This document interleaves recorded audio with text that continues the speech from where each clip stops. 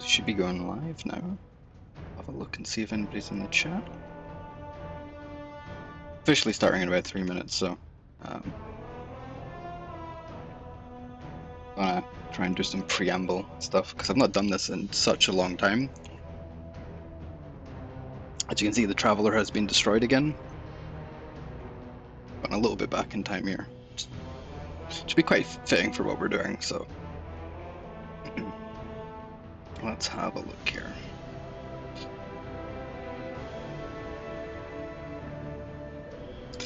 I'm in a little early, just making sure it's all working.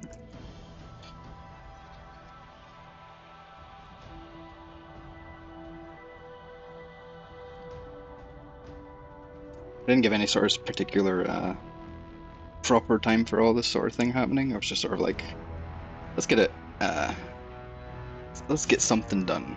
Because I'm doing a lot of stuff privately just now, a lot of stuff offline.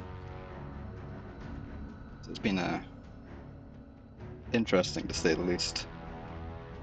Let's have a look. Excellent. Excellent stream health, that's good.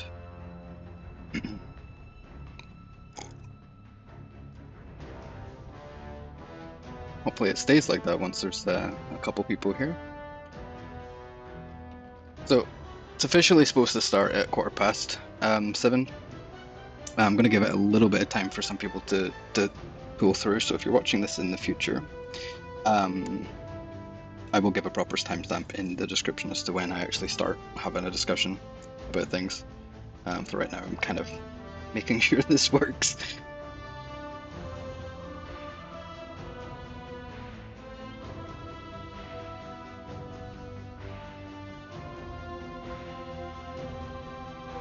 And people are desperately asking me where the stream is. Let me just grab the link for them. Clan peeps, be clan peeps.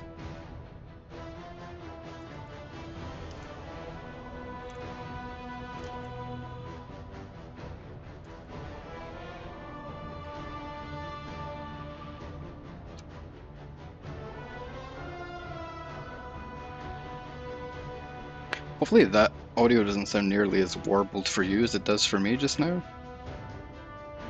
I don't know if it's just the new headphones I've got or what, but it's just very slightly garbled. I'm not sure why. It could be because of how much stuff I'm running at once here, but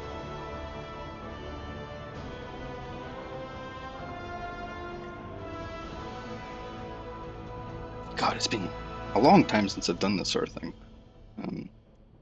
Looking forward to going over everything. Yeah, so I have so much to go over, and I have no idea even where to start with it. Encoding overloaded. Continuing turning down video settings. Ah, it disappeared. Can I do that live?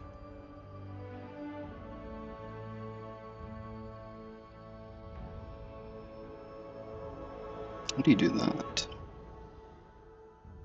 Using a faster encoding preset. See, this is what I mean. I'm definitely gonna be struggling here. Turn down video settings. See, to do that, I might have to stop and start again.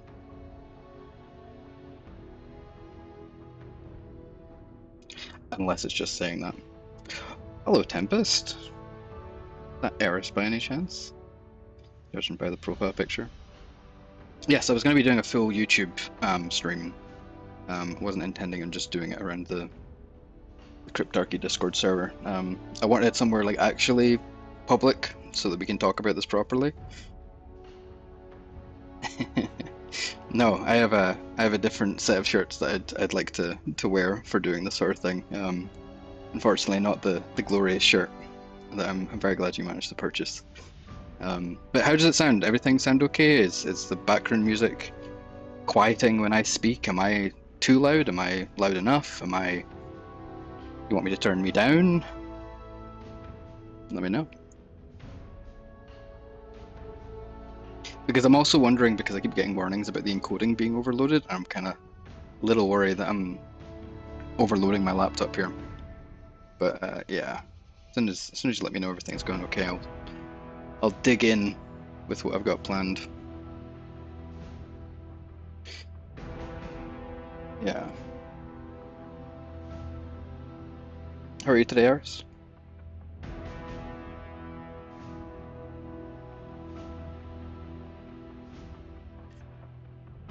Sound fine. The music is faint, but there, so it's not overbearing. Come through loud and clear. Thank you very much, Eric. Yeah, no, that's fine. I don't want the music to be loud. I want it to be like loud enough that you can tell that there's not just random quiet noises in the background, so just a little bit of vocal texture. In other words, focus needs to be on my voice and the things I'm having to hear. Eric jump scare. I'm good. Yes. No, I'm good. I've got a lot of props and things to show. I got a lot of little things. I was running around today trying to get everything set up for this, so yeah, this is going to be interesting. So, give another couple of minutes to get people through. How are you doing, Eric? Oh, it is just war. In my fancy Sonic 3 cup, of which I have 3. I think I bought the last 3 at the cinema I went to get them. It's fine. Oh, my sound wasn't accurate because I was on a Discord voice call. So you're quiet. Oh, right. So am I exceptionally loud now?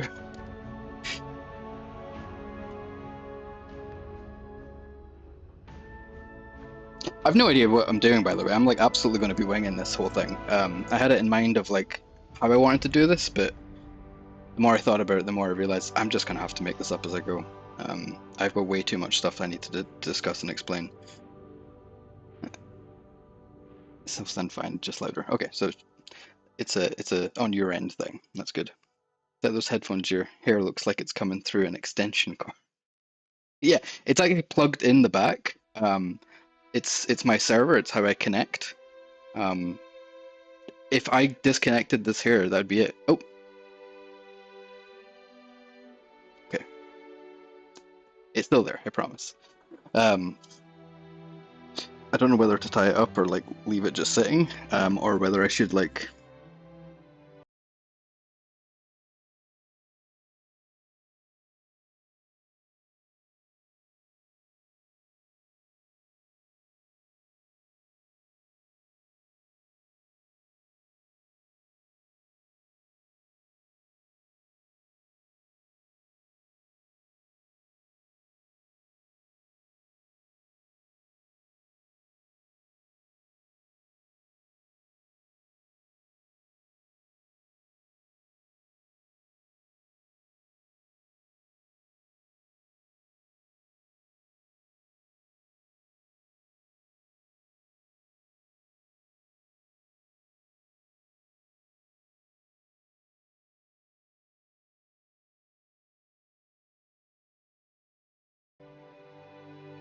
Hello? Oh, right. Okay, apparently tapping it. Okay, tapping it is what does it. Amazing. These headphones have touch controls, and I have not quite figured out how they work. I just know that they have them, and I think when I took the headphones off there, they may have switched off. Oh, it's getting dark apparently. As I was saying when I started, yeah, I've destroyed the Traveler in order to make this video. I figured we would just go back in time enough so that we can have a proper discussion about where we're at with things. Sounds fine on my end too. Thanks, Nicole. Did it freak you out because you took the headphones off? Yes, it did freak out. No, it didn't freak me out. It freaked out in general because this has touch controls and I haven't figured out where they all are or what they are. But apparently tapping pauses everything and mutes the mic. Right, I've dilly-dallied enough. I took an extra hour longer than I was meant to show up. So I'm going to try and have a proper discussion about this. If you give me one moment while I configure what we're doing here.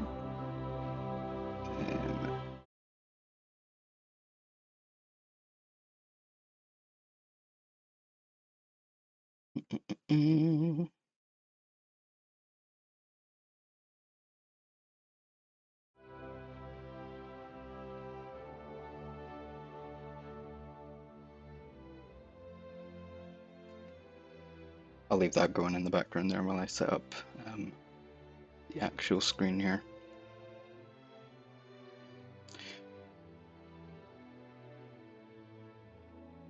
Right.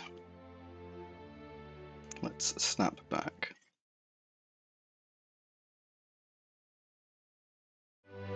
Okay. So, some of you may remember. Oh dear, looking at that date's making me feel old. 2017. 31st of July. This isn't the very first time that I did anything with this. There was certainly a date 2 years prior. But this is the first day that I really tried to do these things. So, for those of you who are not familiar, and most people who will be watching this live are going to be very familiar because I go on about this quite a lot, this is the article I wrote for the lovely Ishtar Collective on their errata. I go quite deep into what I can understand of the language. It is a very long, very fun, very creative piece of work. The entire intention was, let's write something that is sort of meta, but also sort of based on what if, like, there was a warlock in the Destiny universe that was just really interested in learning this language and was like, oh, let me actually see if I can do this. So as you can imagine, like, I went deep into trying to cover what I'd done previously. As you can see here, I mention, can I zoom in? Yes, haha.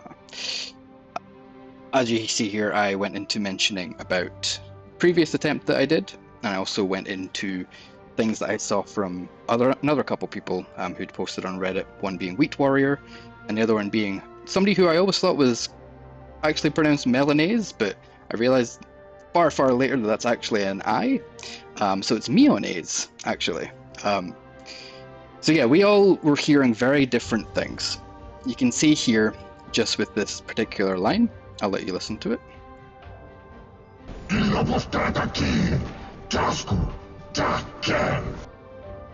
So that was Skolas, essentially telling us that the wolves stand strong and that we should cower before the Kell of Kells. He was doing this to rally a bunch of House of Wolves folk. So there's different ways to interpret this, and you'll see even just from the three of us trying to do this here, that it was really difficult to really understand what it was we were hearing, right? I heard Gilovos Dradaki, Drasku, Drake, Wheat Warrior, Lobo Stradaki, Tashkur, Takel, and Meonese, or Melanese, Gilovos Dradakir, Drasku Dakel. They all sound very different. I'll let you hear it again, see what you think that you've heard.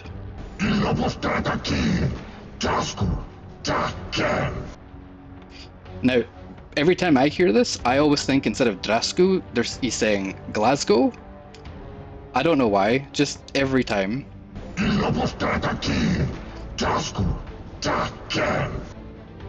it's just because I'm Scottish and I'm so used to hearing Glasgow. But no, it's not that. But that's the interesting thing. You can hear something like that and think, I'm sure I know exactly what's being said there. And then you look at the three things that are written here and think, yeah, no, I can understand why anybody could listen to those things and think any of those. So that led me into learning about something that gets referred to, I can remember this off the top of my head, the McGurk effect.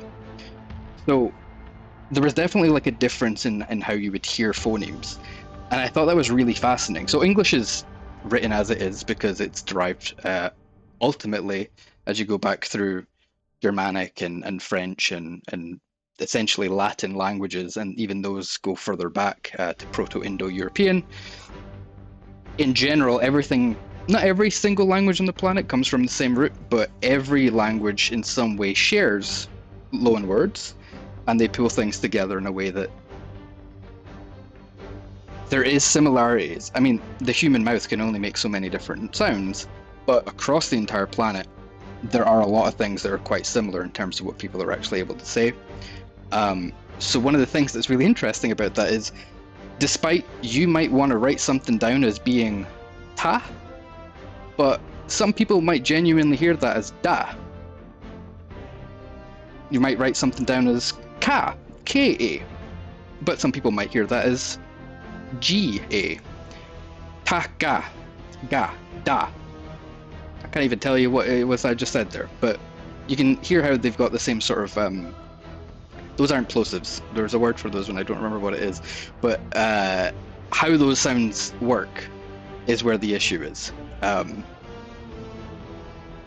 So here it is here. So it's called the McGurk effect. And what I might actually do if I have a second is I might look up the video where it shows you this, but essentially, if someone was to say ba, but you were watching video of someone saying ba, very different, but they'll keep the sound the same and they'll keep playing ba, ba, ba, ba, but ba, that's what they're doing with their mouth as they're playing it.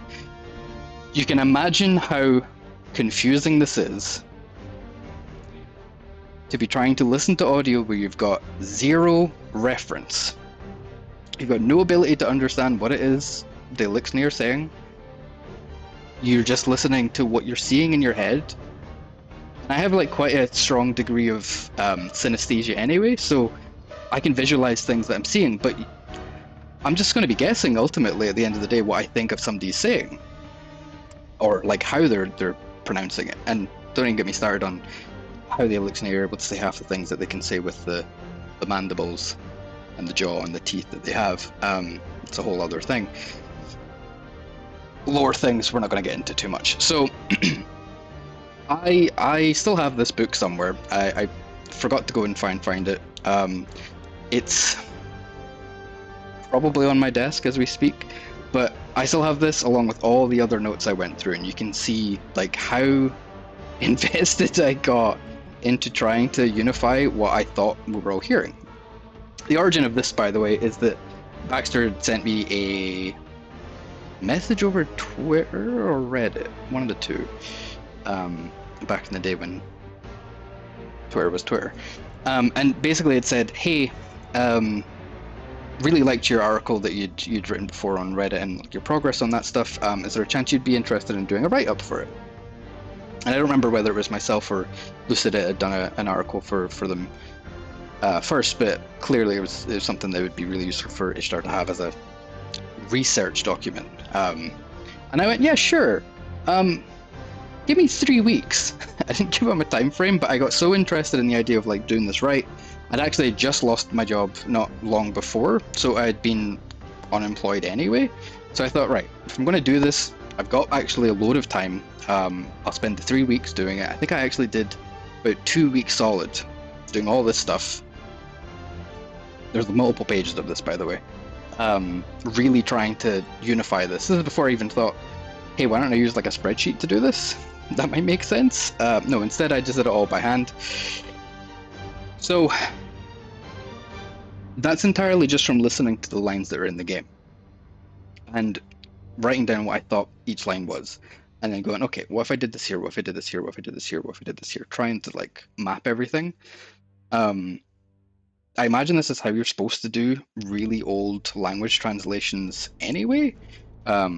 Like if you were to imagine seeing something that nobody's ever translated before that is definitely a language, like you would have to kind of find patterns, right? Even with like ARGs, you kind of have to look at the patterns everybody's using, try and like give them some sort of random name like Alpha 2, Alpha 3, just so that you understood that there was a pattern there, and then just work from there. And that's what I did. 99% of this is made up, because the only things that we were given from Varix were like 3 very specific lines, and I just guessed for the rest of it, which also included guessing spellings, guessing grammatical structures, guessing order of sentences and how the syntax would work. Like I think you can see in this one. Yeah, so how do you do this? Oh right, yeah. So here it's Drageyubo, which is Allkel, self-banner, which is kind of like saying self-banner is almost like my name, or, you know, refer to me as Allkel.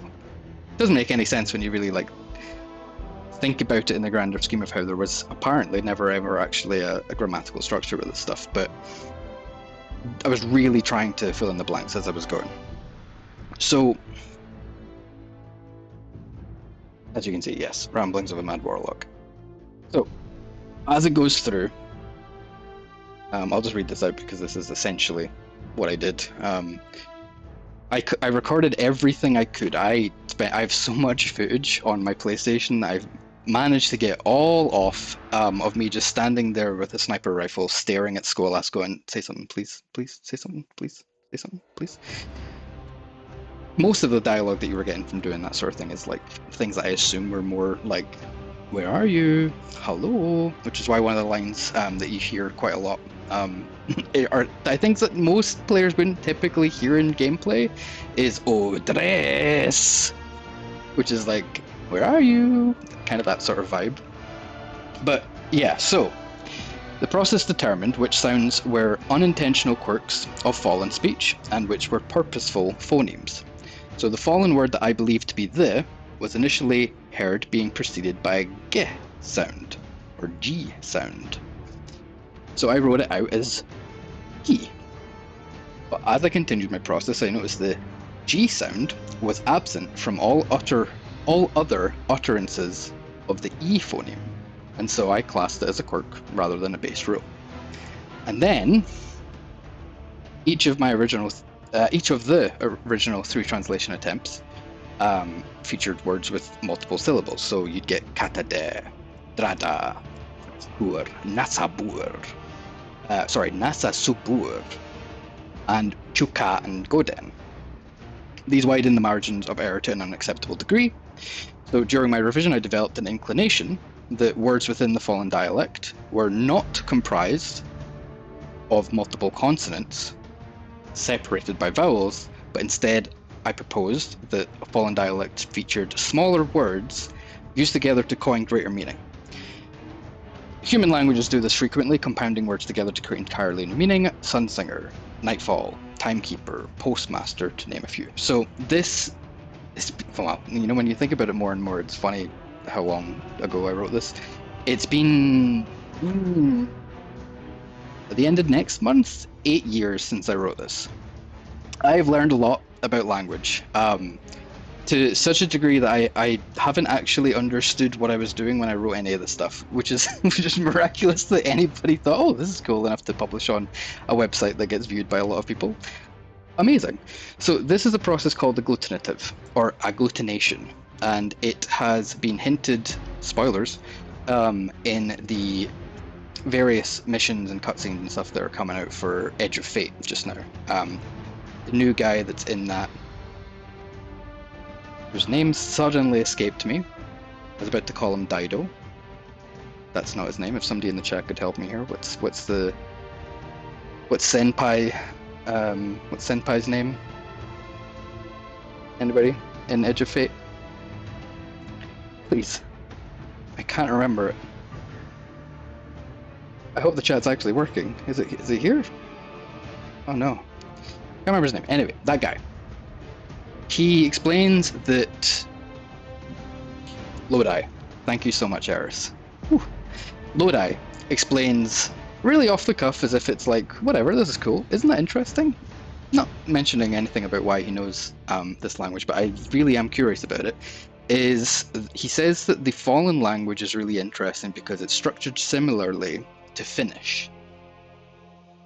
Now, what is key about that to me is not necessarily that the language is, oh yeah, I think it's a touch delay, thanks guys. So it's not necessarily that the language is word for word things like Finnish, but the structure and the grammar of it. Finnish is interesting because it does literally do this sort of thing where it throws words together, multiple different words in the same sort of concept as this, and it'll put them out as like essentially what looks like one word isn't necessarily. Very similar to how German has like those incredibly long words. But in this case, I think the way that they're trying to explain it for the Fallen, or the Eliksni in general, is that the grammatical structure of, you know, does it start with an adjective? Does it start with a noun? Does it start with a self pronoun, or like does it start with, you know, the other person you're talking to? Who, and does it start with like Possession, does it start with predicates?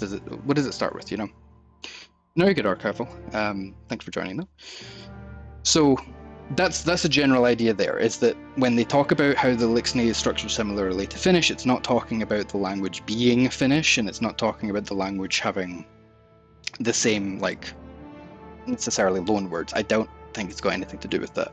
I think it's purely just the agglutinative nature, that whole sun singer thing, the Nasabur, Nasasupur, as a wee warrior put it. So, in thinking with that, when I originally did this, I split everything out.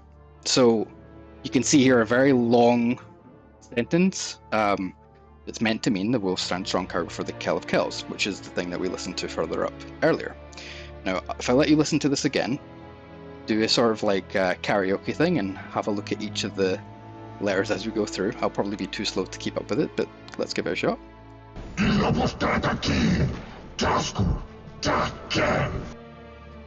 Yeah, so Ilovostradaki Drasku Drage. It's so funny how many times I've listened to this now. I basically know a lot of these lines off by heart. Also, fun fact: there's an easy, quick way of like getting your voice to sound like a lot of this stuff. And I remember seeing on Voice Mod there's some like scary sort of noise, and I've used that a few times to be like, man, it'd be so easy if once I learned this language to like record lines using that. Just as a hint for anybody out there, I think it's one of like demonic or something like that. Very instantly sounds very similar to that. So here is the issue I was having. How do you split these letters in a way that is consistent? You know, because Ilovos, right? Is Lovos one word? Is Ilo one word?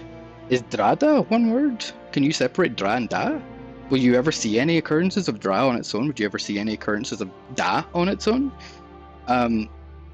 As you're going through, it's like really confusing. Also kind of funny the more I think about it is like, yeah, that key, one day I'll figure out, there we go. That is what I'm going to get into a lot of in this, is this concept of how you spell things versus how you pronounce them. And that's, you know, quite a common thing in language for sure, but it is incredibly important for what I have to talk about going forward here. So that was kind of the issue I was having, is how do you know how to structure and cut the words? And like this S here, is that part of sku or is it part of dra? Is it dras or is it sku? And if it is, how would you know? Like it's really difficult to tell. So did my best and I cut it into this, and I obviously changed up some of the spelling, and I thought, right, okay, let's make ki instead of ke, let's make it ki. So you got Ilovos Dradaki Drasgu Drage. And I think even the more I've listened to this since, the more I wonder if it's not actually ki, if it's kier with an R. There's a really subtle R there. I'll see if you can hear it. Really subtle R. Like, it's definitely that sort of dradaki. Really subtle. But I digress. It's one of the rules that I sort of came up with as I went. So this gets more and more complicated as you go through, as you try and then ascribe meaning to these words. As I said here, I kind of figured out that there was an N, R, and S suffix. And a suffix is an affix that you put on the end of the word to change its meaning. Those were quite common whenever I was listening to this stuff. I thought it was very interesting as well. There was quite a few scenarios in which some of them acted as prefixes, which are obviously letters that you attach to the beginning of a word to change its meaning. And that's also going to become very interesting as we go through this too, because that gets complicated and gets very confusing. So I did try and ascribe some initial like explanations for how these words work. There was a point in time where I thought, there we go. A point in time where I thought vos was like a plural thing, like multiple of something.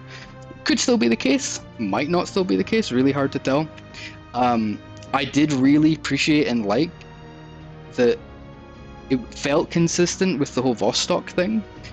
Obviously I'm putting all this together like after House of Wolves, and I didn't even realize it since I thought about it looking back as Vostok being the Iron Temple for the Iron Wolves, plural. I don't know if that was like what was in you know, going into my head as to why maybe this would make sense, but it's funny how you get influenced by different things as you go through things. So yeah, it did look a bit convincing originally, and I thought, right, that's beautiful. Cower must be Dra, right? That makes sense. And it works for different things as well. So you get the House of Wolves for Stand Forever, so you see how there's similar sort of words sitting here. If I could give you the example here of, obviously, Wolf has showed up again, Voss has showed up again, Dra has showed up again, so you can sort of throw those in. Da is there again after Dra. As well there a couple times? No. But we'll get down to where things start getting confusing.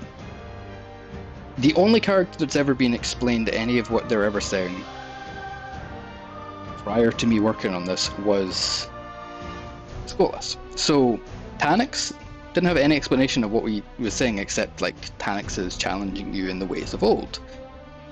If you listen to this, this is what he says after he jumps up into the gravity teleporter lift thing up onto the ketch and then disappears. This is what he'll shout.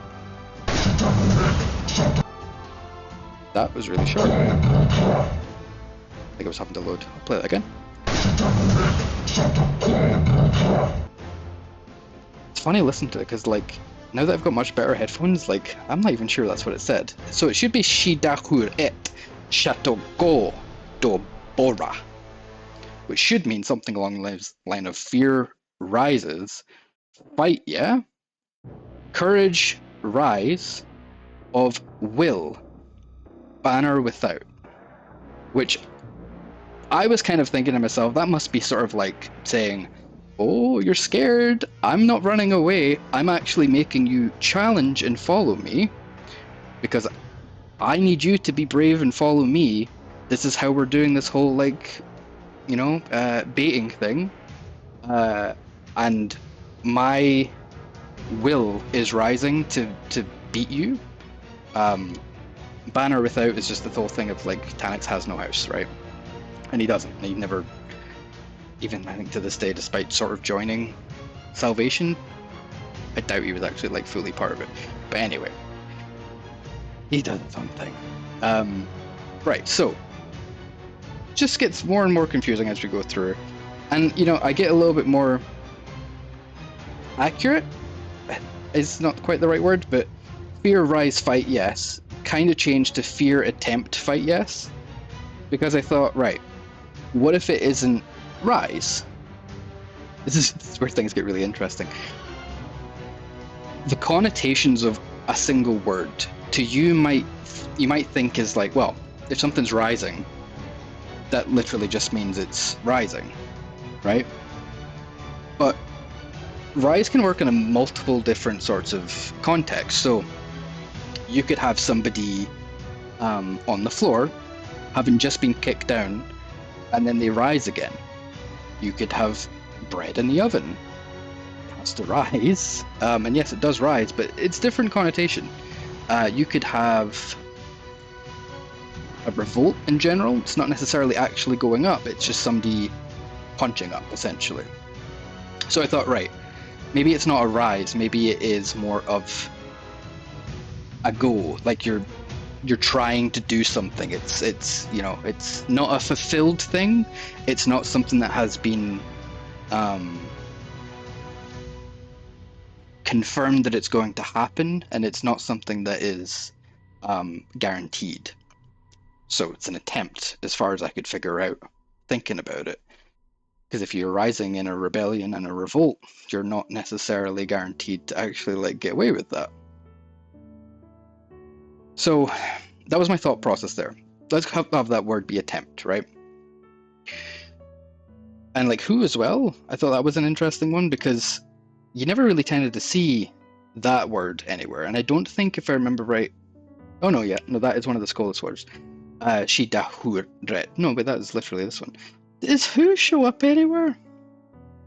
This is the other thing that's really funny, is I forget at this point, it's been like 8 years, how many of these are actually ever said by Skolas, and how many of them are only ever said by random throwaway lines, be it from Tanix, or be it from the Archon's Forge, or be it from general, like, Foley, right? I forget which ones are which and which ones shouldn't be there. And it gets really funny the more we go through this, what is actually like meant to be said and what isn't meant to be said and have an explicit meaning. So that was the general thought process I went through. You can imagine me sitting there, clasping my hands on my headphones, listening to these things over and over, writing down what I thought I was hearing, and then going through the painstaking process of trying to figure out what on earth any of that meant in the first place. So that did actually give me a sort of idea, though. Well, despite the fact that we're only ever hearing all these words in, you know, in the game combat, there's going to be other scenarios where we'd hear these things, right? So there's a line from Skolas when in the last mission where he's come out of a Vex gate, and he essentially is saying, "I stole the gift of freedom, secrets of time and space. House Wolf will rise forever," or like live forever, something like that. Now that I'm thinking about it, I think the word rise is because Varric says the word rise, and so I thought maybe it's rise, but no, I've kind of like taken some liberties with what Varric was directly saying, because I thought, right, let's not trust the guy who at the time was dubious at best, in terms of whether we thought he was a good guy or not. Still a little on the fence about that, but I think he's just hedged his bets enough to realize who he should have stuck with, essentially. But so that did give me that sort of idea then. So when Skolas says, what's the actual line? I remember there was Bre Melun, which I think Melun, basically secrets of time and space. Secrets, I think at the time was essentially this thing of like, yes, but I'm wanting to, in fact, you know what? I might still have, where is it? I might have it somewhere. You know what? I've got the video right here. Let's find it and listen to it. So, this is what happens when you're actually prepared.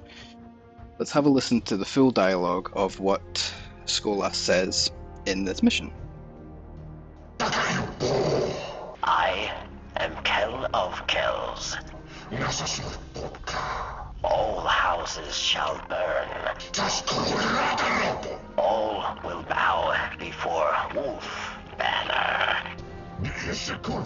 I stole the gift of freedom. Secrets of time and space. House of... So House of Wolves will stand forever. So Frey clearly seemed to mean freedom to me. It was like such a no-brainer. FRE, freedom. That makes sense. Whether or not that was originally an intended thing, I keep, you know, I keep thinking about the whole thing about how it was all meant to be non-grammatical, nonsensical, not meant to make any sense. I have reasons why I don't believe that, and I have reasons why whatever it was meant to mean isn't what it ended up meaning due to the rewrite, essentially. But I think some things were lost and fell between the pages. Essentially, there was a language fully written for the Covenant in Halo Reach. And as far as I know, not a single person invested enough time to really go through it and translate it. Even me, knowing as far back as I think just after the game launched, if not like not long before, I knew there was, and I just never invested any time into looking into it, because I thought, how would you even do that? You know, like whenever we have this discussion of like, John, how are you doing any of this? I don't understand where you would even begin with this sort of thing. Trust me, I don't even know where to like continue from where I've been with it, but you kind of get used to it. You kind of get into this like flow of what you think you should be doing. As far as I know, there's only like really strictly one word that is around. I've tried looking about this, but I know there's videos where like you go into firefight and you can pass a weapon to an elite, or pass a weapon to a grunt, because I think you can go in as an elite in firefight and set some allies. Instead of Marines, you have like Covenant. And when you pass a weapon to them, they'll basically say something along the lines of, "Ah, thanks for the needler," which isn't what they say, because they say it in the Covenant language, which, if I remember right, is actually Sangheli, which is, I think Sanghelios was their home planet. Sangheli is the original name for the elites. Ignoring that I'm going to get this completely butchered, the Sarsion, which were the prophets. God, it's been a while since I've looked at Halo lore. But yeah, so there was a whole language written for Halo Reach, and that gave them sort of practice to figure out how to do that stuff, and it also gave them the knowledge of, oh my god, that would be incredibly difficult to keep up and start and go. So they had some sort of framework. So who knows if that's something that got put into the original Destiny before the rewrite? Who knows if it was rewritten? Who knows, right? I know that there is a word, Agawepo.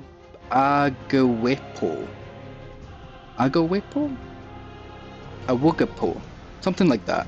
Essentially, that's an elite jumping out of the way of a grenade and shouting, "Oh my god, there's a grenade, watch out, everybody." As far as I remember. But what was funny about that is when I was looking at the way that was spelled, when it was like shared as that's what that meant, very strangely similar to what we ended up with from this article, which I'll get into. It really strange that it kind of makes sense, kind of doesn't.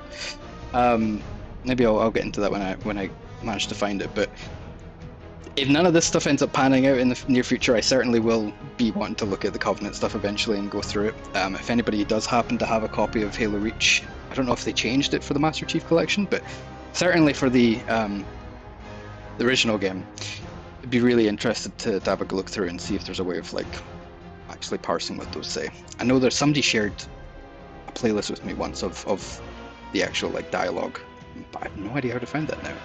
It may have been Wolf. I might have to ask him. So, as we go down, this is the full dictionary that I came up with. It goes very long, it goes very far, and it doesn't cover every letter, but that's pretty interesting that I managed to find. I think there's 87 words here. I think, if I remember right, 14, 17, 20 or so. A very small amount of them actually were given, essentially, right? They're just very strict in terms of like the limit that we have here. A lot of these were just things that I've interpreted. A lot of them are just things that I made up, because as I said, there's only very specific things that we hear from Skolas. I think he has maybe max 9 lines or something like that. Like, there's not many, and even then he repeats certain words because it's supposed to be the same sort of thing. Most of it's from Taniks, most of it's from various Archons, most of it's from Vandals and Dregs, who all share the same lines as their Kells and Archons. There's another source that I think had 1 or 2 words that are not heard anywhere else, which is the Archon's Forge. I think there's like 2 or 3 words I went, oh my god, that word hasn't been said anywhere else. I'm so excited. And I think I ran around the house like a headless chicken, just being like, oh my god, I didn't realize that this was going to be here. So I had to make words up, you know, like there wasn't an easy way to go through and parse any of this stuff, because you can fill in a word, right? So we know, for example, most likely Frey would mean freedom, because that is what Skolas seems to have said, and that's what Varrox gave us. So it seemed like some sort of, oh my god, I'm so free, I am in a state of euphoria, I am no longer tethered to having to stay in this mortal plane, I can go anywhere I want, literal full freedom. So we know that, so we can plug that into a sentence. Anything that we hear, if another character happens to say it, we can throw that in.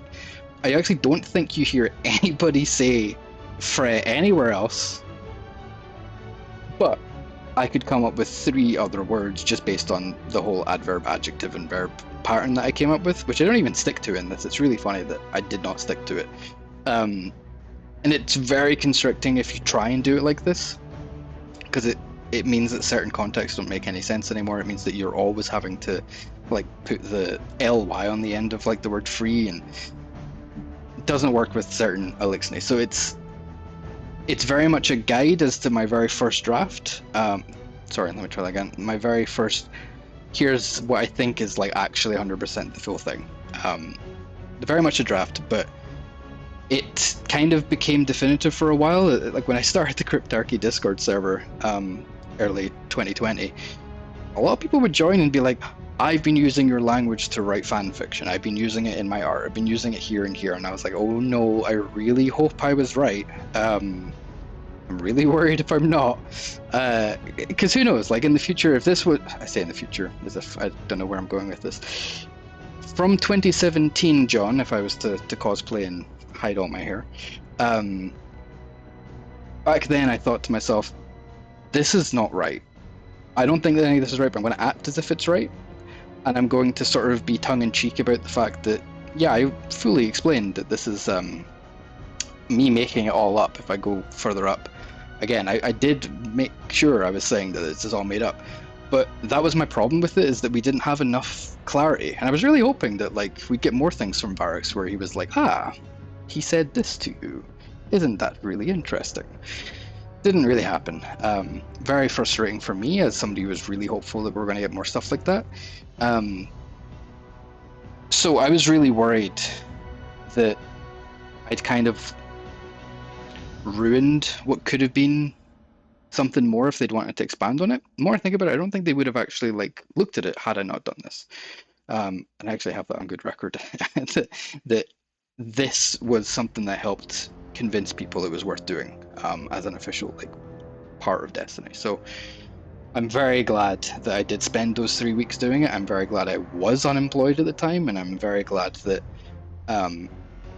this is still somehow 8 years later, despite being 10 years since I started doing this sort of thing, relevant. It's really cool. Like, it makes me feel really proud of something that I didn't like at the time. And proud of something that I posted after I got demonetized by YouTube, because I wasn't getting X amount of watch minutes within a year. I think I dropped just below 4,000 or something after they introduced it, and I went, cool, so I published this video and I'm not even getting any money for it. That's great. Cool.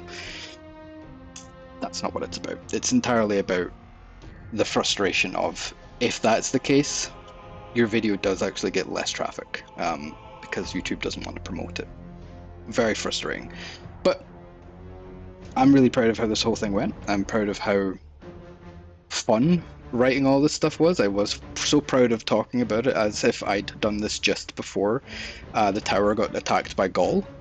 And I really love that I said as far back as 8 years ago, the methodology used in this report may additionally prove useful as we strive to comprehend the Hive and Cabal. Already there are some potential avenues to explore for these two collectives. What I'm referring to in this case is, the first thing is that there's like 3 or 4 instances of a Cabal name being translated, and also things like Treads Upon Stars, the Scout Rifle, which is just translated, but they never give it the original word. And then I think there's this whole thing of like, they have like 7,000 words for advance, but no words for retreat. In other words, they would say like, advance backwards, that sort of thing. And the other thing for the Hive, I was really interested in spending time dancing with Oryx in the Regicide mission in Taken King. And when I started doing this, I thought, John, you're insane. You're insane. Stop doing this. This is way too much to go over. And it was harder to understand what Oryx was saying. But I thought we could probably do a similar thing here. We could probably figure out what he's actually saying and probably like do the same process again. But I dropped it, didn't get any interest in it. I had to actually focus on real life stuff for a long time. But it was fun to think about. So, as I say here, perhaps we may learn more in our efforts to reclaim the Traveler. The Vex, however, will remain, not for long, remain an enigma, at least until an Exo confirms to have the ability to speak pure data. Which I'm really glad as well that it turns out much later that like Exos were seeded with the same stuff that drives Vex. I'm really pleased that like I clocked something like that could happen. So here was my final thing, and this is going to be really important to keep in mind as we go forward. To conclude my findings, the Fallen speak a language comprised of single-syllable words, typically written with 2 consonants, followed by one vowel. That part doesn't matter as much as the whole thing about single syllable words. The order and whether it's a consonant or a vowel, that's not how language works, but it's how English works. So it's something to bear in mind when you're thinking in terms of language. Something I really should stress going forward here is whatever you think about language, whatever you think you understand about language, whatever you think, I'm really good at English, I know how to write really well, I'm literate, I can read. Try and forget that. Try and think about everything I'm saying as not being anything other than my mouth and tongue clicking off the roof of my mouth and my teeth in a way that somehow you're understanding what I'm saying, despite whatever I'm saying not necessarily being what you think I'm saying. That's the whole basis behind accents, it's the whole basis behind language, it's the whole basis behind in 7,000 years if this video gets unearthed somehow. They're not going to know what I'm saying, but they're going to see me making various noises, and they're going to be like, I have no idea what he's going on about. Which means you have something in common with people from 7,000 years in the future, so there you go. So, it may also be possible to infer antonyms by modifying the last letter of a word, such as changing dra to dre, creating potential for the currently understood lexicon to be expanded further. In everything I do, I've forgotten that I wrote this part, and I forgot that this is essentially what I was doing for a long time with a lot of the stuff further up when I was guessing and making things up. I forgot that I had considered the letter A and E to be inversions of each other. And my thought process behind that was the whole light and dark thing. You know, if you've got something that's in an on position, put it into the off position, it's a binary situation, it's a true or false, it's a is or isn't, you know? That was my original thought process with that.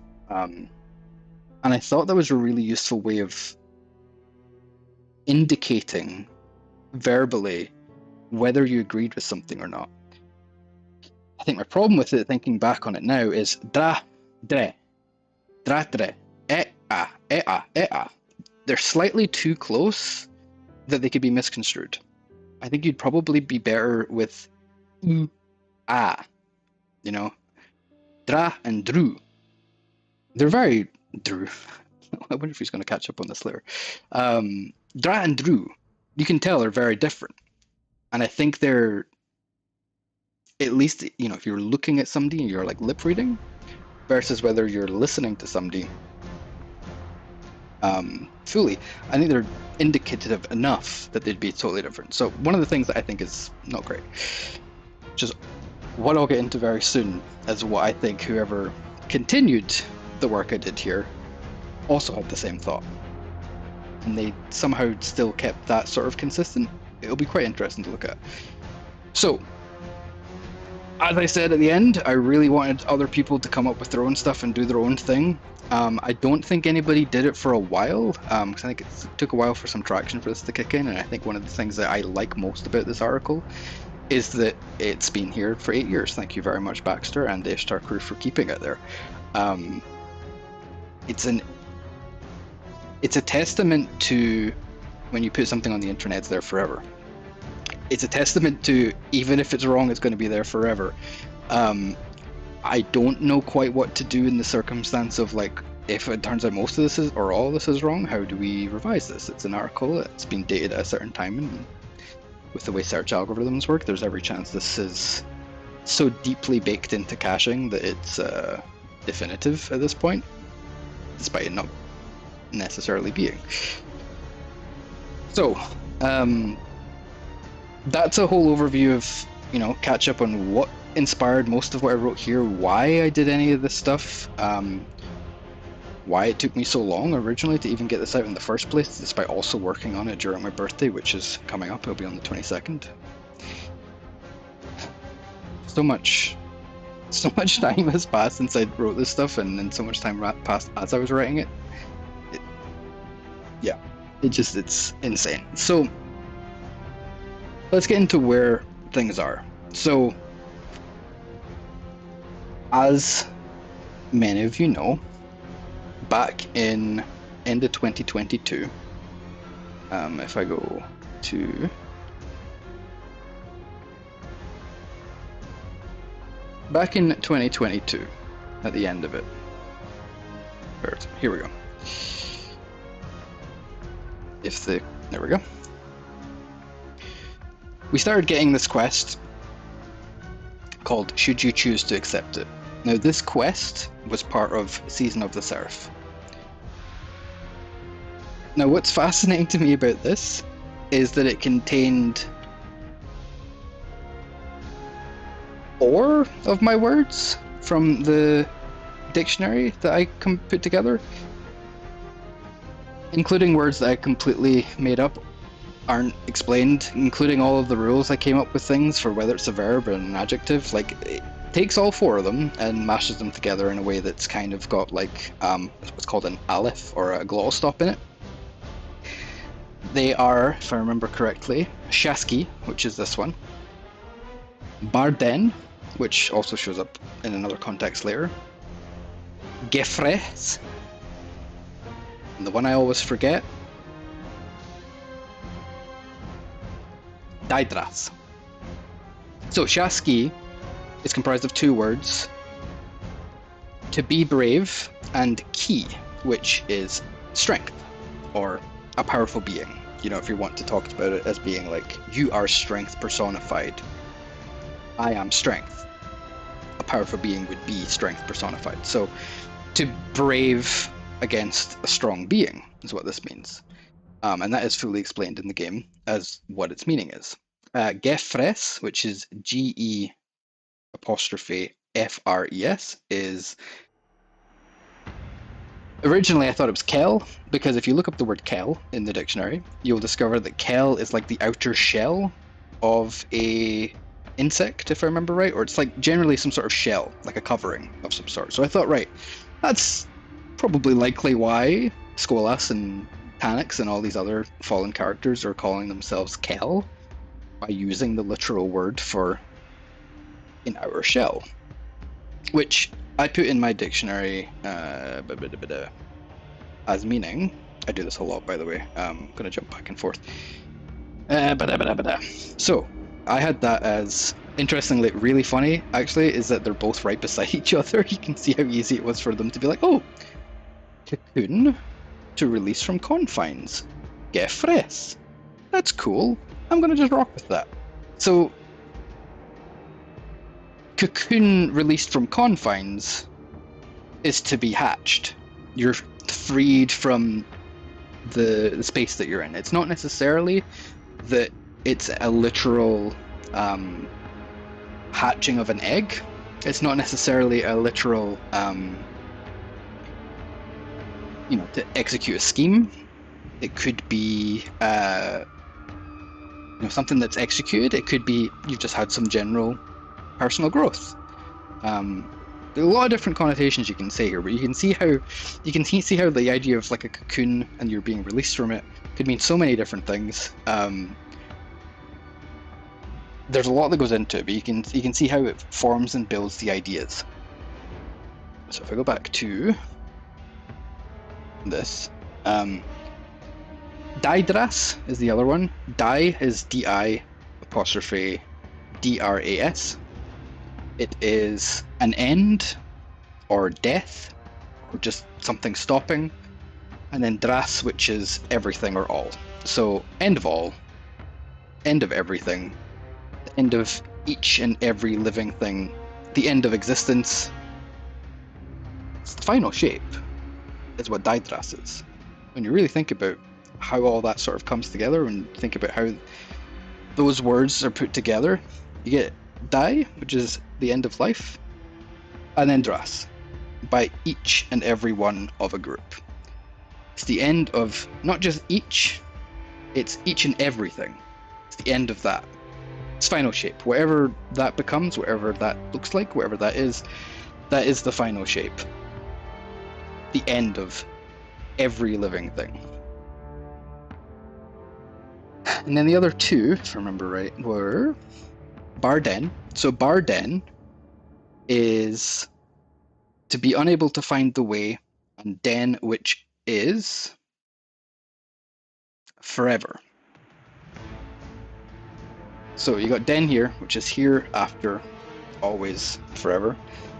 You could technically say here always if you wanted. And then bar is unable to find the way, or to just be lost. So it's sort of like saying it's lost forever, it's gone, like it's never coming back, that's it. That's it. Amanda Holiday, bar den. Completely gone. Never to be brought back by the light. Zavala said it himself. And that's how you know it's true. And then the other one, what have I done already? I've done Shaski, Barden, Daedras. I always forget one of them.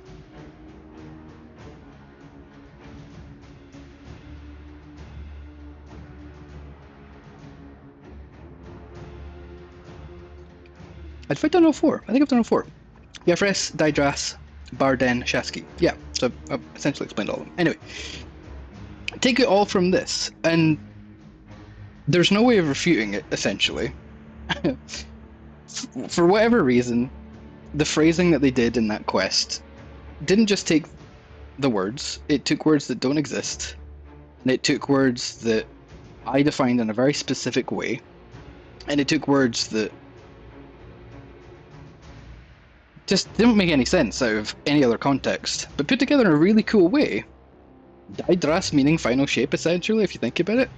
Really, really fun to be able to think that that's like being hinted in some degree if you take this whole dictionary as canon from the beginning.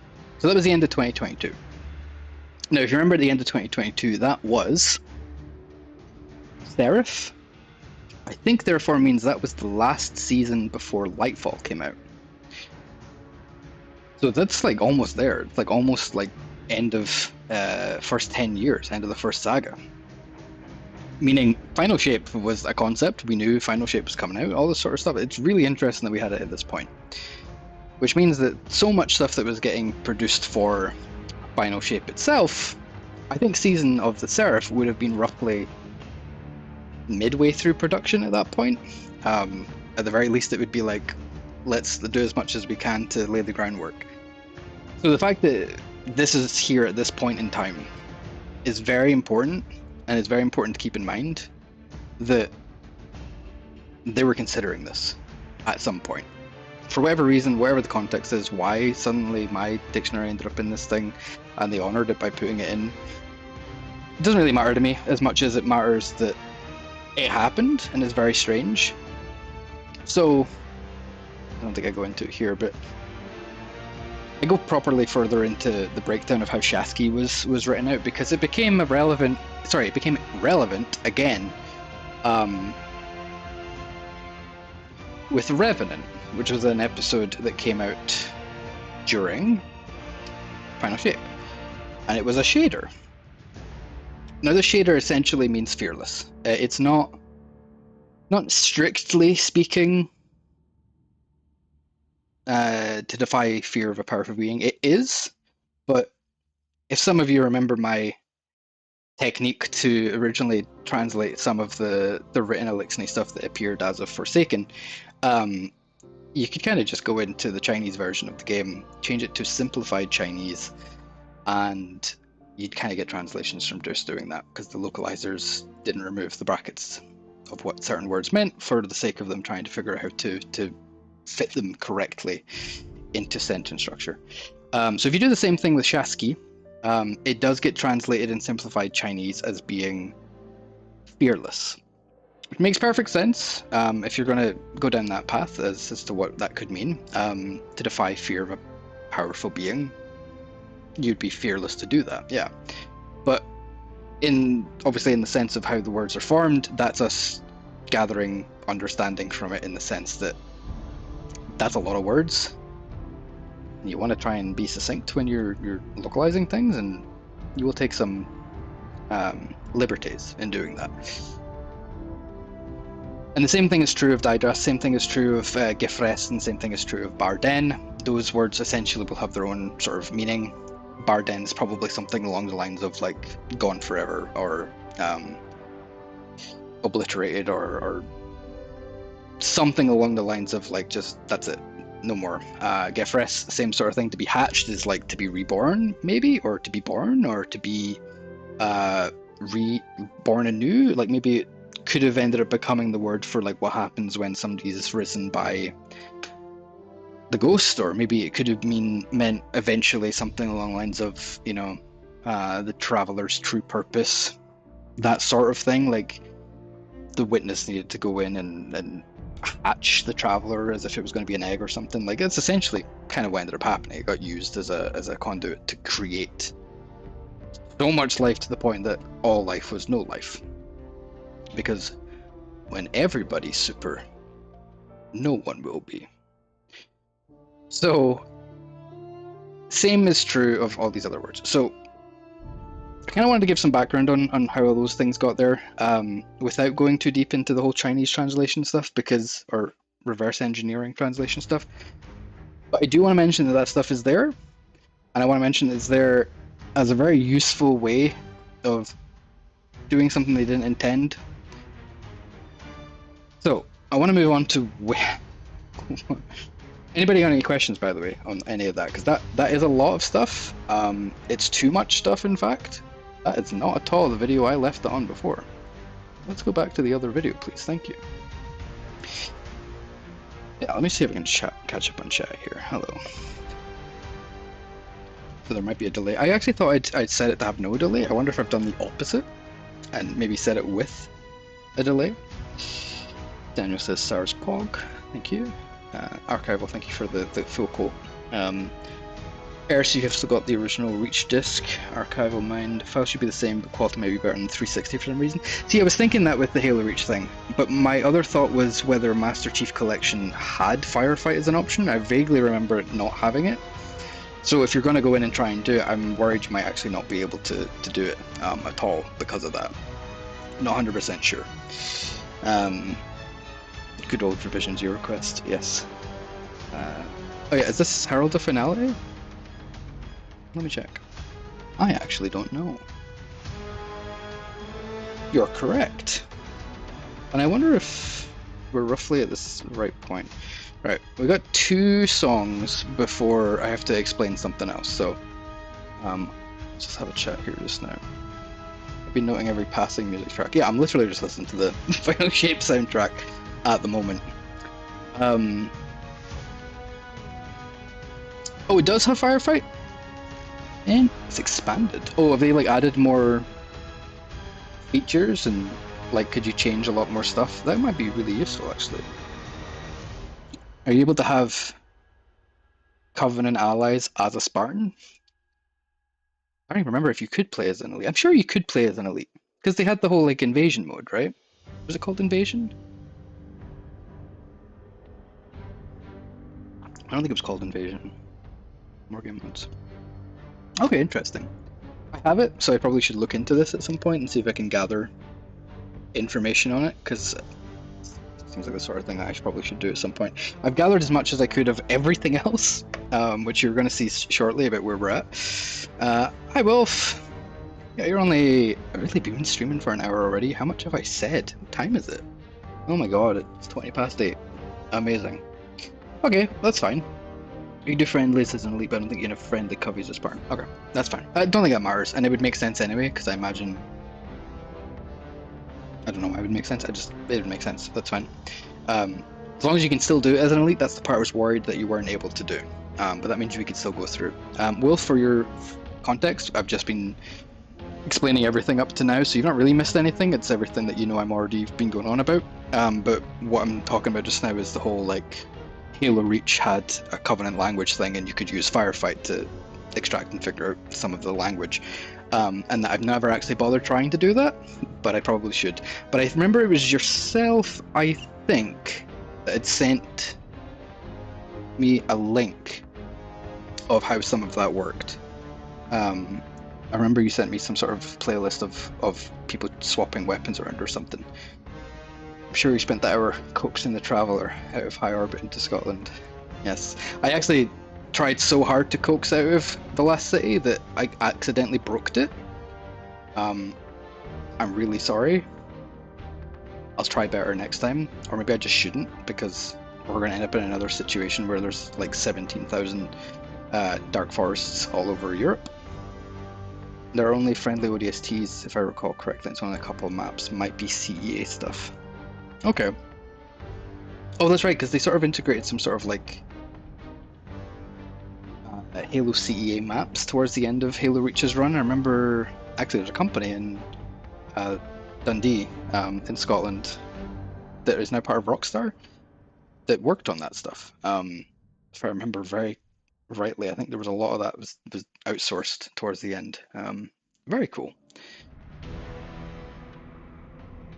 Is this the song? I'm trying to remember exactly what song I'm wanting to listen to. Yes. Right.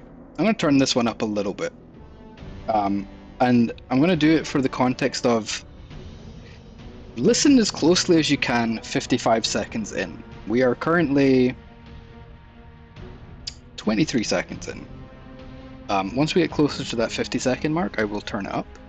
But I think it's really important that you listen to what you can hear here, and then once I've done that, I will try and find the file that I've taken and messed around and manipulated. But I'm going to turn this up. Hopefully it doesn't get too loud.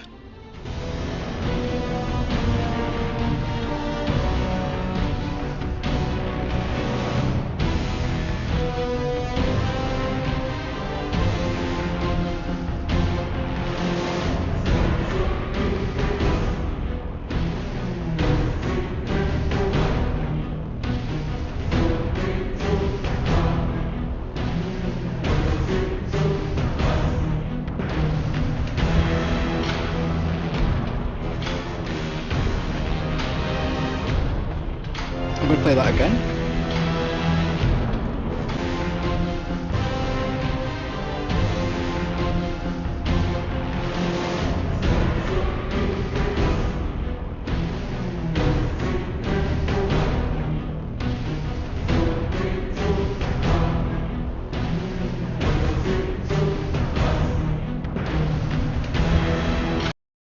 At this point, I will stop playing all the music altogether because I essentially was just playing the full soundtrack to get up to this point to have a chat about this.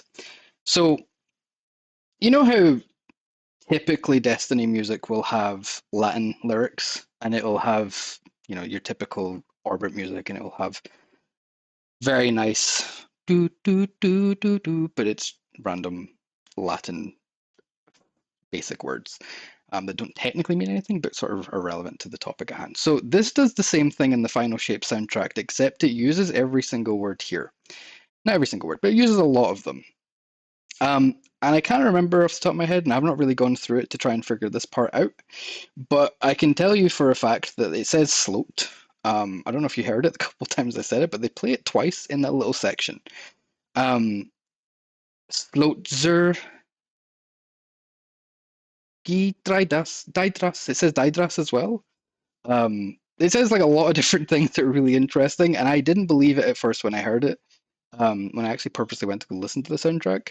Obviously, you're playing the game and you don't think about it, and it's so mixed in and it's so deep in that you just don't necessarily think it is playing anything. But yeah, as soon as I heard slow, I went, no, no, no, no, no, no, you're kidding.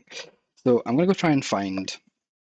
I didn't think about this part actually, but I'm gonna go try and find the file that I put together to try and extract that. And it might not be as clear as I want it to be, but I will persevere. I think it's all in a folder here. So it looks like it might be this, or maybe I bounced it out. Extract. This was the 7th of June, 2023. It must be this. So I'll try playing this. Hopefully it doesn't go too loud.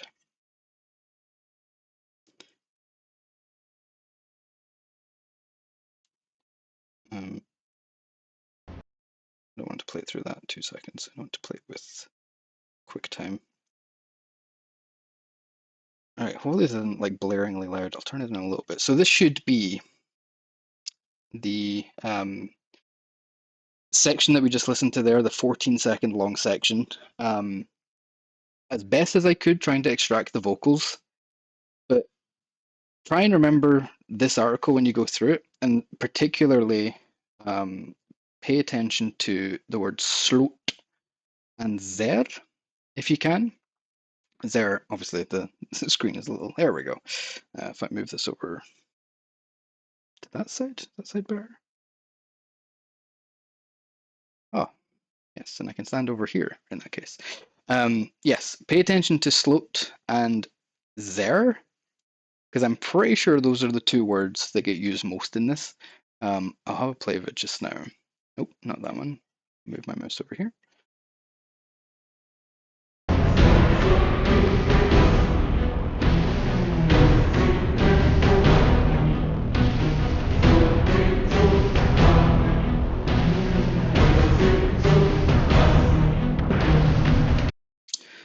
And I do have even better vocal extractions here. I should be able to play.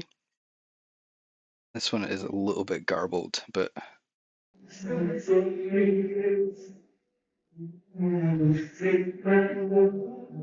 not great.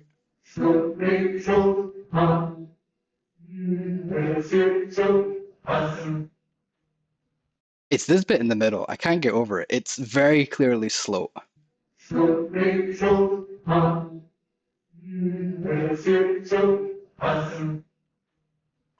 I had it written down somewhere as what I thought it was, but it seems to use this dictionary in the same sense as being Latin, because it is really recognizable, really simple, really basic root words. It's really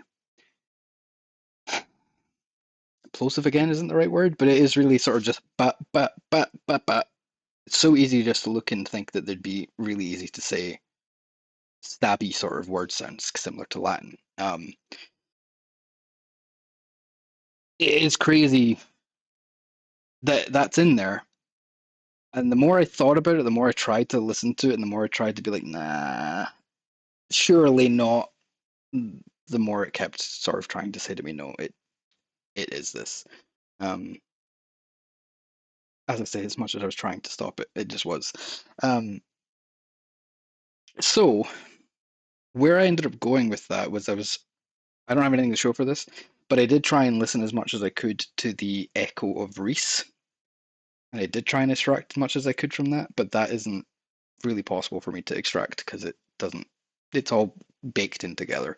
I can't find an isolated version of the vocals from that lullaby. But if they were doing this with this, it seems likely to me that they were doing it in combination with other things, particularly the words that we know from various lore cards, like the Forsaken ones, or the particularly important one, if we ignore things like Truth and we ignore things like Lord of Wolves, is the Pigeon in the Phoenix lore card, Burden 3, in which a bunch of Eliksni raise all their weapons to try and attack and destroy Saint and his comrades. And they say things like Skas Veskirisk and Skas Volasusk and there's no way I'm going to get this, but Kapsuk Apps Vamesap Talirask or Talirosk or Torilusk, something like that. Essentially, like long sentences that show off that sort of agglutinative nature of the language. Unfortunately for the narrative team in Bungie, I'm sure that they probably wanted to have that stuff be as much of a secret as possible and have people guessing at what that sort of thing meant for the longest time. But that sort of thing is what I ended up. I kind of regret it the more I think about it, but that's what I was able to reverse engineer with the Chinese language, setting it to the simplified Chinese and just seeing it straight up in there in the API. I regret it now, if only because I probably would have had more fun trying to figure it out otherwise. But hey, at least we now have that as a way in. And if nothing else, it's cool. And it's given us a lot of ability to look at how they've grown the language into being something else. So if this if this stuff is relevant. If it is being used by the pyramid language, why would it be doing that if it's meant to be an Eliksni language? First of all, is it because there's some Eliksni that have been merged into the Dread, like the husks? Or is it because it just sounded cool? And they, they might have sent it off to yet another contractor and just been like, just use this, I don't care. Or could you just make a cool sounding song? I know, I do know, at least for the Echo of Riis, on some level, that was done by a contractor, but it was intentionally created. I don't know what the language is. I don't know what the words are. I can't hear it, can't understand, but I do know that it is, on some level, very intentionally meant to have actual translatable lyrics. I just haven't been able to dig in and try and do it myself. So if and when I was able to do that, and actually I did have, I'm sure I sent this to somebody, or I made it and looked at it. I'm sure I sent Alex a DM. I'm going to go try and find this just now. But I think I tried translating it to some degree, and to some level can sort of translate it. Boy, me and Alex sure have a lot of back and forth. Might have to go really far back here. Oh boy. You ever just forget how much you talk to people?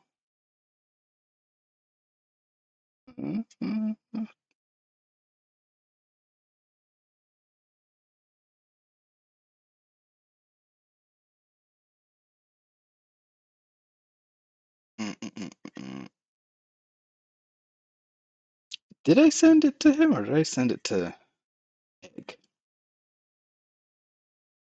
I'm sure I sent it to somebody.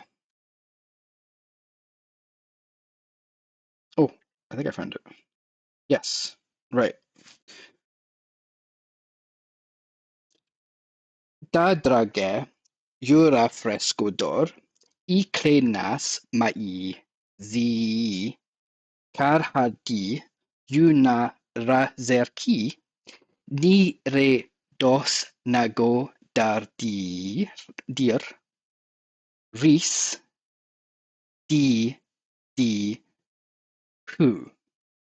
If I try and find this song now, I'll try and put that on the screen so you can actually see it. But give me 1 minute.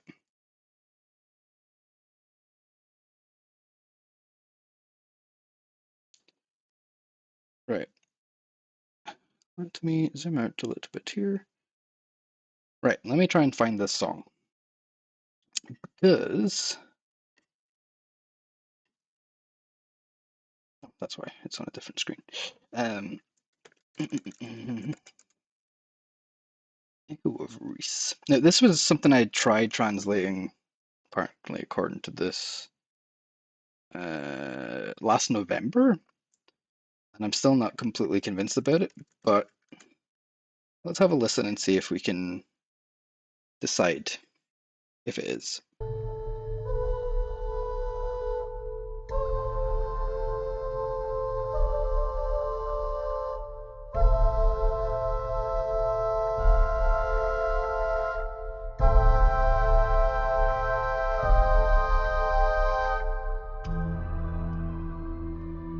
You can already hear it.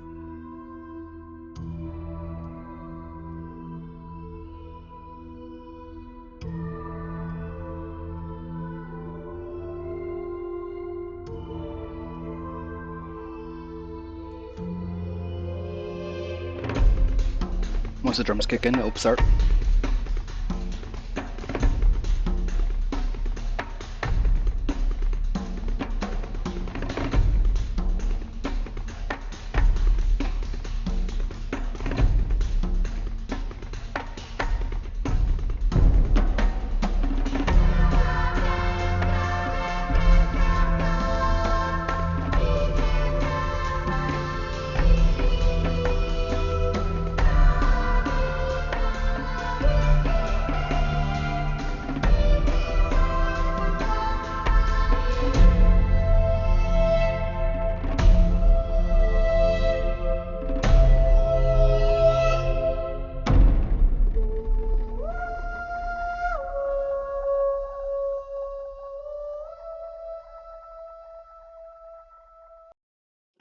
So I think looking back at this, I did this back in November. I didn't even think about it since, but that's kind of close. If not, like, you could read that and like straight up follow along with what you're hearing there. So what I thought at the time was what this meant was rise, Kell of Kells, unnamed, but continue on. The stolen shelter and light. So merciless were the forces of darkness that together helpless we left the dying. Persist, death, death, fight. But this is ignoring a lot of different things. Mainly that apparently this was written before and is a song from before the Whirlwind. But you can still sort of look at the transliteral and maybe see it as whatever you want to see it as, which is the really funny part about it. But I think there's an argument to be said that, again, going back to what we were talking about before, and this is getting so dark in here. I feel like my entire complexion is getting too dark. I wonder. Really don't want to mess around with anything on this desk. It is my girlfriend's desk. As I've taken over this room. I kind of want that spotlight to go on, but I don't want to press anything. You know what? I'm just gonna go switch the light on. Light on.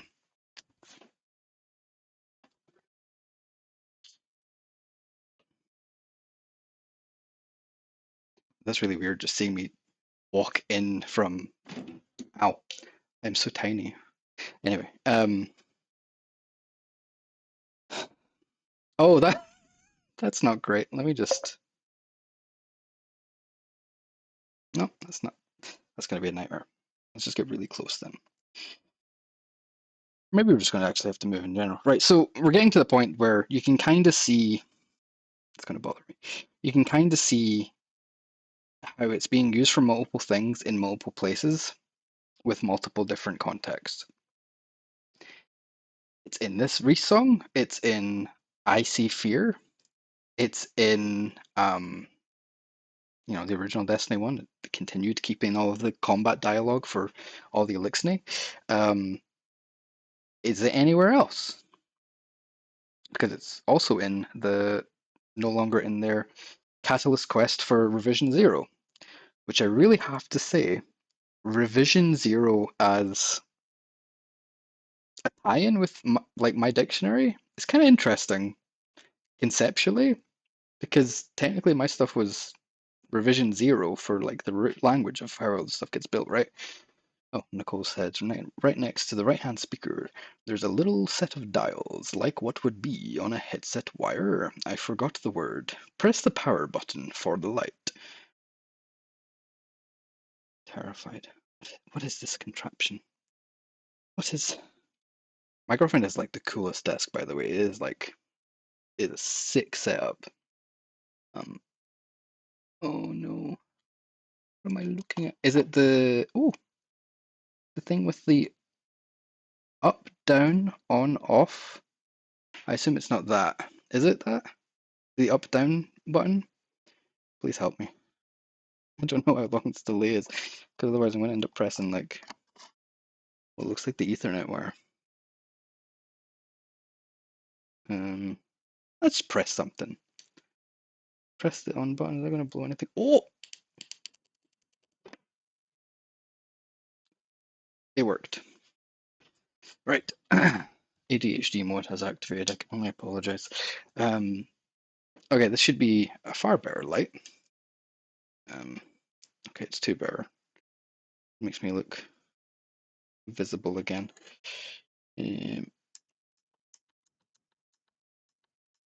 I'm going to fix this other light here as well, whilst I'm at it, because that will come back into play shortly. Okay, so I still don't think any of this is right, but I do think it's intriguing how close it was. Da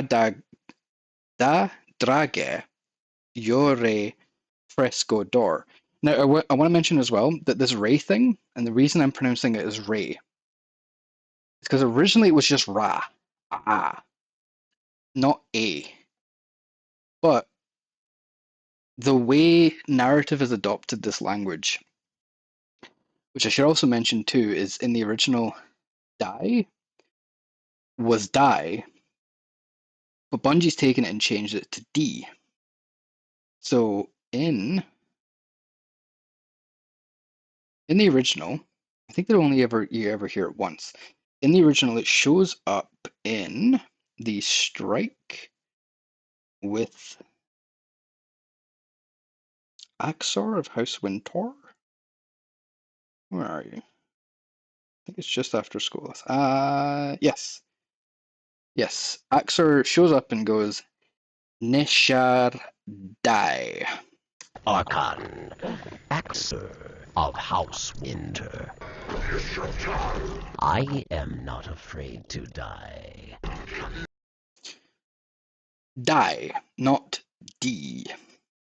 But that's important because now we've got two funny problems where whoever's adopted the dictionary has adopted it in a way that they've established actual rules, and not just ones that I've been throwing in and interpreting, but they've also properly defined the phonetic pronunciation of the phonemes of each letter. This has sent me down a very long rabbit hole of how do you write a language anyway? How do you do it? And when I was doing the Eliksni stuff originally, I didn't think about that. I didn't really sit down and think about anything other than, well, if I read DI, that can be die, D, de. Could be a lot of different ways of pronouncing it. I just sort of went by whatever was closest to what I could see in the, sorry, rather what I could hear in the original language. It was really difficult to do anything other than just assume that maybe the actor was just saying something slightly different and I'm mishearing it. And when you're sitting there for 2 years on and off, I didn't do it for 2 years straight, but you know, I did try. You kind of think you get in your own head with it. You get too in the details. You get too bogged down by your own presuppositions. That I can see why, if you want to just do a fresh slate and a clean start, you would try and unify everything in a way that would make sense. So D rhymes with key. Ki lovostrada key. Or sorry, E lovostrada key. But then you have that kind of weird problem there where E is key. So what do you do with the E? Well, Bungie's solution from the looks of it is to change it from E lovostrada key to E. E lovostrada key. E. Two very different actual sounds when you really think about like what they actually are. But this is where I got really deep into the concept of phonemes properly. It such a long and in-depth world to get into. So that's a little bit ahead of where we're at. Next thing I want to talk about, because it's gonna be a while, is the singular exegete or exegete? Exegete? Never figured that out. But this book that came out during Season of Arrivals, which on its own the name is very important to remember, that it's called Season of Arrivals. When this came out, I worked really hard to get the Forerunner title because I thought this was a really cool season. I really liked the idea that we'd be getting taught words from the darkness, whatever this was at the time, and that we'd be getting explained certain things to us. I was really disappointed that we just got told that we were seeing logographic text, but we weren't actually getting to read it ourselves. Was quite disappointed about that, but it makes sense that we wouldn't actually like get to see it because it would probably give a lot of the game away. Literally. multiple times I've thought about going back to this. This is genuinely like, no joke, this is all I've been doing the last like 2 months. I think my girlfriend's mad that I'm even using her desk right now. I've been very, very consistent with doing this to such a degree that it has literally taken over the entire house. I haven't stopped. I almost know these things off by heart at this point. And it gets wilder the more you go into it and the more you think about it. There are 14 singular exegete or singular exegete. I really don't know how to pronounce it. I should really probably look at that, but I want to just talk about this without getting too into the nitty-gritty. I will look at this by the end of the stream and I will confirm how it's supposed to be pronounced. There's 14 of these, and they're combined with two different things. The first being contact. There's actually three different things maybe I should get into. Contact, which is the public event that would happen where you had to like gather up a certain amount of dark energy in order to get into the actual interference mission itself. And in the interference mission, there would be a weekly rotating series of different challenges. I think, if I remember off the top of my head, one of them is like versus some knights. Another one is like some sort of jumping puzzle thing. There's a few different ones that you go through. And that's interference, contact's interference, and then there's also the post-interference part where Egress actually explains what the thing is, and then there's also the lore card. There is actually also prophecy, though. And I didn't think about this at the time, but I will get into this, that everything in Arrivals was like weirdly interconnected, and you kind of get the sense of that there's something going on that isn't really like obvious until you know to look for it.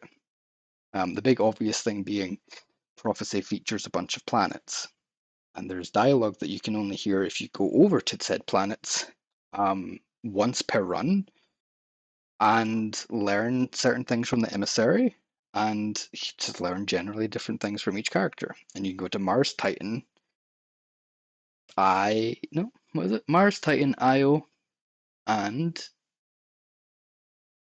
Mercury is what it is. But there's dialogue all over the place, and thank God that every single person who went through and gathered all that information. I have to thank Eric, who's in the chat just now as well, who I will get to your questions very soon, as soon as I've done this whole section. But so many people did go and gather all these lines, and I'm so grateful for it because it has given me such a wealth of material to sift through that would have been completely gone otherwise. Like there's no way of tracking any of this stuff beyond obviously these lore cards. Cool, but there's a little bit extra things that are said in the missions and a little bit extra things that are said even just in throwaway, what you'd think were just throwaway public event dialogue. It's kind of all part and parcel. It's kind of all mixing together. So I'll get into it. There's 14 cards here. The first one, Protected. I'm really sorry, by the way, to Baxter or anybody else who's on the Ishtar team who has been getting hammered with the same like X amount of pages that I've been constantly going back and forth and like hitting the search for and stuff. Your site's really good for quickly finding things and tagging things and like looking around. So I've been back and forth. Very powerful search, and I not set up the Cryptarchy enough to actually perform searches throughout the API. So been really useful. Now, what's fascinating about the way these are written, most people who just read lore in Destiny read it surface level, right? You'll read it basically what is said here, and they'll read it in the sense of, yes, Eris is telling us about something that she is cooking for herself. I love world building. I love lore. Please tell me more about the things that characters do in the Destiny world when we're not shooting things. That's how most people read it. That's not how these were written. That is not the intent behind these. It's really fascinating, and once you see it, you can't unsee it, and once you see it here, you'll start to realize that it's not just happening here. There are so many books and there are so many lore cards and there's quite a lot of flavor text, bounty names, flavor text for bounties that is like quests especially as well. Even like interactions that you have with vendors and stuff in some quests. It is unbelievable how much of a the term is skeleton key or latch key. There's so many things that it unlocks because it allows narrative. If you're going to write a game, right? If you're going to write any sort of story, if you're going to write something, you want to find an easy way of pooling material quickly, because you got deadlines to meet, you got releases to build, you got things to actually build and make. You have a lot you need to do, so you need to have like a decent structure underneath all of that to make any of it make sense and to give yourself the ability to just rapidly make things. And most importantly, because this is something that Bungie was not doing up and until Forsaken, wrangle all of your writers together in a cohesive way and actually figure out how to send the correct information to your contracted writers, such as Seth Dickinson, to actually write all of the stuff that you're asking them to write without too much overhead of like random stuff. You can absolutely, every contractor and every person who writes for the game in as a full-time equivalent or full-time employed staff should be able to wiggle some things in there and pass it by like leads and stuff and be like, is this okay to say? Is this consistent? That's the point of narrative. The point of narrative is to make sure that the world is consistent.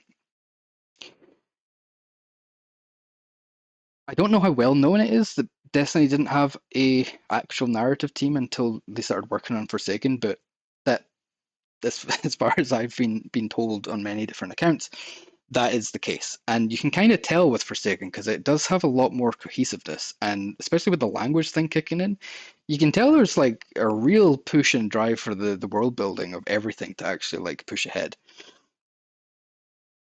So the reason that's important is when you're writing stuff like this, you're literally explaining a language of the most ancient sort of eldritch type beings that we know about, which did not turn out to be necessarily as eldritch as we thought they would be. But you're trying to write something that is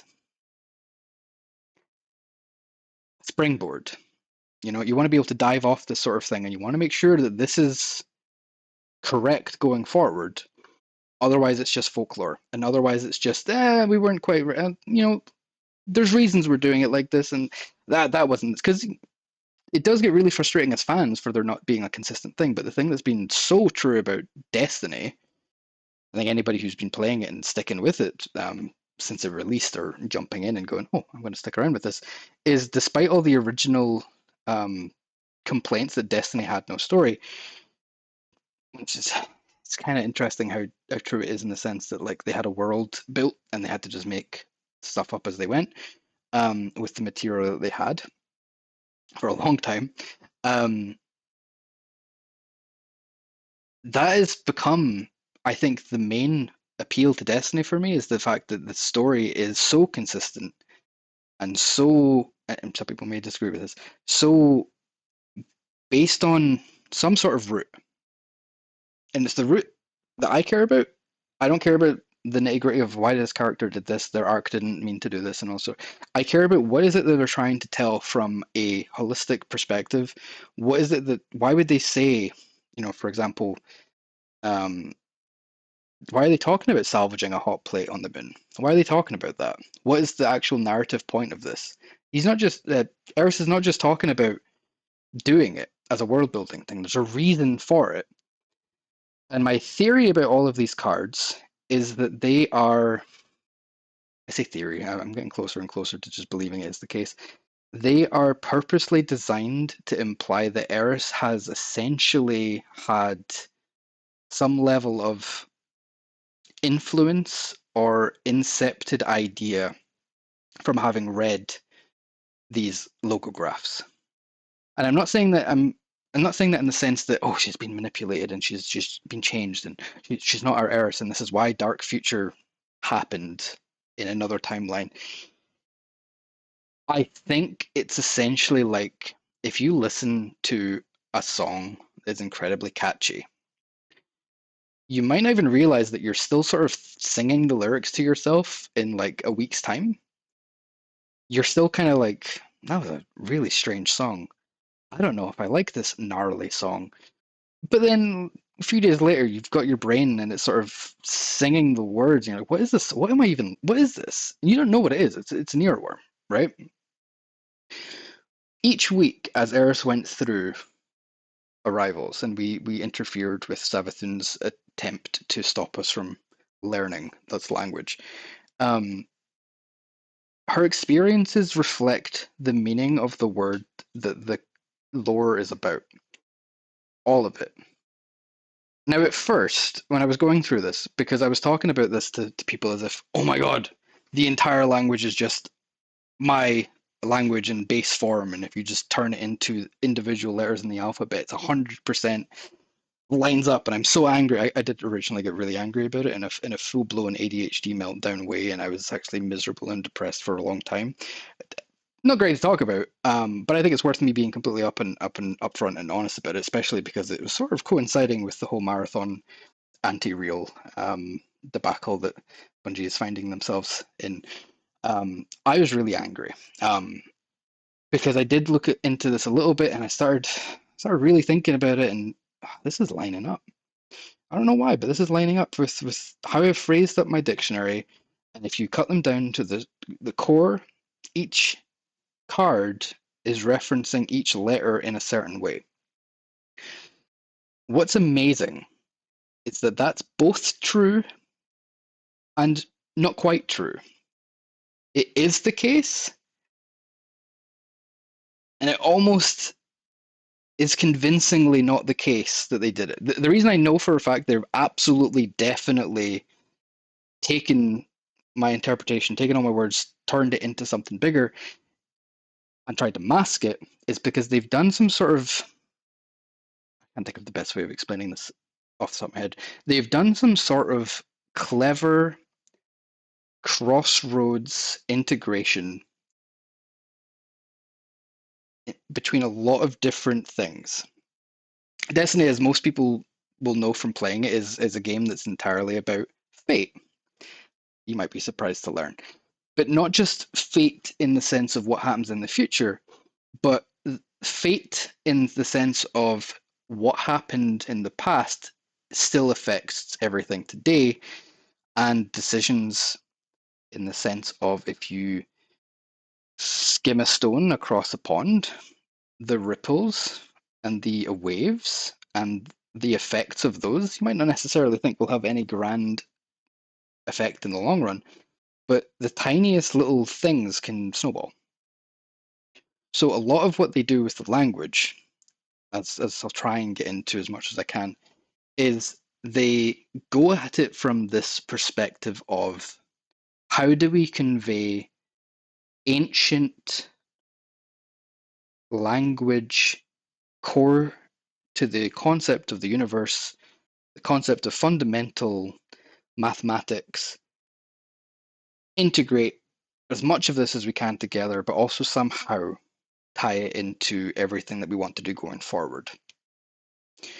This is what essentially I think the basis of Edge of Fate is going to be. This is essentially what I think the basis of Aeonian culture is going to be. They follow the scientific method. That's their whole, quite literal scientific religion, is they just have this thing of, if we don't try something, we can't be sure it's not the case.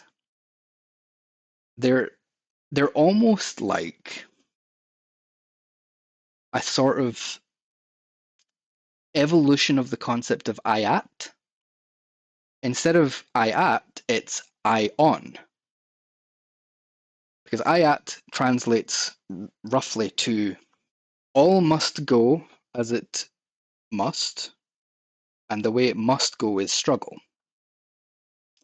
So you can kind of find a way of looking at that as meaning like A sort of represents must, I is like something that is in progress or it's going, and then you got A again, which is then must, and then T, which you can kind of see as being like a difficulty, a struggle. It's like it's not working as well as it should. So what was that? Must go, must struggle. That's essentially how you can look at how, if you're going to try and take a long sentence, almost go as it will, and the way it must go is struggle, and try and contract that down into a way that sort of makes sense in a repeated way. You would kind of say something like that. That's not literal what I think those letters mean, but you can see it like that, right?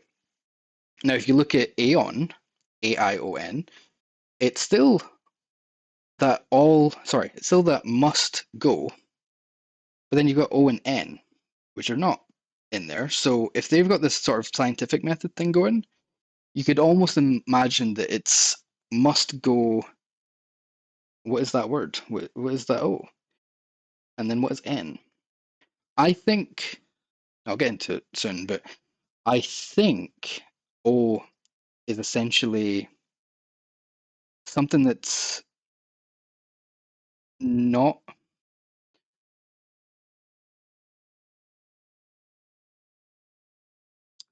realized, something that isn't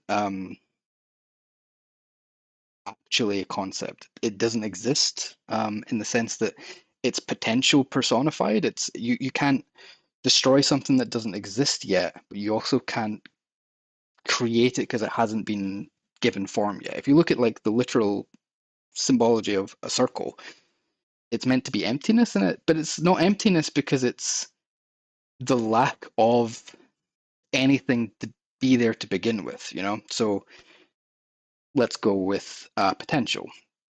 So we could say must go potential, and then what would N be? You know, this is sort of the way I'm thinking about it in the grand basic sense of like how I would come up with what I'm thinking. But we know, for example, from the way the language is built for the original Fallen dictionary, is that N is essentially written as a sort of adverb. So it isn't an adjective and it isn't a verb, but it's describing the manner in which something's done. So you could kind of say must go potential manner. Which if you squint a little bit and think really hard, you can kind of see how that turns into scientific method, or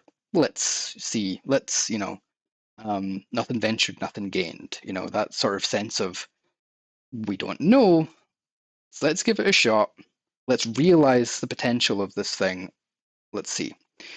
And that's, I think, where that term comes from. I'm really, really hopeful I'm right, because I can send this clip around the Cryptarchy multiple times and be like, I don't even read the lore. It's not been true the last couple of months. Right, so let's get into these words very specifically. So the first time I read through these, back in 2020, let me just see. Ah, yes, June 2020. It was actually 4 months after the Cryptarchy server had started, so we were all playing this together. And I was so fascinated by it that I was like, I think there's something here, because some of these words are interesting and they're too specific and they feel familiar. So the thing that I was clicking on with this one when I started this recently, I've tried doing this multiple times over the last few years, and I kept going, don't be silly, John. There's no way that this is going to be relevant.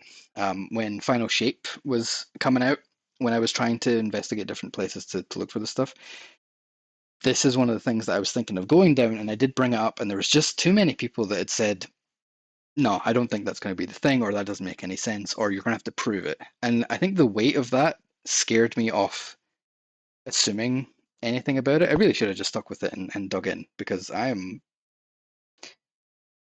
am so shocked at some of the pathways that I've fallen down here.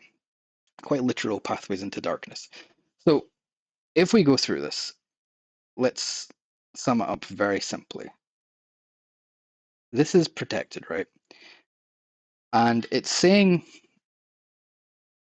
that essentially it's a insinuation that protection is being shielded from something.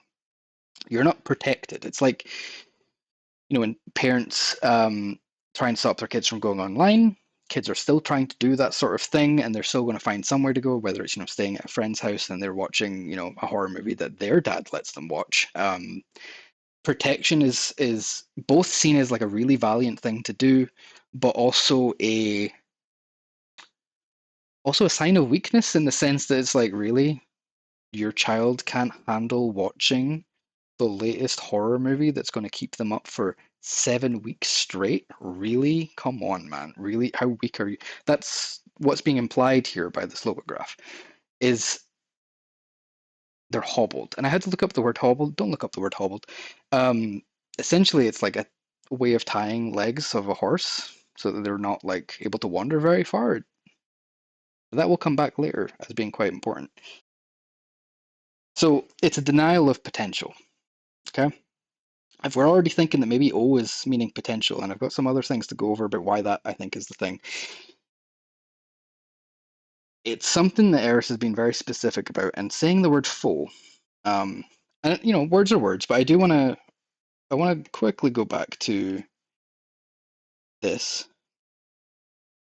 and this is where I started clicking things in. Foe is a very specific word, but it's in my dictionary here as ha, and this is where I went. I wonder if there's some level of intent here for certain words showing up. So I started looking at it with that sort of approach. And we already here have the word foe.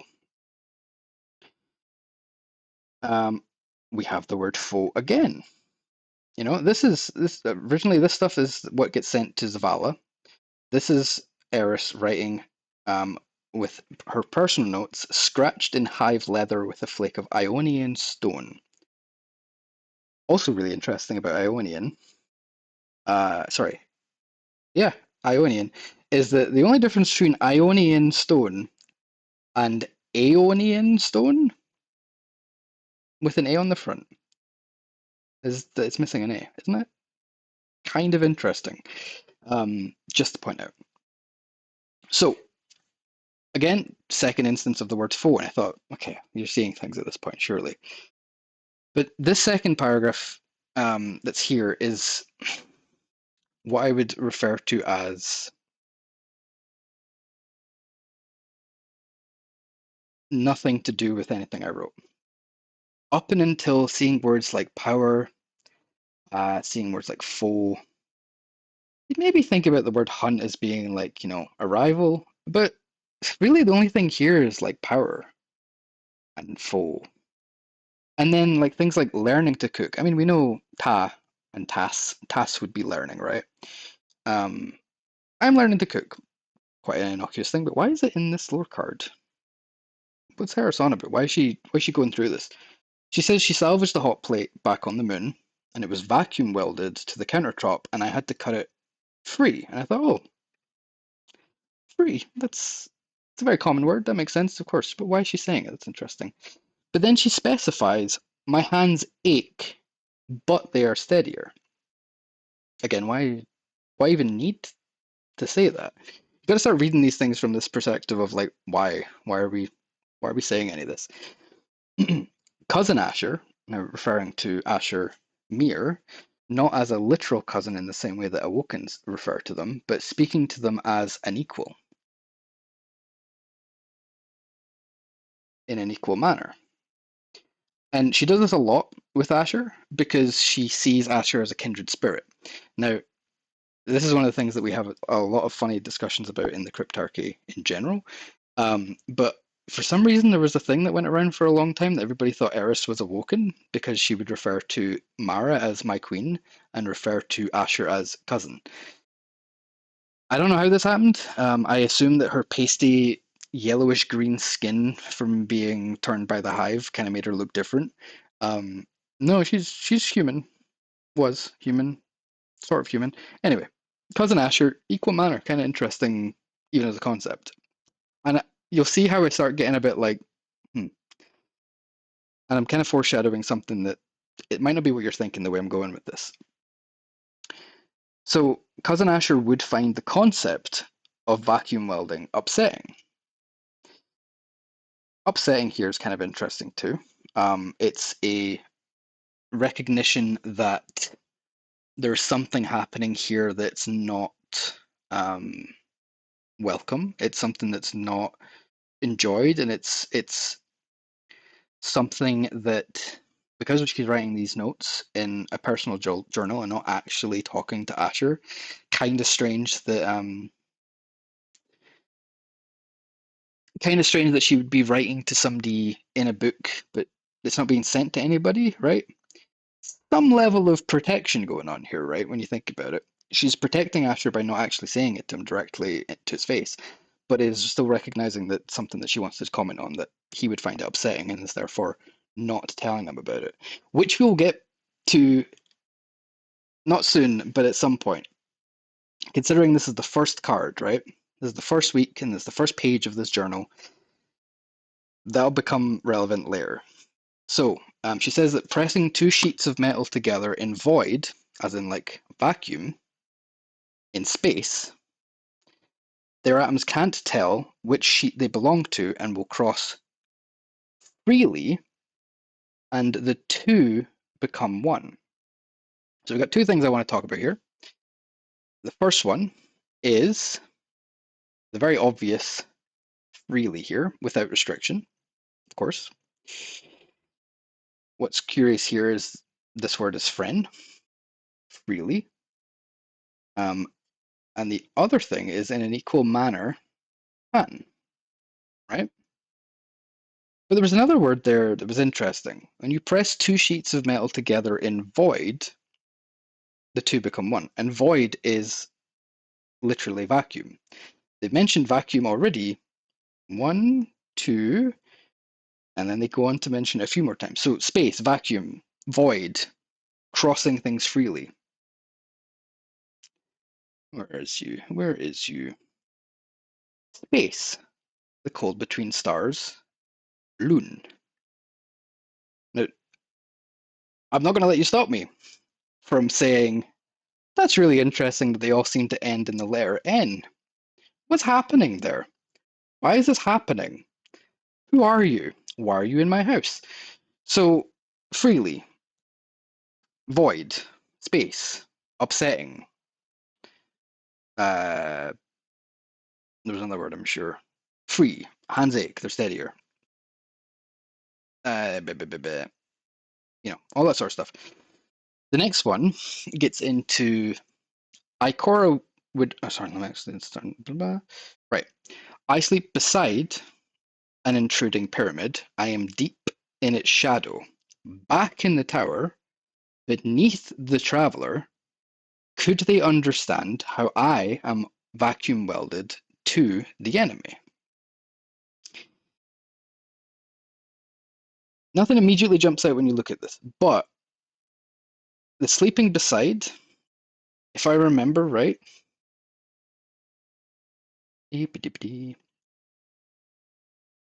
ahead, you would think immediately, but next is here, and also Dan with an N.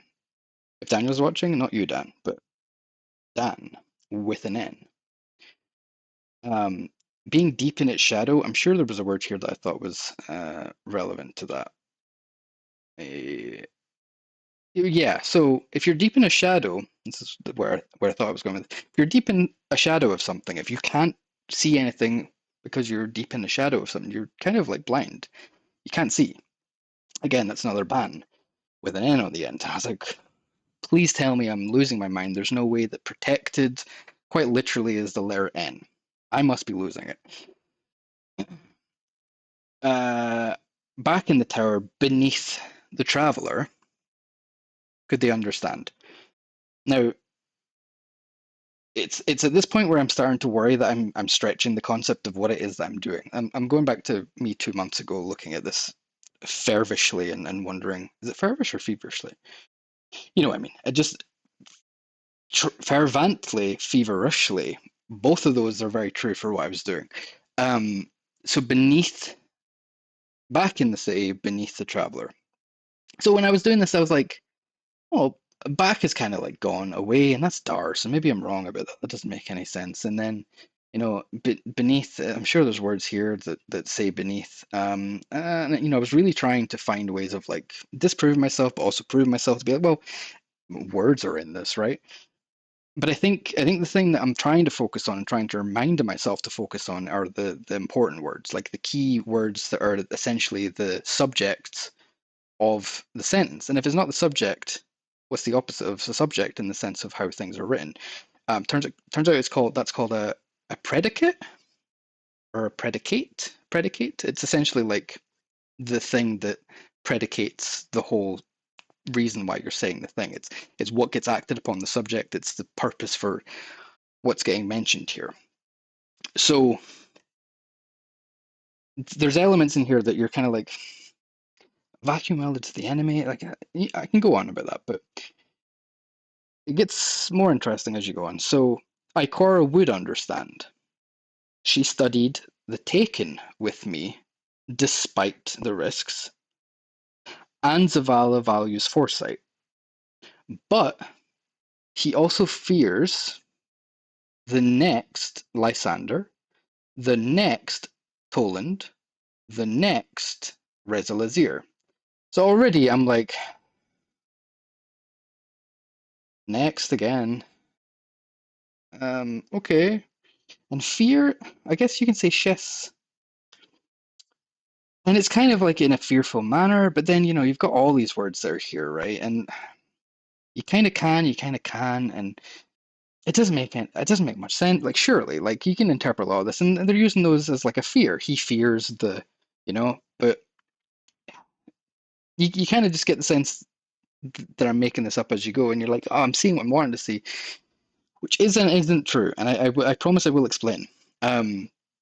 So he fears what I could teach his guardians. Again, we're getting into this realm of, knowingly. You could also sort of say like maybe namely.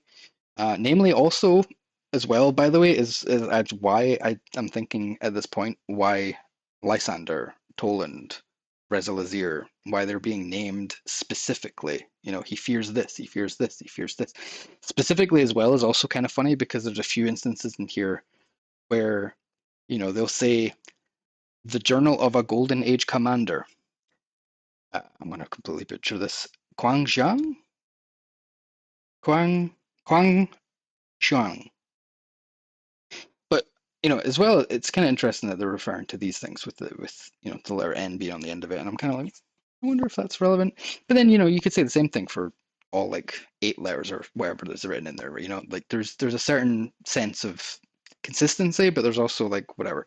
But specifically, this character who I believe was in the K1 facility on the moon with an N, which is here, or Luna. So the next part's also interesting. He is weary of being the one to say no when all of his guardians shout yes, yes. But it is his duty, and he loves when duty hurts. So again, no, I was sort of surely not how to look at it. N. No. Okay. Let's not get ahead of ourselves because his guardians like to say yes. And that's an ET. So maybe I'm wrong about that. Maybe I'm just saying what I want to see. And he is weary of being the one to say no, but it is his duty, and he loves when duty hurts. Well, you kind of say that's willingness to endure. And you could kind of say, in a fighting manner, you can kind of like squid your eyes a little bit to figure out how some of this works, and you can maybe assume things that might not be true, and again, sort of looking at things. Forceful, angled cuts. I am afraid that if I go on, I will lose everything I have regained, all my peace, all my trust, all my hope, and I will even destroy my dear friend who fights where I cannot. Now, when you look at this, like, very quickly, you start to think, oh, afraid. Well, fear. Okay, fear, but that's a verb. To be afraid is to fear. And even, like, to say someone is afraid, that's an adjective. So we're already talking S and R there. So then, and then, I will lose everything. Everything, well, that's dra or dras. Oh, but then there's R's and S's in there again. Okay, right, okay. All my peace, all my trusts, all my hopes, and I will even destroy my dear friend who fights where I cannot. The thing is, that immediately occurred to me here is none of this has got anything to do with what's being said. What it's got to do with are two things. The first being that it's done with forceful angled cuts, and I am afraid. And the way that she's writing about that, it's in an anxious manner. She's being fearful. The way she's writing it is being fearful. It's like, I am afraid that this is going to happen, and she's very particular about how she's writing this. And forceful angled cuts has also been interesting to me too, as a way of describing this, because not all of these words are possible to make angles with, right? You could probably stab it in a way. You know, she's writing it with, let's see, scratched in hive leather with stone, which is quite hard thing to do if you're going to be writing like, you know, F's and G and S and all these other letters that are here. So the kind of thing I thought about that I thought didn't, you know, it's really out there. And again, you're trying to read this in such an abstract way where you're not reading what's actually on the paper. But I kind of thought, well, the letter N itself, it's like angled cuts, you know, you're going through and you're right. And at this point is where I was like, Nicole, please stop me from doing this because I'm going to go insane. And unfortunately, I then also said in the same breath, actually, don't, please don't. I think I'm onto something. Please don't stop me. So I've been kind of convinced that N might actually be protected here at this point. I need to make a walk. I'm going to take an angle grinder to the rotor disc from an old rover. So again, here she's been very specific. She's naming what it is that she's taking it from. She's like being really strangely specific about what she's going to do and how she's going to do it. I must find cooking oil to season it. Very specifically, cooking oil to season it. That's a very specific thing. I will search through Cousin's old caches tomorrow. Again, being very specific about what and why she's going to do it. She's also saying tomorrow, which is another next or ahead or like an intent of what we're going to be doing in the future. Tonight, I cook fried rice. Rice and raisins will come from my stores. The recipe calls for pineapple. Is this a joke? A pine flavored apple? I will substitute breadfruit if I can find it. I'm really excited to get into the thing that I've only just realized as of the last few days. But for right now, we're still going to just analyze this from the perspective of the way I've been analyzing it just now. So tonight is still like an ahead thing, right? It's still I'm going to do this soon, so it's still a Dan thing. It's still tonight I will do this. Rice and raisins will come from my stores. Stores, I think, if I remember right, is further down here. Where is it? Sorry, I saw this recently. I might not have. It might have been in my spreadsheet instead of actually in here. Yeah, I might have to ignore that one for now. Oh no, it is. So this is kind of where I was thinking is kept in, secured from threat to protect shield. I completely forgot that this was even the one that was like the killing blow for this whole thing. Is literally a card called protection, or sorry, protected. And there's a whole bunch of words here that start with N, and one of them literally has the word protect in it.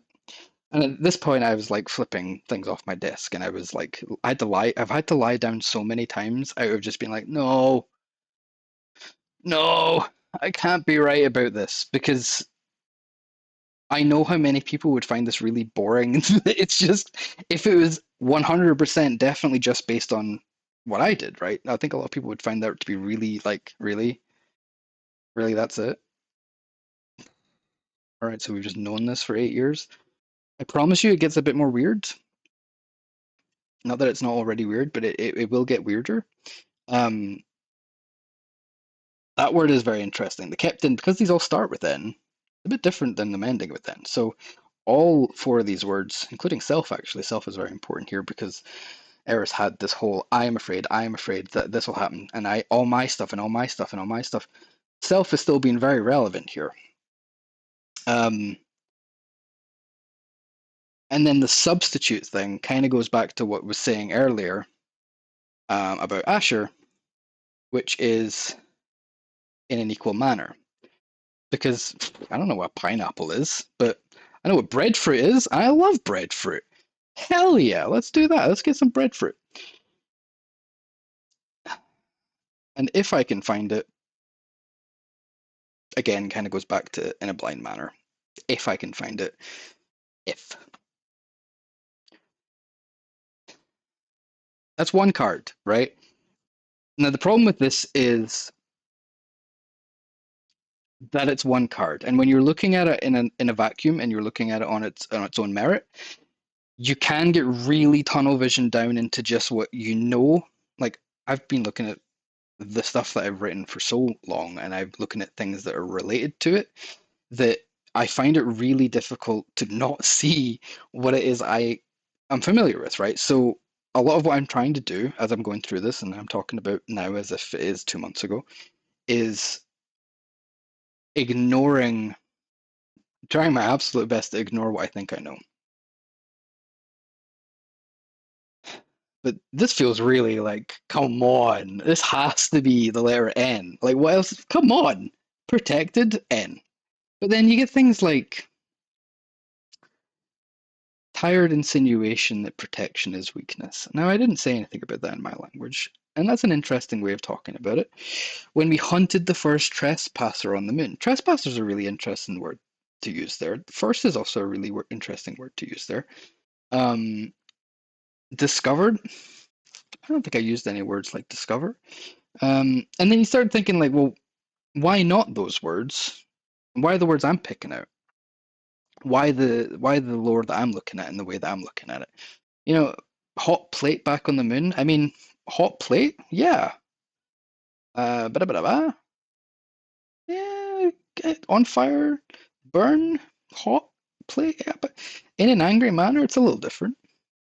You could kind of maybe imagine in an angry manner, she's mad that this Golden Age commander, and this is the insidious power that turned her against her god. A dumbass. You can kind of see how that's like in an angry manner, but it's not as angry as it could be because, you know, she gets a little bit more anxious later as well. But you can kind of imagine Asher getting upset and the connotation of upset here being angry, right? So a lot of this is still, yeah, it kind of is working, but there's still things that are like, why are you talking about things like sleeping beside an intruding pyramid and being deep in its shadow? And why are you talking about understanding? And why are you talking about foresight? If I was to stretch the concept of using the word foresight with my dictionary, I could kind of talk about it in the sense of, yeah, again, that's another next thing. Or, yeah, again, that's another hereafter forever thing.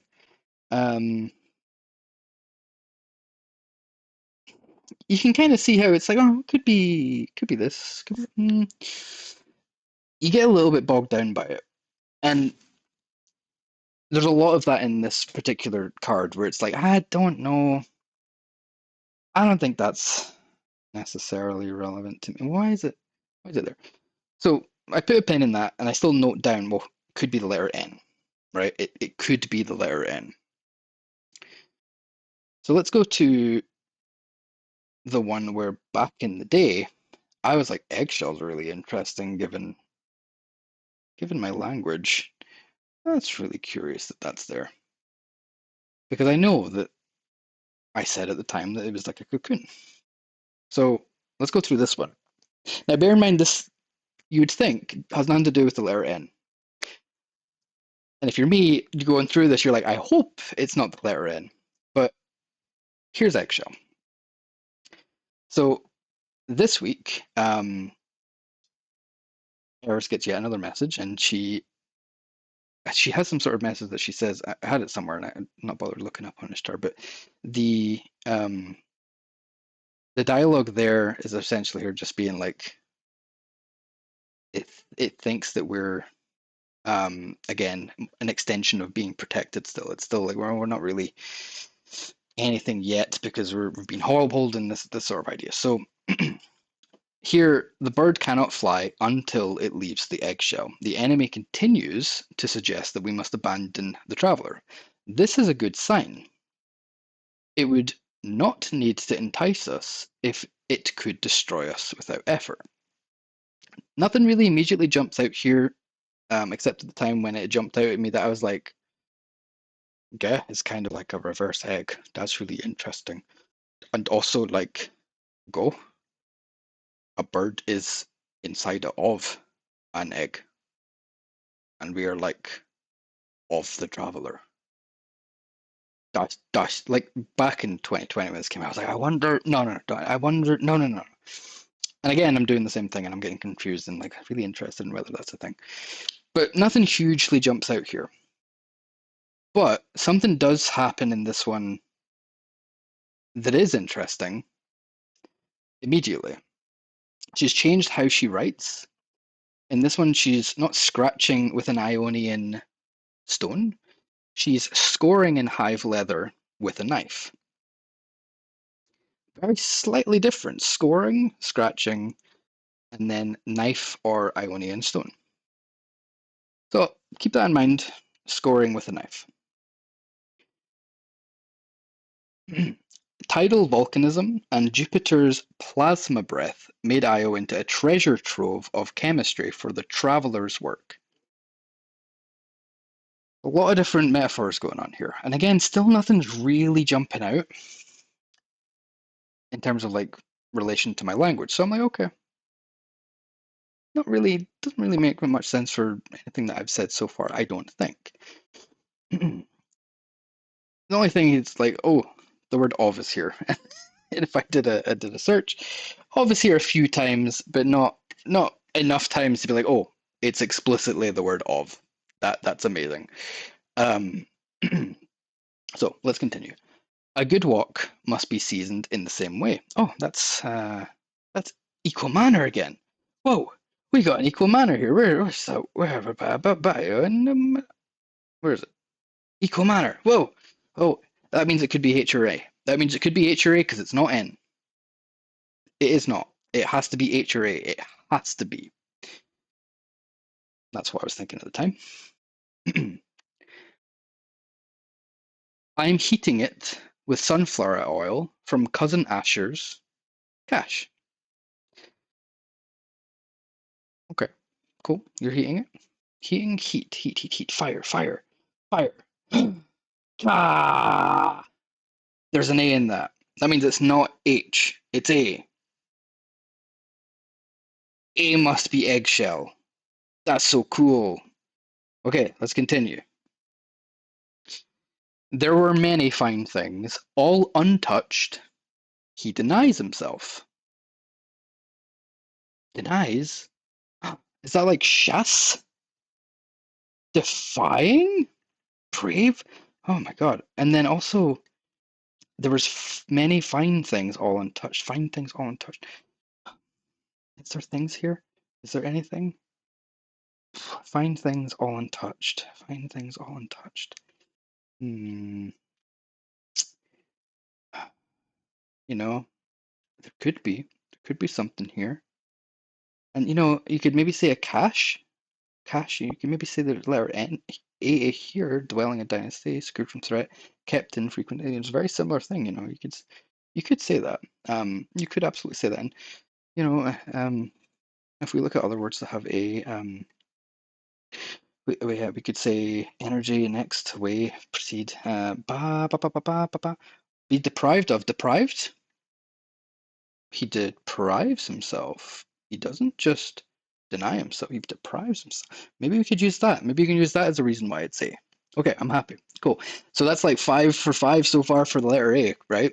I ache from the hike. You ache, do you? Letter A at the beginning? That's great. How many letter A's are in this? That's a lot of letter A's. Oh my god, A is not like a common letter or anything in the English language. What if I did a space before it? Oh, there's so many A's. That's so exciting. There's 35 A's before, after a space in this. It must be letter A, right? It must be. Ikora says, I'm full of hairline fractures and deep muscle trauma. Nothing's jumping out at me there. Nothing's jumping out at me there. immediately. Must still be A though. Like, there's no way every single sentence in this is going to have an actual definitive reason for being there. So maybe that's just one of those filler sentences. I never noticed until other pains had healed. The illusions of recovery, one pain obscures another. I don't think I've got anything in my dictionary that necessarily does that, except for maybe equal manner, or maybe ba again, because it's talking about being unable to see things. Okay. There's danger in this traffic with the pyramid. So one of the things that I thought when I read this was traffic. An interesting word to use here. But one of the things I did think about when I was looking at it is traffic is almost like if you were to have a illicit process of communicating with somebody that you're not supposed to communicate, because darkness, you're not really supposed to do that. I guess you could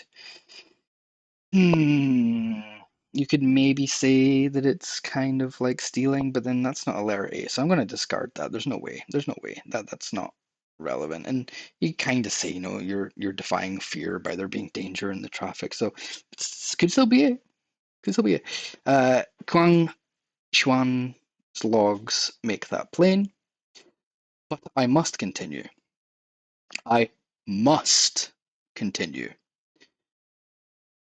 And it's at this point where I'm kind of like, must. If you remember what I said earlier, if we sort of assume that A in I is must, if all must go as it will, and the way it must go is struggle, you can kind of assume that. Kind of interesting. I love a presupposition. I love thinking that it must be the case. What worth have I ever been except that I know the enemy? Worth. Worth. Worth. Prove equal worth. Pass. Hi, Aidenwall. Welcome to my basement. You're trapped here now. So that's another point for A. Are we excited yet? Are we excited at how many A's are in this? So I can go on like this and go on like this. And I will. So, what bird would we become if we left the traveler behind? I should also mention, actually, as I missed the what worth have I ever been except that I know the enemy? And then she reminds herself in her own journal, more worth, Mara would remind me. I am more than my uses. Which again, I don't really have a direct thing in the dictionary, so I was like, I'm gonna ignore this one. Maybe it's an additional thing. Maybe it's like, I was really trying, maybe it's ma because you're kind of connecting to be another thing, and Ra is without, so but without is kind of interesting. Except, kind of that's there, and also no is no the enemy. That's useful. That's another point for A. That's good. But there's kind of expanded on something, so it could be add, and then as I said, there's so. So what bird would we become if we left the traveler behind? There are obvious examples. We might survive as raiders on the edge. We might abandon our humanity for machines. We might rise up and build an empire. Yet none of those can be the answer. Fallen, Vex, Cabal, Hive. They all covet the traveler. Now, one of the things I noticed here, and this has got nothing to do with anything else, but there's 3 examples that were given, but 4 aliens that were mentioned. We might survive as raiders on the edge. Is that Eliksni or is that Hive? We might abandon our humanity for machines. Is that Eliksni or is that Vex as a concept because they're machines? I think that's Eliksni again. We might rise up in war and build an empire. Well, that's obviously Cabal. But Hive isn't mentioned here, which I thought was interesting. Just as an aside, they covet the traveler. They have not left it behind. Behind. This is what I was doing. Literally, this is how I've been doing it, is reading and going, there's a word there that I like. Away, path. They covet. They want to try and get it. Like, they're deprived of it though still. And they've not lost it. They're still trying, and then the raiders on the edge, and they're abandoning. They're not losing any of the stuff. They're trying to survive. They're still trying to go and rise up in war. Well, dra da, to rise da. We spoke about. Oops, we have spoken about how da is like attempt to go rise. Like it's definitely. Oh my god, it's working. If all things beyond the traveler's protection, there's that word again, fall under the suzerain, oh, I even tried pronouncing this, suzerainty or suzerain, the suzerainty. Oh boy. Anyway, the doctrine of darkness, not because they serve it, but because they are obedient to its law, then to leave the traveler would be to join the enemy. There would be no other way. And this phrasing is also really interesting because you can kind of look at that as being unable to find the way, right? Right? Join the enemy? Don't really have a word for join, but we do have enemy as ha. That's kind of useful. That's cool.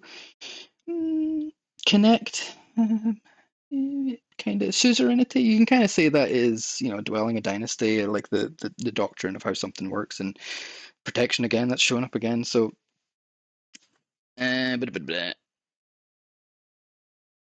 so yes. Even so, I am proof otherwise. I move between. There's not only grey between black and white. All the colours are there, and am I not necessary? I would be lost far without those who led me back to the light. But if I had not been there to guide them down into darkness, they would all be dead. Guide, darkness. Guide, to know how to do something, to retain information to be able to do that. You can kind of say sloat. You'd be prey to the darkness. You've kind of you've secured them from threat. Guide. Do I have a word for guide? Oh well, there's all. No, got that one. Energy. I'm trying next, going forward away, having passed. Proceed. Proceed. Hide, not been there. Dead. Dead's not really there because dead is here. It's all these I words. Well, it's a point against my favor there. It's a bit frustrating. Who would we become if we were all like Eris Morn? Eris Morn. Why are you referring to yourself again like this? But all Eris Morn. All is dra. Eris Morn. No. Maybe you're talking about equal manner if you were all like. Okay. Prove equal worth. Connect words. Dynasty. It could all be. My walk is on fire. On fire. On fire. Another point in the. So I'm not going to go through every single one of these like this. I should, and I think I really should, but I'm not just now. But I will point out is already we've got what almost looks like the word na, which in the original dictionary meant a dwelling or dynasty, or a certain level of home. I'm not going to go through every single one of these like this because my feet are killing me. I'll be quite honest. This feels like another thing I should dive in at some point and do the rest of these in this sort of way. But the reason I'm doing it like this is to illustrate my process of why I've been doing it like this and why I've been getting like, whoa, no way.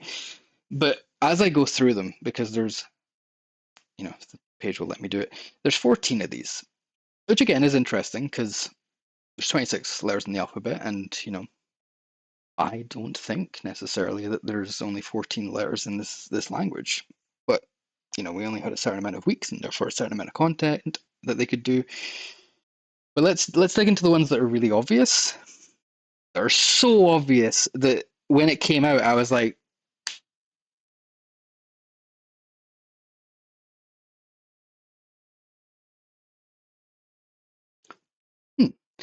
gift is really short.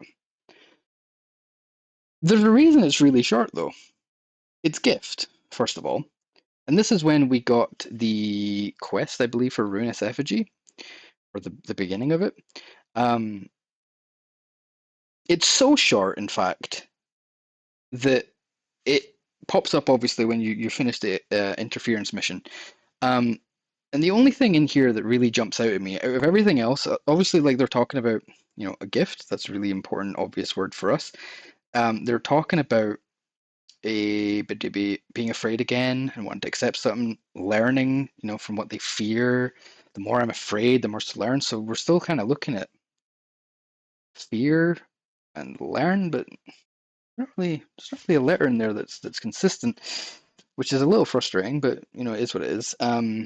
Single silver branch, nothing in here. But the thing that's very important is that there is a Zavala. So this is the week, if some of you remember, that Zavala straight up shows up. If I look at Interference, I have not spelled that right.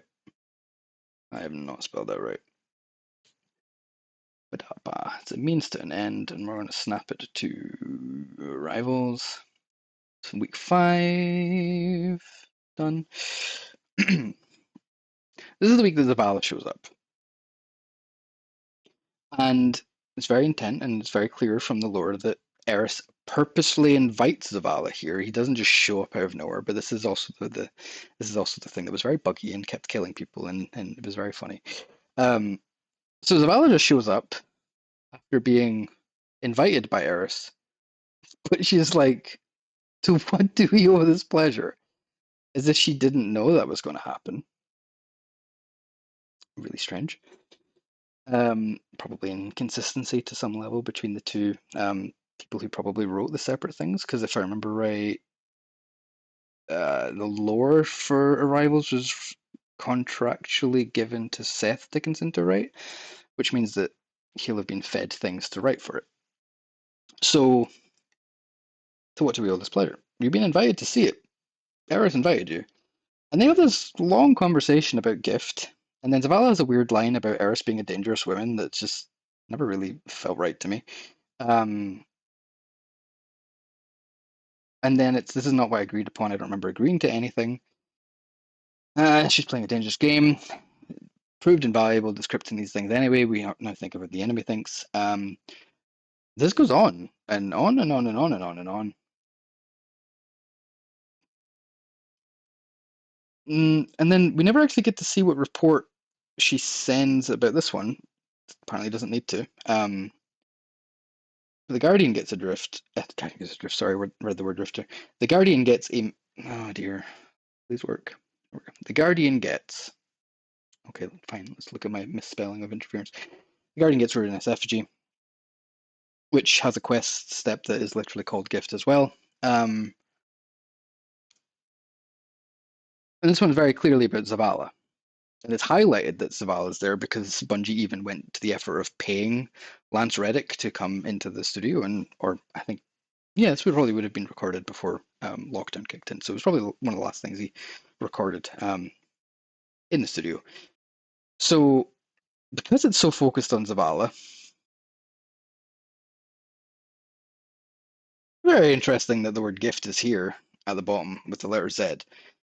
And it's like bits like this that make me go, I can't be surely reading into this in a way that doesn't make sense. And the thing that's also interesting is, if I can figure out which hand I'm using, Zoo is not a gift, it's like a reverse gift. It's like, you're going to have to do this for me, please. You have to do this for me. It's a reverse, it's an inverse of a gift, which when you look at the language again, there's another, oh dear, there is another page. I'm going to hope it's this one. Yeah, this is the only other one I'm really going to like dig deep into out of singular Exegete. I'll look it up very shortly. This one's contrast. And if I'm right, off the top of my head, given everything that I've been doing it the way I've been doing it, contrast should be the letters U. because it would make sense why the Z was followed by a U to mean the opposite, which is you give me. You must do this for me. So let's go through this one. Another rhetorical gambit. The enemy presents itself as part of a natural cycle. Like a stalking wolf, it simply obeys its nature. How can we hate it for that? So the reason I'm all over the place when I was doing this is things like a stalking wolf. I was like, well, is contrast O? Because wolf in my original language, or a predator of some sort, some sort of ferocious hunter. O is there, and Lovos is there. There's multiple O's there. That's pretty useful to know. Like, surely that's interesting. But there's also Lun, which is like a stalking wolf. So I was kind of like, that's surely insane. That's so contrived, but we'll continue. There are, again, this is her scoring with Hive leather, scoring in Hive leather with a knife. There are jaded guardians, stranger to true loss. Bar? But then that doesn't make sense. Okay, well, who claim that the traveler has ulterior motives. It's a very interesting use of the word ulterior there. I like that. And the darkness is a natural force. Oh, well, force. Force is great because force is right here. It could be a K-I. They worshipped Grey. I've just realized something that I've not even gotten into yet that is very funny when you start thinking about this more. We'll get back to that. For them, the line between right and wrong is as fine as silk and just as easy to cut. The cold between stars. That could be you then as well. That's the only time I think I say between anywhere. Fools. Ools.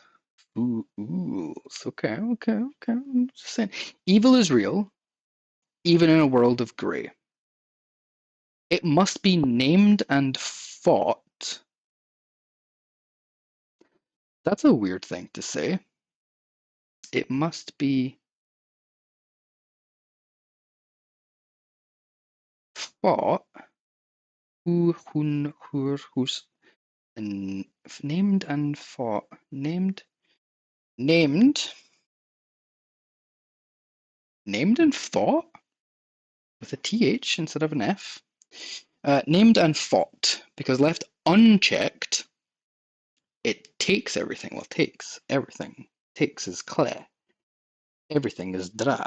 Those who excuse and deny evil's existence are its greatest allies. Those who mistake its causes for moral justification are its favorite pawns. And there's a lot going on here, but there's nothing straight up jumping out at me. You can kind of say deny evil's existence. You can kind of say that it could be, Shas, to defy fear, or you could say it's like to deprive of ban, or I think it's Bas even. Those who mistake its causes for moral justification are its favorite pawns. Pawns, there's not really any word that's like there that can kind of be used as pawn, unless you're sort of maybe assuming that.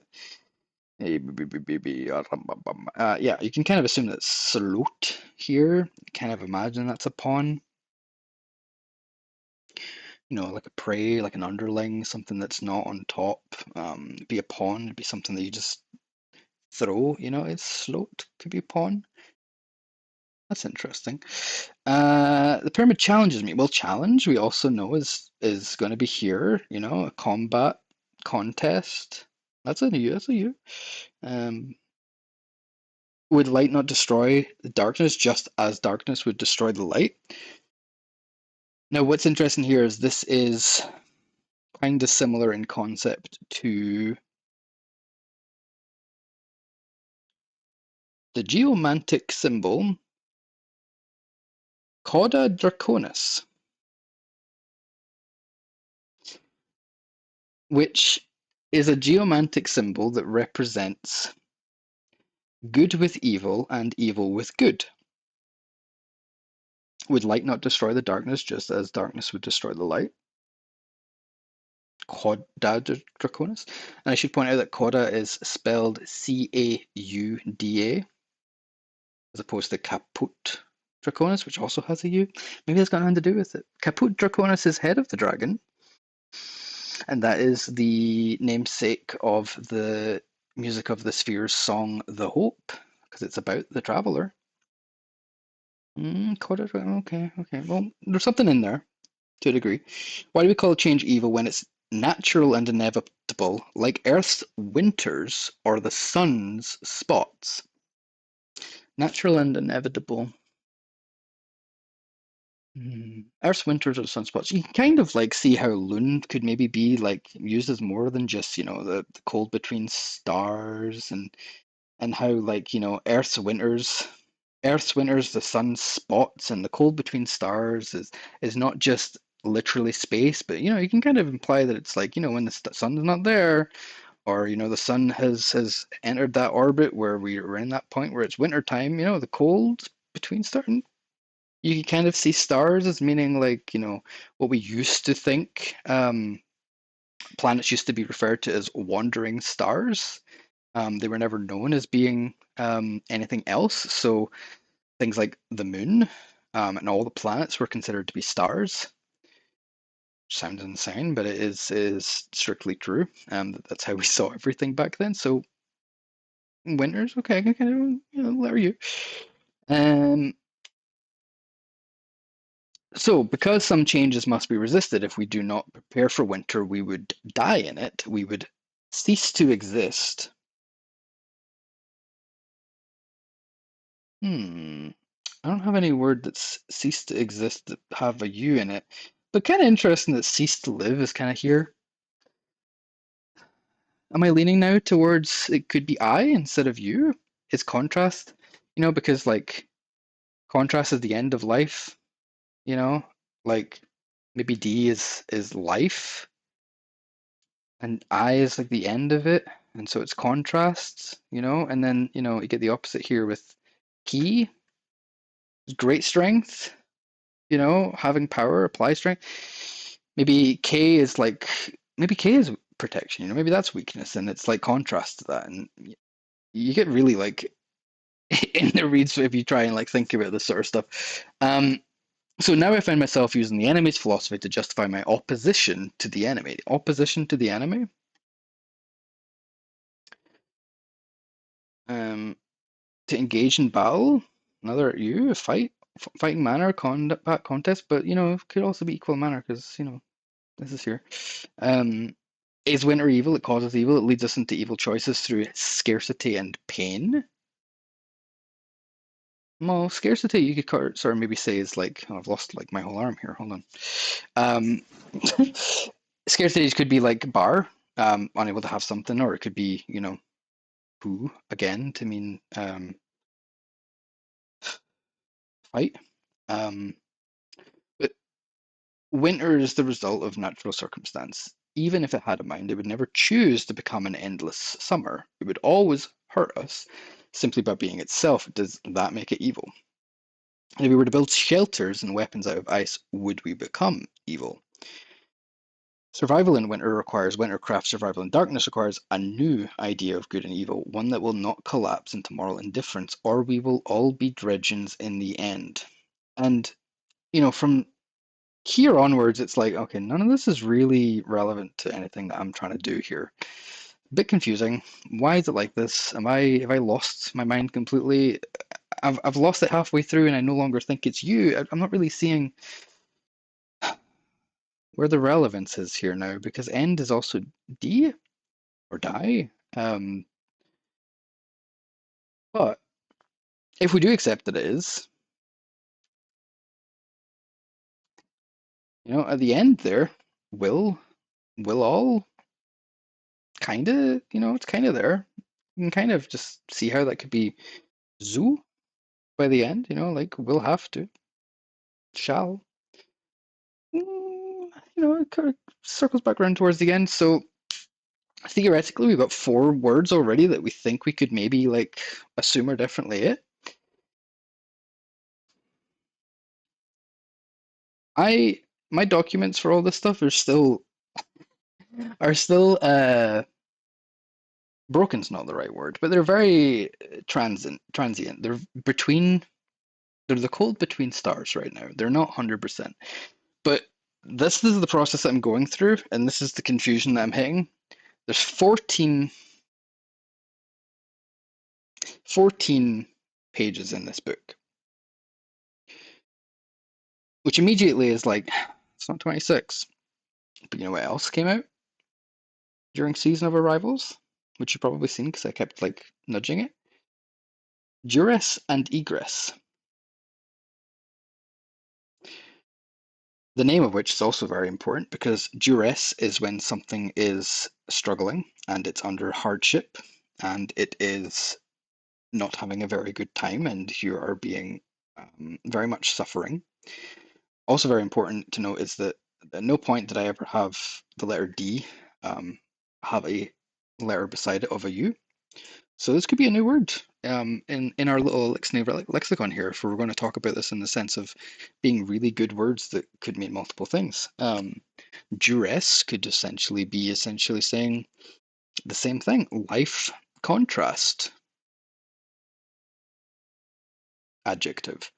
That would be a struggle in that sense. And egress is the way. It's the way forward. It's the way you find your way out of something. It's also sort of like the way you continue. It's the way that you enter into something. It's almost like saying this is the call to action, and this is the conclusion of how things went. Almost like a three-part act, which is what this book is.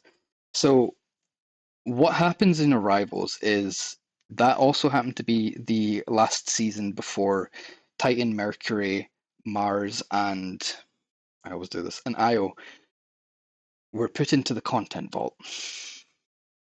The narrative team took advantage of that by giving a really fun storyline as to why all that happened and explaining it in a way that made you really feel like you were trying to stop these planets from getting sucked into a black hole, or at the very least save the people who are our vendors on it. And spoilers for 5 years ago, we only saved Anna, and technically we saved Rasputin, but we lost Asher, we lost Vance, and we thought we lost Sloane, but we'd find out what happened to her a few years later in the Season of the Deep. So why am I showing this one? Well, there are 12 cards in this book. 12 plus 14, well, that's 26. That's kind of interesting. I don't know if that means anything, but that's interesting that there's 12. So the way this worked, I'm going to try and be very specific if I can remember. I had to go through everything that Eric and the many people who were doing this, the many people who were playing the season and documenting it. There's so many channels out there, by the way, that like really in-depth covered a lot of this stuff. There's a particular channel I found that's like I can only assume, create a separate account just to, after they played through all the stuff themselves, they must have gone back in knowing what was coming and knowing when to like record certain things. Because they have like everything really nicely put together in cool playlists and stuff. And yet they have like 30 views on each video. Really invaluable stuff. It's so nice. And they even do my favorite thing, which is don't even do the "What's up, Guardians?" It's "Yeah, boy" here. They just straight up Mikeless show how it looked in the game as it did at the time, and they go really deep into it to the point of even looking at the quest flavor text before they talk to a vendor. Like, it's beautiful stuff, standard set. I think it's perfect and beautiful, and I wish more people did stuff like that. And I really appreciate people who do it. So let's get into these. These are, in my opinion, the solution to the fact that the Eliksni dictionary that I put together wasn't complete. These, as far as I can tell, are essentially, okay, well, the dictionary we have didn't have the letter C, it didn't have the letter J, it didn't have the letter, it had one for the letter M, it didn't have anything for V, didn't have anything for W, didn't have anything for X, it didn't have anything for, there's quite a few. And then I think there's also an instance here where, because there's 26 letters total, I actually think that despite my initial belief being that these were all one-to-one with each letter in the alphabet, I'm going to explain something very shortly. Oh my god, I realize I've been streaming now for about 3 hours. I'm going to explain something very shortly that kind of made me think maybe it's nothing to do with the English alphabet, but maybe it's to do with phonemes in a strictly literal sense as to how you make sounds. That's so vague. But not just like strictly Latin alphabet, right? But I'll get into this just now. So the first four come out with the very first legendary quest. I think it comes out roughly. I have a whole like thing with date stamps and like the actual dates when all these things happened. But I think it came out roughly at the same time as Gift. Maybe before, maybe Gift is when all this came out. I think that might be what it is. This is preparation. The first four drop immediately as you're like going through these quests. Just the legendary quest. Now, the legendary one, I think, is for. I don't think it's for Ruinous Effigy, but it's the. No, it's not the Ruinous Effigy one. It's just the one that happens first. And then there's an exotic one that hits, I think, roughly around week 5. No, it must be much later, where you get the rest of them. But that gets you Traveler's Chosen. So I am, I'll be honest, exhausted reading these. I can tell you that Observation is about Asher shooting a series of projectiles at the pyramid that he's really mad that's there. Overseer is about how Sloane is overseeing Titan and how she's not used to backchat, but she gets backchatted to by a 17-year-old boy who's like, the thing in the water is not real, you're telling scary stories, don't do that to me. And she laughs because she's not used to backchat. And then she proceeds to stop a bunch of dregs from attacking them, and then discovers they're actually just leaving and they're gathering supplies to leave. Frayed is about Anna right after the pyramids arrived and Rasputin's dead, and she thinks, and Jinju, her ghost is trying to like tell her get the pillory engram. Canary, I know, is Vance. I think Canary is the one about the fractaline, wherever it is, and it's the perfect paradox, and he's chastising somebody for wasting so much and accelerating the end.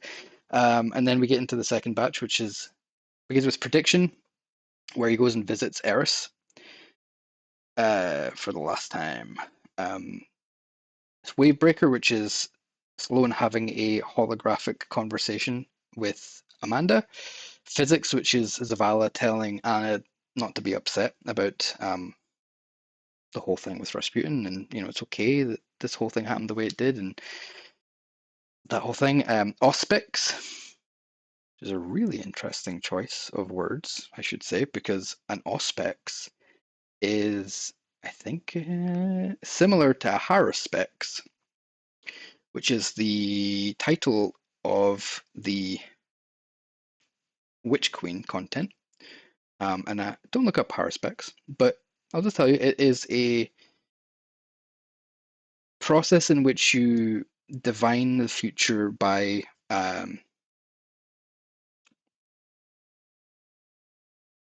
using animal innards to look at it and be like, that's doom. That's not good. So it's another prediction kind of thing. Conclusion is Asher finding his metaphorical lake. Riastrad, my favorite, given what I'm about to explain, Riastrad is Sloane grabbing the big mech suit and learning how to use it and becoming one with it. A black box is really short, but it's Anna just sort of being really grateful that we helped get Rasputin and all the rest of it. And then Passeri is Vance plagiarizing Paul McCartney and then killing himself. Sorry, let me rephrase that. Literally killing someone else that is him. I should have phrased that way better. Really strange. So Vance is still alive. He's still out there somewhere. He's still somewhere in the Vets network. Weirdly. And there's millions of him. Okay. That's also really interesting. So why did you kill one of the copies of him? Okay. I'm not going to go through all these. I am going to talk about Riastrad immediately. Riastrad is fascinating because Riastrad comes from the, if I remember correctly, the warrior cry that I will never pronounce this name, but an ancient old Irish hero would yell when they attacked whatever it was they wanted to attack. And Riastrad was spelled, not even called Riastrad. I feel like I can hear Nicole laughing at me. She's told me multiple times how it's supposed to be pronounced. I'm sure she's typing. I can hear some sort of typing going. I don't know how it's pronounced, but it's a word that is spelled normally with an H at the end. It's an Irish word, and it means contortion, to bend around, to wrap around, to, you know, essentially it's like saying engaging in with something. And to call that whilst you're getting into battle is kind of similar to shouting on guard. You know, like you see the classic on guard. You know, these people with fencing and they're fighting away. And honestly, I'm just thinking of Tom and Jerry. It's the only like reference I have for like that sort of thing. But that's like you're engaging with me on this matter. We are. It's only you and me. It's only you and me. In this context here, this whole thing is about Sloane getting used to becoming one with the suit.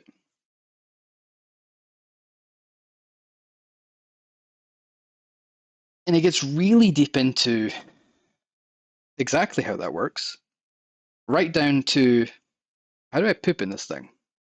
That's how deep into this that this is going to get. And it's very interesting. There's a lot of mention of shoulder, and you know, if you look at this yourself, if you go through the quest, there are a lot. And this comes back again way in the future, but I think that it also shows up in a few flavor texts in places. Shoulders are mentioned a lot.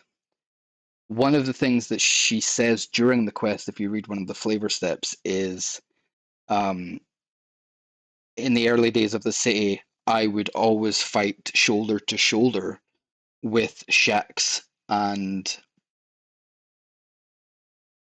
I think she might have said with Zavala, and if it wasn't Zavala, then it was our boy that does the Iron Banner. Why can't I remember his name suddenly? Saladin or Saladin. Shoulder to shoulder. That's really interesting. If you imagine like two shoulders like next to each other, right? They've got that sort of like rumpy thing going on there, right? Because it goes in together. Because you know, arms would be here. You know, if there was two of me right now, there would be like a dip here, like a bandolier. She draped it across her neck and stepped into the suit, vast and clumsy. She's not used to this thing yet. Not really understanding how this is, but she has already stepped into it. She is now part of this thing. She's bowed her head into the grey hood, and a view screen's appeared before her. She doesn't understand this language, and I'm assuming it's the same language that's across the rest of Titan. I'm assuming. And I don't remember what that language was, but there certainly was a language, and we had a whole long discussion. I'm sure it was an Eastern European language. We had a long discussion about cargo bay cross and cargo cross and all the words that were written on the sides of some of the rigs. But they all have different names on each of the oil. I don't know if they're oil rigs. They're methane rigs. They're rigs of some sort. You initially forget about Canary for Vance is so on brand for Vance. Yes, yes, Vance is so forgettable. And that also comes up in Prophecy as well, because even Eris doesn't even know who the hell Vance is, which is really funny. You can see, you know how I talk all the time about how I don't read lore, and I'm really like able to tell you all these things. You can tell how deep into the stuff I've been getting. I've read way too much of this, and it's all stuff from 5 years ago. So she doesn't understand the language, not yet, but she chose the green option. Again, nothing's really like jumping out here. Choosing the green option, okay, cool. Just choosing the thing that felt right to her, you know. With a hiss, the suit conformed to her shape. It was heavy, but she had full range of movement. She focused on her arm, concentrated, and the material scabbed into thick armored plates. That was something. She tried to form arc energy, but the suit blocked her light. Or perhaps she would learn how to flex her light through the suit. She selected another option with her eyes, and selected again to confirm. There was no pain as she felt the suit snake a cold tube through her side and somewhere near her stomach. That answered a few of her questions. I'm not just reading this for the sake of this, I promise I'm getting to something. She selected another option with her eyes and... Have I did this already? Okay. Sloane lurched outside. There was a storm. Like Titan was trying to drive off the invader that sat lazily in its sky. She walked into the gale, and the rain beaded on her second skin. Each step was easier than the last as the suit adjusted to her gait. A symbol flashed, and a Hive thrall charged her. She gripped it by its neck and arm before tearing it apart. It was so easy. She laughed then, and the suit interpreted it as a battle cry and amplified it, broadcasted it. The sound echoed off the discarded shipping containers on the rainy landing pads, echoed through Siren's watch, and up towards the pyramid. Lightning flashed in the sky, and the storm raged on. So the name of this lore card is very literal. There's a very particular, clear, obvious reason why it's being used here. And if you're paying attention when I was explaining the word that I'm not going to repeat, that is the name of this that I cannot pronounce because I don't really understand Gaelic, despite being... Actually, it's Gaelic, because Gaelic is Scottish. There's some real-world lore there for you. I don't really understand Gaelic, so I don't know how to pronounce it properly. But we know it means contortion. It means to bind yourself in a way that makes sense to whatever it is that you're trying to engage with. So this is really interestingly written, and it's not like anything else that is anywhere else in Season of Arrivals, or indeed in Destiny in general. An English teacher would be really annoyed at how this has been written. And if you know any English teachers in your life, show them this without, telling and giving the game away of what I'm about to tell you, and they will be like, I cannot stand how often this uses the word and even ignoring that it appears within words. That's a lot of places to have the word and not even just the word and, but as well, like as well, and probably a few others. These sentences run on for a long time. There's also like things like not yet. There's also things like, just expanding on things when necessarily don't need to. There's I can think of one who'd approve of it. Oh, yes. No. I can also think of an English teacher that would approve of this too. Yeah, so there's a lot, and like also or as well. Or's also a very, very good one. Because there's one of those, never mind. So there's a few instances of this where there's a lot of can't think of the exact word for it, but faux pas in the sense of how you would typically write something. Even very particularly putting a comma before and. I'm sure if you dump this into Grammarly or Microsoft Word or even just an email, there'd be so many squiggly lines contorting underneath all of these words because they'd be like, why is there a comma before and? Just write lightning flashed in the sky and the storm raged on. It's like they're highlighting the fact that that's there, and it's like they're highlighting these conjoining compound sentences that could be, things like semicolons. I'm sure there is a semicolon on this page, actually. There's one. Yeah, there's literally one, which acts like another and, ignoring she laughed then, and the suit interpreted it as a battle cry, and amplified it, broadcasted it. Like, these could be separate sentences, but they also don't need to be mentioned.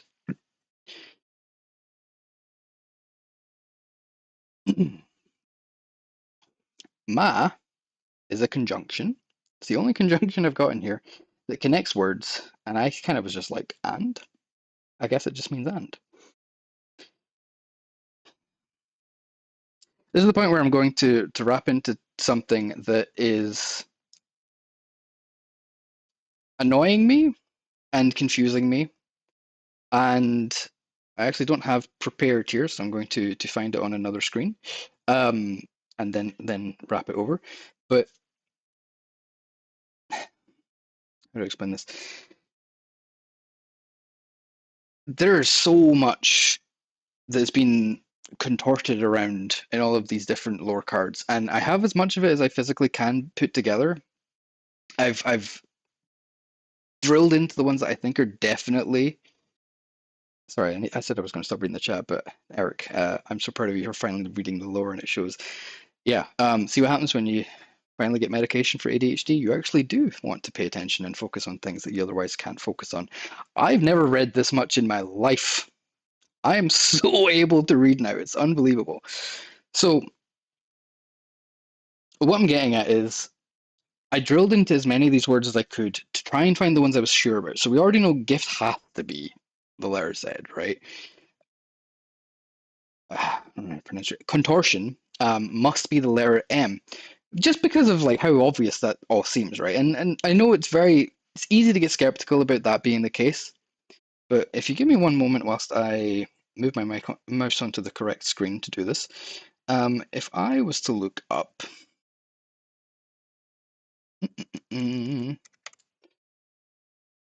something very specific that once I realized was relevant in all of this, I got so concerned about how I was going to explain this. Are you ready for me to snap this over onto the other screen?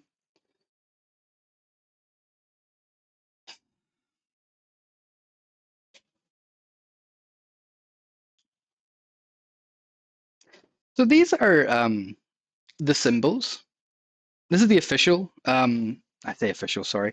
These are not official. These are directly uploaded by the artist that created them, who I believe, I'm going to completely butcher the name, but it's I can't remember. It's I'm not even going to even bother to like say the name.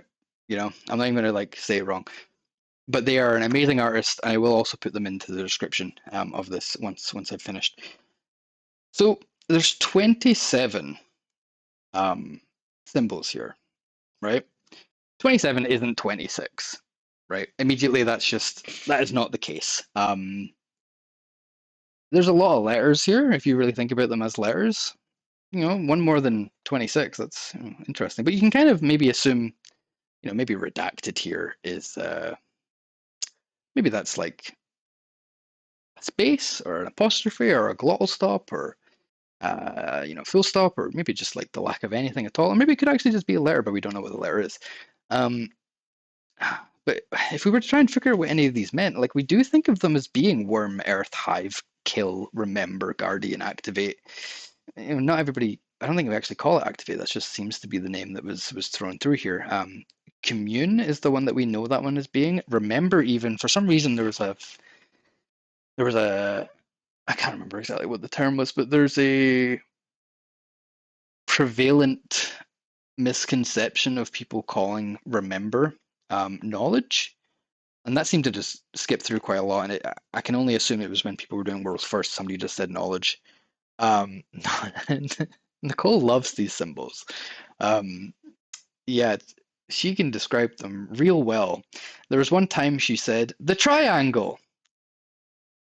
Yeah, which triangle? Nicole, there's like 6 different triangles here. Yeah, the triangle, the big one, the triangle, the triangle. I was like, okay, is it pyramid? Is it give? Is it enter? Is it commune? Is it which triangle? There's only one triangle. I don't know which triangle. Anyway, the other thing was also really funny is for the longest time she would refer to the witness as the traveler, and the traveler as the witness. That wasn't confusing at all. So anyway, and also, like saying traveler in general, there's also the tower symbol. So what you got to think about when you look at these is not what they are in the sense of what we think they are, but what they represent.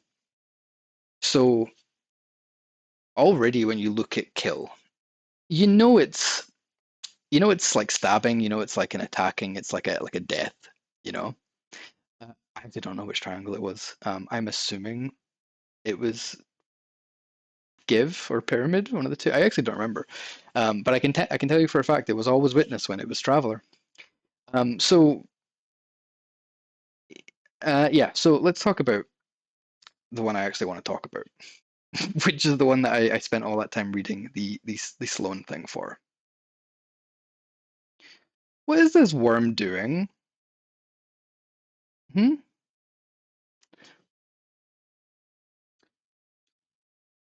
What is that doing? What is it doing? I'll tell you what it's doing.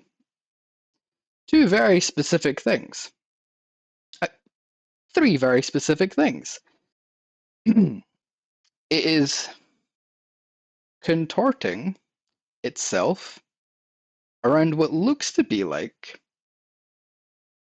a conceptual element of what would be light and darkness, or could generally be hive, dark pyramid. It could be maybe the Leviathan in the bottom of the fundament. It's contorting though.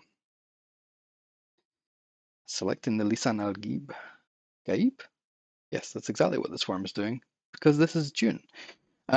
So very immediately, it's contorting. The other thing it's doing that's kind of fun is it's wiggling a little bit here. Maybe squint enough that you're me and you're looking at these things in a way that can get very annoying if you're looking at these things and you can't stop looking at these things. You can kind of see that that's like the letter M. A little bit. But I think the more important thing here is twofold. The first being that it's an ancient beast that is contorting between 2 different concepts and making them one thing, essentially, by being the thing that binds that which binds all as one thing, 2 things becoming one. I think worm in this context, particularly because of the M being there as well, and also an upside down W, I think this is very clearly some sort of reference in some way to Contortion, which is the Sloan card. And there's some others that are here that I don't have in my original dictionary. Like, I've never had at any point like the word love. I don't think Redacted's here. There is a whole lore card called Petulant that's very specifically talking about Savathûn. But the other thing that's really important about Petulant and Savathûn, really important about Petulant and Savathûn, is twofold. First, if it's Petulant and it's about Savathûn, and the way this is being spoken to, it's talking about Savathûn as a failure.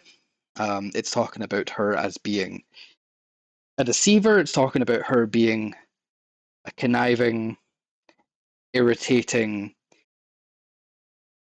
That's what I wanted you to do. You think you beat me, but you actually did what I wanted you to do all along. Sucks to be you. That's her whole thing, right? You can't win with her. Doesn't matter what you do, you literally cannot win with her. If she's petulant, she's doing something in a way that's irritable. She's doing something in a way that's like, you can never be right. You can never find the right way through her stuff. She's constantly hitting you with her Imbāru. What is Imbāru anyway? She defines it in a lore card as being the tribute that she gains from failure to understand something.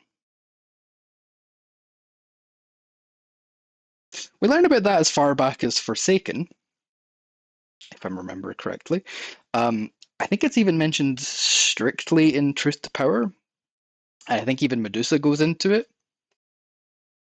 Must be really weird for the Cryptarchy hearing me actually be able to explain all this stuff off the cuff without having it in front of me. But Imbāru is being explained as being tribute, therefore gaining power from those who are unable to understand anything that she is putting before them. That's how she gets power. That's literally what feeds her worm. So, if you also look, there's a funny little V shape going on here. You know where I'm going with this. Savathûn is a representation of the letter B. As far as I can tell, I'm not 100% sure on this right now, but if we're going by all these different things, it does seem to line up a little bit here. We know Nicole's holding a whiteboard with a Cliff Notes shift off camera. Actually, I did offer for her to be in the room, but she is not here. I will say very funnily though, I will swap this over. Give me 2 seconds if I put the mouse onto the right screen. And if I change this, do this, and then do this, and hope that I did it correctly.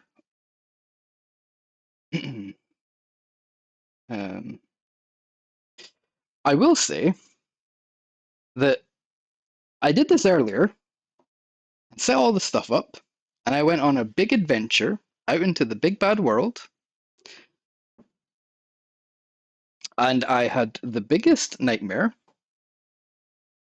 setting this up because I was going to bring it really close, and I was going to stand, and I was going to grab a pen, and I was going to realize that I'd had the camera far too low down, and I was going to move back again. I was going to go here. This is literally everything I was going to do. And then I was going to do some writing, and I was going to explain all of this that I've been showing on a whiteboard. So you were pretty right, Wolf. 1 point for Wolf. And you get a little star as well. Good job.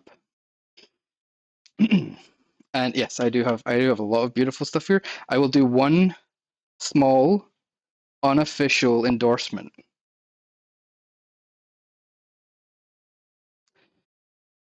I highly recommend that you get your hands on Atliks's discarded instrument, Music of the Spheres for piano.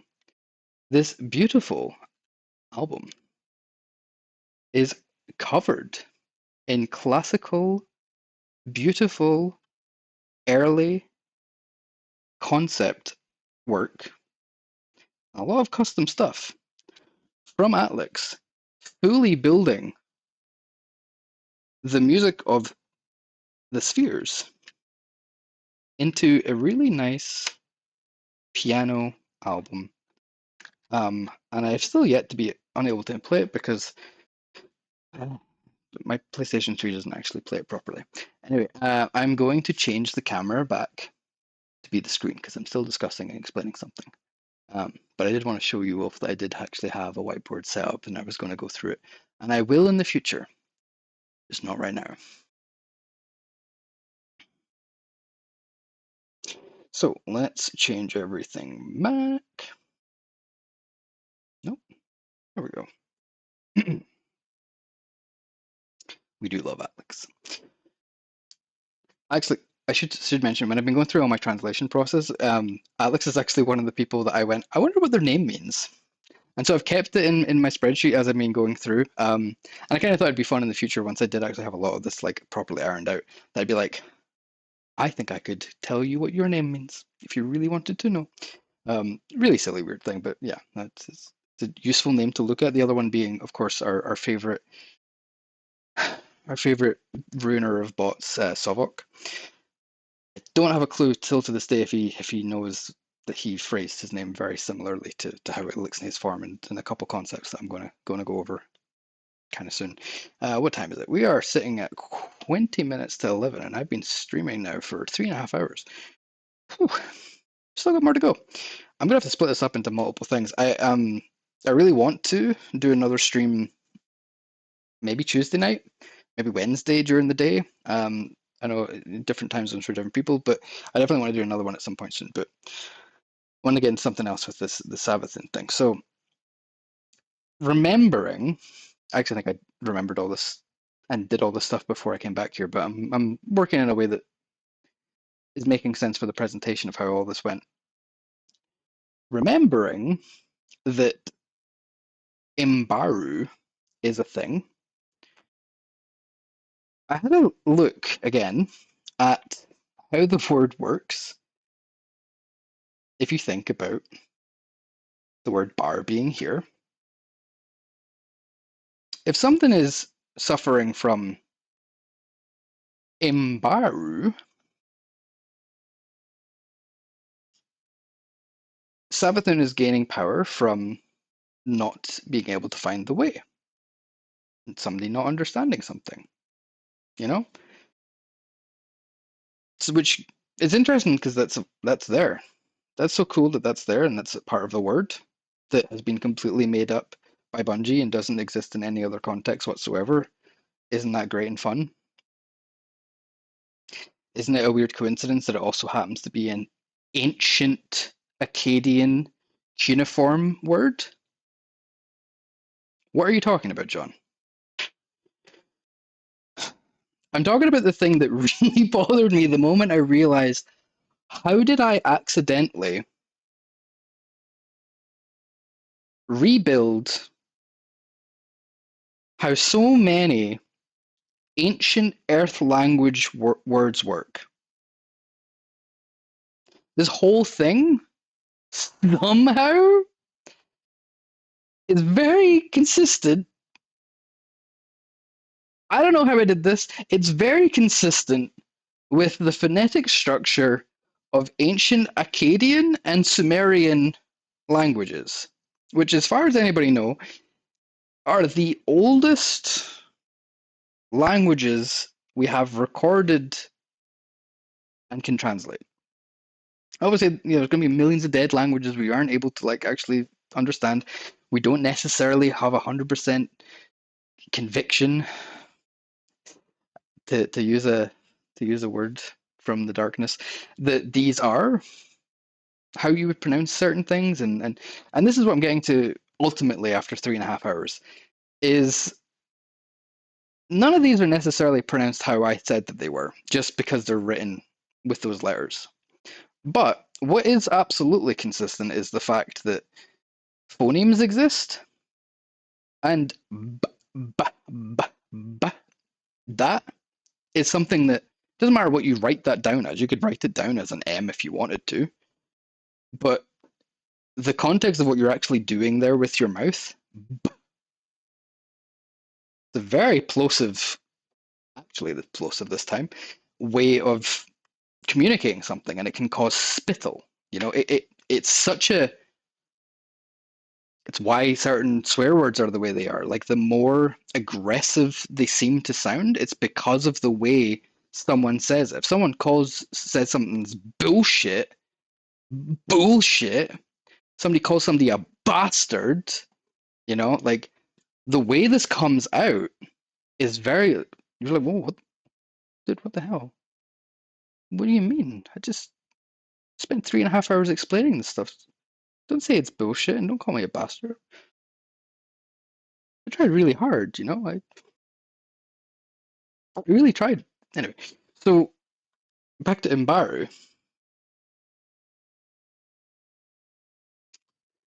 I don't know if I have this properly set up here, but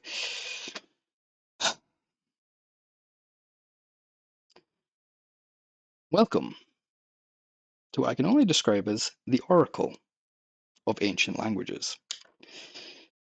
This has the beautiful URL of orac with 2 C's .museum.upn with 2 N's .edu. Don't go to this direct URL because you'll find it very difficult to find your way into the actual search archive. But let me show you Quantupi. Okay, Quantupi. I don't know how it's pronounced. But let's put in Imbāru. Okay. Can I find it? No. Okay. So, because I can't find it, we're going to go back here and we're going to try typing it in here. Imbāru. Okay. We have a couple. I'm also realizing this is not the word set I was hoping it would be, but I'm going to hope that I can click on one of these in a way that will work. So, oh boy. So,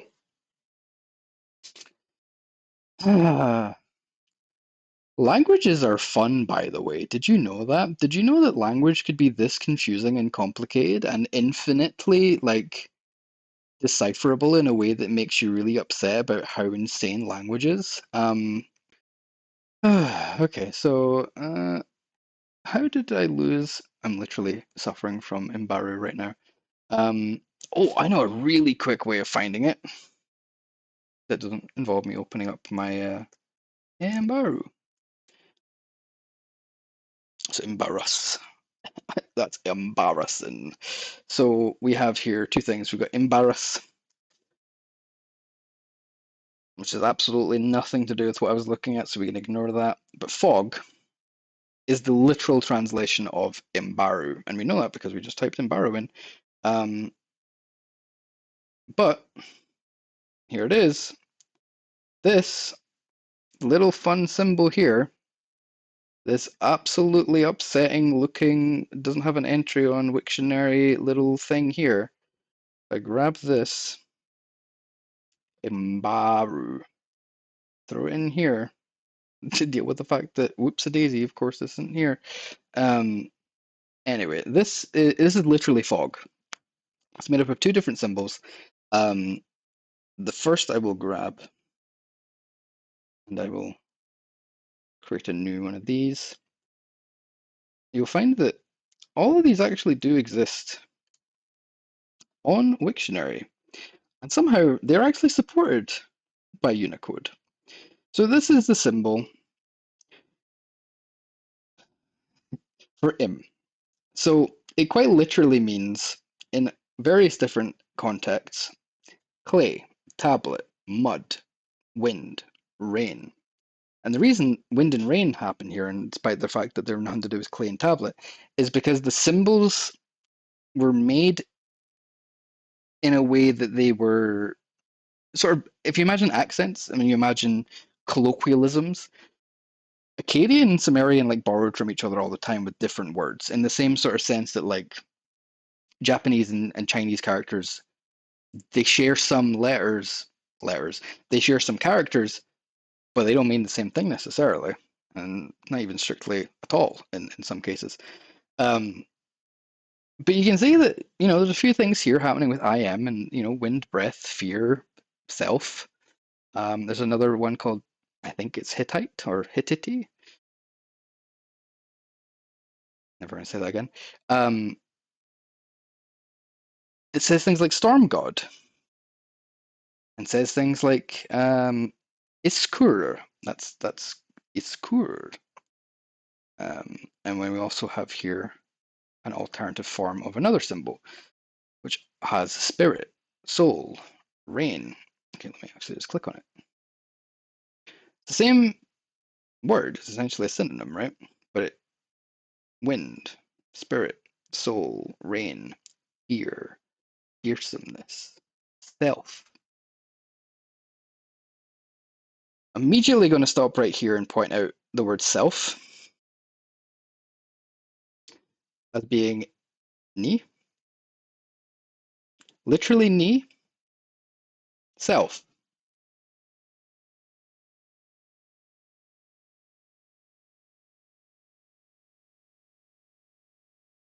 Yeah?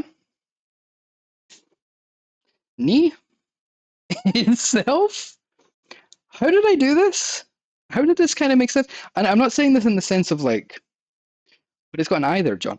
That little two, that little thing there, and then the thing right beside it, that is what's known as the International Phonetic Alphabet definition of how to pronounce that. You would pronounce that as ni. To the extent that I'm going to grab it, I'm going to open up my favorite go-to thing, IPA reader. I'm going to slap it in there, and I'm going to get Sally, who is US English, to tell me how to pronounce this. Ni. Ni.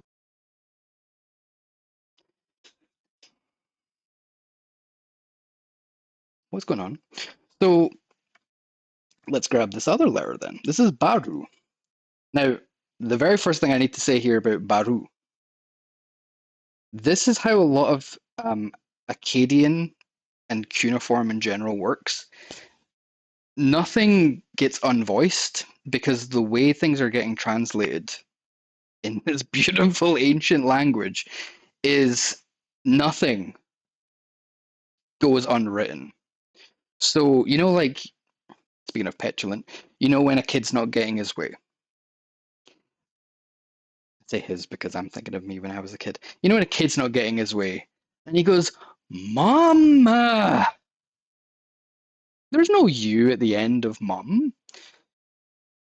But there is in cuneiform because that's how language works. You don't unvoice anything in a technicality. So it's technically gonna Imbāru. That's how I imagine it being pronounced. But also I should mention this little line, this little accent here above the A. What that means is that's a long vowel. So if you were writing this in English and you were writing this out and ignoring, you know, the quirk of the fact that there's a U on the end, we would take that off because you wouldn't really necessarily pronounce that. As far as I can tell, I might be completely wrong. If there's anybody who's very, very much into cuneiform here and wants to disagree with me, I'm very sorry, but I'm in the midst of a little lecture here, so you're going to have to just come with me on this little journey. You would spell this as Imbaar. Imbāru.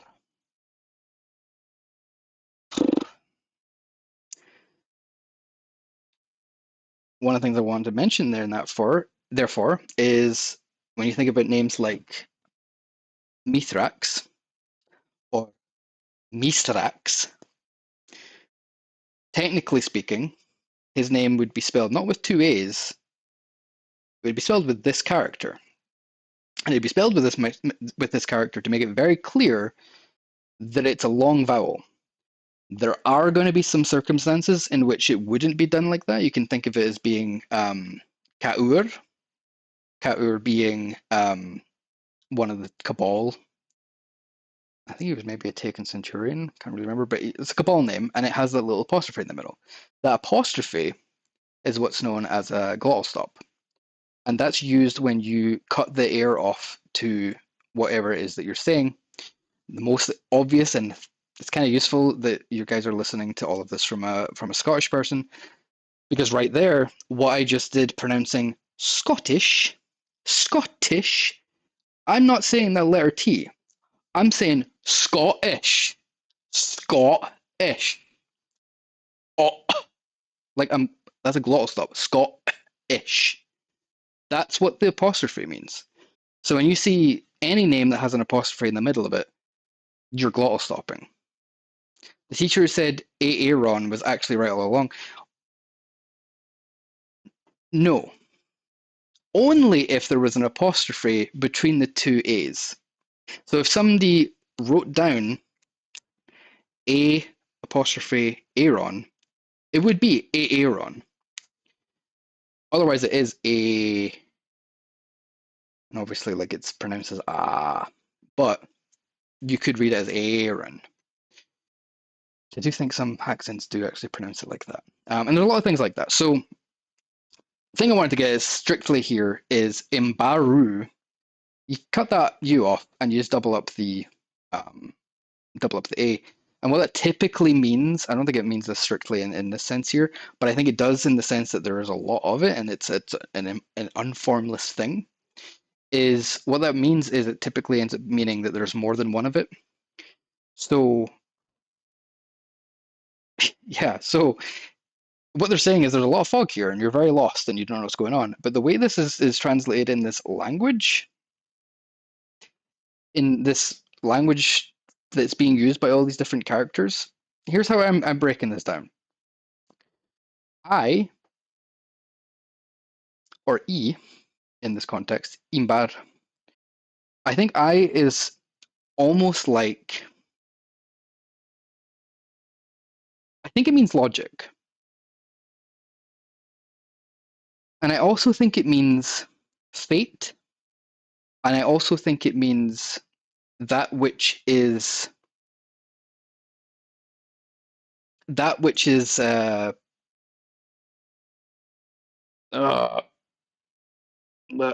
words, that which is owed, or that which is due, that which is to be apparent, you know, that which comes to you, you know, it's that sort of sense of that letter. And there's many reasons why I think that, and I think I've gathered something stupid like 600 Akkadian, Cuneiform, Sumerian, all those characters and what all the different definitions of what certain things mean. Because as you can imagine from looking at this, if I stand on this side and I go to the page before, and I hope that everything goes here, what I want to show you on the side here is the fact that cuneiform was used for a long time. It wasn't just that cuneiform was used, it was that, you know, things like this are very clear as well. If you know your Hive lore, that becomes very interesting when you think about it. A lot of this kind of influenced a lot of languages. It was, I can't explain just how influential I think particularly Sumerian was in changing the entire landscape of like the planet's writing and the planet's understanding of language, to the point that like if you dig into any of these words, you'll see that they're like technically actually the roots for a lot of concepts that we've got in language. Not just with this like language that I'm trying to like circumvent and figure out what the hell is going on, but even as much as like Hindi, it affects so many different things, which is why I also think there's that whole stuff that happens with Namrask, Empty Weaver, and Lakshmi, where Lakshmi taps each one of Namrask's 4 hands and tells him all about the ancient goddess that she's named for, and then explains the 4 concepts that underpin Lakshmi. It could be 3 if I remember right, and I don't remember off the top of my head what those are. But when you look at those words anglicized, 2 things are very important about if you look into what Lakshmi was the goddess of. The first is there is no strict definition for what any of these actually all mean, but Lakshmi gives a very this is definitely what they mean thing, and sums up really simply. And I think it's done in a way that implies that she knows she's saying it to Namrask in a way she knows he'll understand. Because Lakshmi knows a bit more than we all thought for a long time, because Lakshmi ain't just Lakshmi. But anyway, I think I quite literally digress. I was in the process of copying this letter here. That's what I was doing. And I was going to shove it into another page and hope there was a page for it. Ah, yes, there is. So this is strictly, seems like it says, do good. Do good. But that is not strictly all it is. Even though it says heavy and important, it looks like it's pronounced do good. It gets a bit confusing because it's made of another two components, which I don't even think have definitions here if I go through them.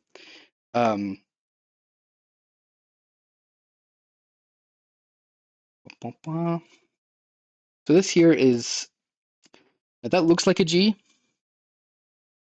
I'm here to tell you that it's not a G. That is an N. It's like a half G. You know, if you say the word English, if you take out the E, you take out the G and the lish, but you keep the pronunciation. That's an ng. You know, like when you punch a villager in Minecraft, they go mm. Mm. That is what that letter is right there. If you ever want to roleplay, writing out some fan fiction of the Minecraft villagers, that right there is all you ever need.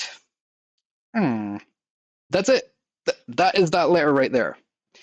It is technically an N. It's like an unborn G. Very strange, but kind of cool that part of lasagna, yeah, like lasagna, kind of. Lasagne? No, I'd say lasagne, yeah. I think you're wrong, Eris. Ironic. This whole thing started because I was reading your lore book. So that's ni. That's ni. Ni. Ni. That's night. Kind of crazy how we ended up with the word night from probably always saying ni. Language is crazy the more you look into it. This is the symbol for what looks like ass or as. This is not the symbol for ass. It's also not the symbol for as.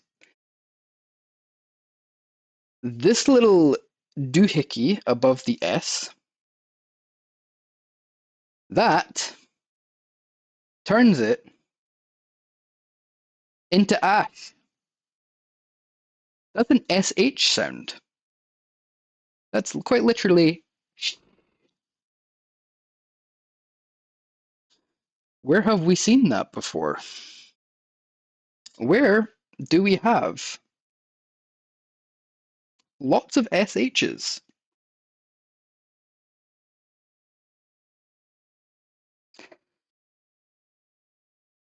This is where I was getting confused for such a long time. This is called a digraph or a digraph. Essentially, it is a combined conventional element of sound. So you would expect the S to be asa and H to be ha-sa. Put them together. Ha-sa. It is one phoneme, though. Quite classically, SH is referred to as being a single phoneme, and we know this from the way people have chosen to go through translating all of these old terms, these Akkadian and these Sumerian Sumerograms and Akkadograms. These are really particularly written in a way that go to show that SH is a single letter. Single letter.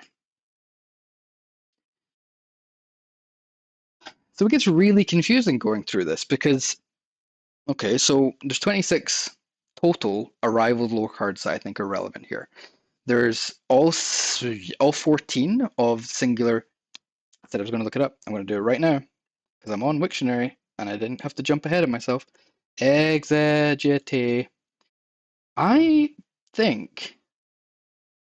Oh, I think it looks like it's Exegete. I think it is literally just how you would think it was.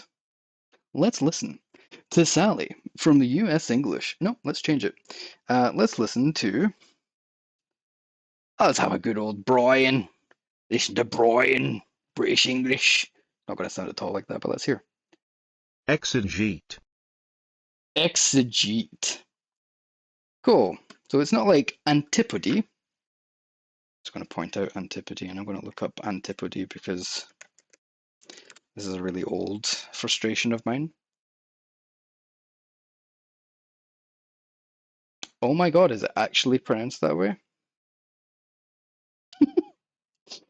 Am I about to like be completely confused? I swear it comes from something else the way it was pronounced. Maybe it's me that's been wrong the whole time. I think it is actually about to tell me that it's Antipode. oh my god, this whole time I thought it was antipody. God damn. Gotta love. I swear there's something like that though. There is something that's like that. You know what it is? Odakia.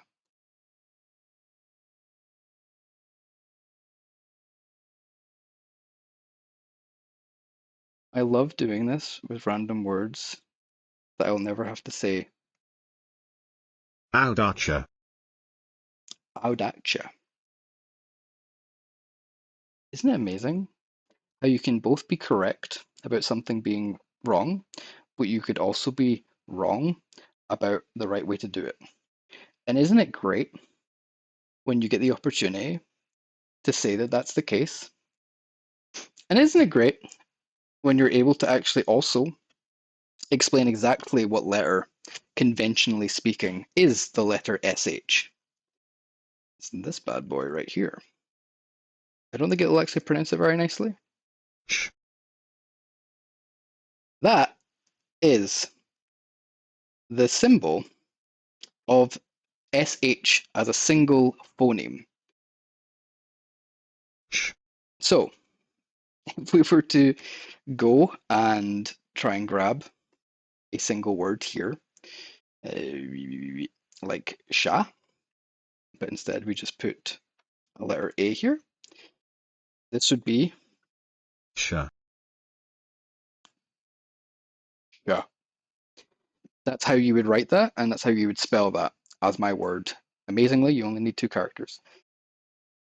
But this is kind of what I'm getting at, is like, when you think about these words, you gotta forget that you think you know what you're talking about with language. I've been doing all this stuff, I've been talking for almost 4 hours. Even at the end of this, I was still wrong about antipody. It's not pronounced like that, apparently. And neither is Audacia. I think I still pronounced wrong. Audacia? Something like that. Even still at this point, I can be bad. Bad? Sorry, I've read what Eris said. I can still be wrong about that. But that's kind of what I'm getting at with this whole thing, is like, the way this is all written around, we know what their words are for various colors, you know? You can look at a lot of these and see them. It's wild when you start digging into it. Anyway, let me show you. This isn't my full thing, but this is something I really need to show based on where we've been going with all of this so far. I'm also going to zoom in correctly because this is on a really big screen. So when I was thinking about this, I was thinking, right, phonetics. We need to understand what a phoneme is. We need to understand what phonetics are. We need to understand, right, if I was going to be somebody working at Bungie, trying to go, right, how am I going to make a whole language from scratch? How am I going to sort of find some way to build it in a way that the language that has been used by various characters, regardless of what the community seems to think it is, and regardless of any work that anybody's done to try and make any of it make sense, and regardless of anything that we recorded for random characters, how do we make it all work? They seem to have done exactly what I thought they would do. rather, they seem to have done exactly what I would do, is go to the absolute roots of every single language ever to try and see how things are built in the first place. And loanwords aren't just loanwords in the sense that, we might steal a word from French and we just start saying that word all the time and don't even realize that that's what we're doing.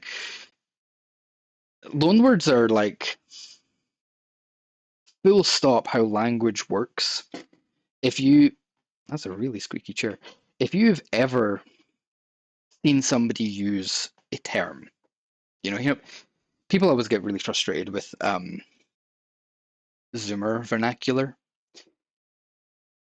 There was a really funny conversation we had last week at work. Somebody, I don't want to say my age, but somebody within 7-ish years of below my age, for I am now much older than I was when I started doing all this stuff. Because I've started doing all this stuff. She said in the team chat something along the lines of, this team slaps. And my boss, bless him, my boss said, what are team slaps? And we all went, no, like it's like something that's good. It's like a good thing. Like we're saying this team is good. That's what she's meaning by it. The youngest person on the team immediately went, it's like saying something is wizard. Entire team creased. There's like a team of like 15-ish people. We're all on a call together doing a retrospective. Absolutely went, no, you can't say it. Oh, you don't say it like that. Like, yeah, so funny. And I was dying about it because I was like, I remember reading Wizard in like quite an old book a while ago, and it's like all about this stuff. And then like I showed Nicole the first like 3 or 4 episodes of Digimon. Tentamon says, that's Wizard. And I immediately went, oh no, I am the generation. I am the end of the generation that would understand it and should also be insulted by it. So language evolves. There's reasons why language evolves. There's reasons why skibbity toilet is a completely understood concept by children. They are actively participating in modern day cuneiform memes. What are memes except just cuneiform? It's essentially like if you see a picture of a certain vice president looking like an egg in a human adult body, kind of like what's being said by that, despite it not saying it. What's being said. Same with like literally anything that's viral. Like any language is at its core viral meaning understood by the observer in the context that an observer would understand it. There's that old ancient joke. I can never remember the actual joke, and I'm very glad we don't understand the joke, because there's that whole ancient thing of like somebody will remember it or find it in the chat, but there's that old ancient joke where somebody is known to have died of laughter because somebody said something that is completely misunderstandable today, equivalent to the donkey fell over. This literally killed him from laughter. Because it will have made sense at the time, and we'll have understood why it would have made sense at the time, but it isn't something that we can understand today. But it'd be equivalent of somebody dying of laughter hearing somebody go, and the donkey said, skibbity toilet. And people might have just died of laughter because a donkey said skibbity toilet. Like, it makes no actual sense. But we can tell from context that, something being skibbity toilet is something that's bad, something that's undesired. It's something that we don't want anywhere near us. It's the same with Akkadians. It's the same with like the language, and it does sound like the donkey did fall on him. I think people just completely misunderstood what actually happened. I think there was a little bit of Imbāru going on there. So let me get into this thing that I threw together, I think last night. if not last night, certainly over the last like few days, I looked into what is a phonetic alphabet? What is phonetics? So, as far as I can tell, Greek, Latin, various other languages, even Devanagari, which is, the whole thing of Sanskrit and Hindi, the text that gets used, phonetician is literally like a series of letters that evolved over time and can be interpreted and were adopted and adapted by various languages across the world to represent different ways of saying something and the quirks of speech. I feel like back in the olden days we didn't have very much to do but speak and write things. So it's cool that this stuff is as ancient as it is. But this stuff goes way, way, way back in such a strong way that like we even talk about it today, like alpha, beta, gamma, delta. Whenever we do that, we're literally referencing things that are beyond old, that they're literally like the thing that connects us to everything in recorded human history. Even what we're talking about right now, this is bigger than just it's the language of destiny. It's like a constructed language that's informing us on how languages evolved in the first place, and it is strictly why I think everything here is related. And I think the implication ultimately is the same as our history. Everything's coming from a root from somewhere. Everything has some sort of meaning. Everything comes from somewhere. I think all of this, I think the implication here is everything goes way further back than we think. So, this is a very long page. This is a very long page. But I want to show something kind of funny. In that, if we go across... Oh, there we go. If we go across this, these are all the different symbols that are... how do you zoom in? There we go. They're all from different languages, and they all mean essentially the same thing. So, I don't know why I've not done this actually. Give me 1 second. Let me just smack that there and not do that. Let's go to format. Go to the top, please. Thank you. That makes life so much easier. Right. Let's go along here. So, as far as we know, this Aleph thing comes from it sort of takes its inspiration from an Egyptian hieroglyph of an ox. And the reason for that is that the ox represented any sorts of offerings, any sorts of gifts, something that you would be giving to somebody. Now, immediately, like, gift, we know is the letter Z. In this context here, we're talking purely about how language evolves over time, and we're talking about the ox as being an ancient symbol. That evolved into Proto-Sinaitic, I don't know how to pronounce that, and Proto-Canaanite, or Canaanite, something like that. Samaritan, Aramaic, Hebrew, Syriac. I'm zoomed in. I should probably not be zoomed in. Let's make these bigger text. That's better. And let's zoom in a little bit too. Can you tell how prepared I am? Okay. We get all these different things, but they're literally all the same letter. Like, might not strictly look at some of these look like H's, and some are beyond, like, you can't even tell what some of these are at a certain point, but you can see, like, Tamil, for example, like that. You can see how that's like a really fancy Disneyfied A, right? But then it gets interesting in things like Arabic, because it's kind of, and you can, like, what's happening here? Why are these strange looking symbols? The idea is the letter A, as we know it, was considered a glottal stop back in the day. The idea was that, from what I can tell from what I've been reading, the idea was that it wasn't so much a letter on its own as an indication that it is the thing that binds language together if you're saying something.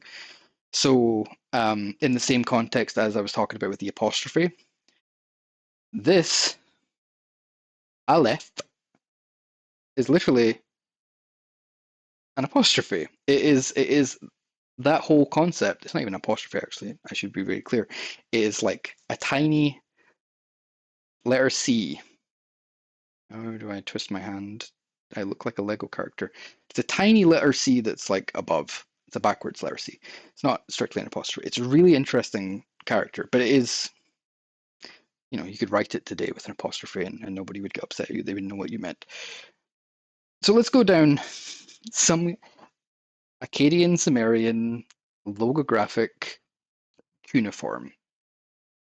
And I should mention, because I didn't mention this before, the reason I was even looking at these in the first place as anything important is because of the cards that I skipped over and refused to read because I didn't want to bore everybody for 5 days. But there is a card here somewhere. Here we go. This is during the card White. The guardian Inina approaches Eris. She had an ancient name, Akkadian, perhaps, or Sumerian. There's more stuff I really want to talk about in this thing, but we shall not. And this goes on, and she talks about a few different other concepts. I think there's one further down in the very end for contact, where she confronts Inina and says, "Why are you being so nice to me? Why did you go and get me pineapple? What is that all about?" It's because she wanted to descend into the underworld like ancient Inanna and return. Now, I did some reading into Inanna. The whole concept is very similar to some other mythological things, kind of like Orpheus and Eurydice. Is it Eurydice? No. Eurydice. I always say Eurydice. Eurydice. Orpheus and Eurydice, and our modern idea of like Hercules and the girl that was in the Disney movie. I can't remember the names of them. How can I remember Eurydice? Anyway, Heracles and all these other things, like common stories that we read about what happens when people want to go into the underworld and how there's always a sacrifice that has to be made and they can never quite get away with wanting to do something that they want to do. The story of Inanna is very similar in that the way she gets out of the underworld, I think, is she has to make a sacrifice and some sort of exchange. So what's kind of being implied here from this whole lore card, Mar also references Inanna and Marcina. So there's probably definitely a link going on there since that's all written in Forsaken. What's getting implied here is that if Inina really wanted to be exactly like ancient Inanna, and who knows if that's like what she actually told Eris, or if that's just Eris's interpretation. The implication here is that like Eris would be the sacrifice to get out of Underworld. Isn't great. It's an exchange. It's not just learning knowledge and returning. It's you will be my sacrifice. Anyway, getting very, very ahead of myself. Inina herself is very, very specifically brought up, and for some reason I never even thought this whole thing is about logographs. This whole thing is about ancient languages. This whole thing is about descending into the underworld to learn knowledge and return. Eris is, in effect, Inanna. So why I didn't think to look into cuneiform in the first place, I don't know.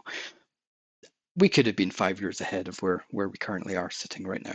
But instead I reverse engineered the language and here we are. So let's move back into what we were doing. What were we doing? Yes, we were going through this. So this is going to get really, really abstract the more we go through this. But we're going to go through it, and you're all going to be very grateful for it. I want to keep two things in mind when we're going through this. The very first thing is 3 things in mind. I do this every time. 3 things in mind. The first thing, my language, my dictionary, my definitions for how words work. Second thing, every single card in Arrivals that talks about really specifically interesting things, very specifically phrased things, and we're going to do this in conjunction with looking very closely to what the first letter of each of these logograms mean. The third thing we're going to do, I had to make sure I was holding up 3 fingers there, is forget exactly what I was about to say. I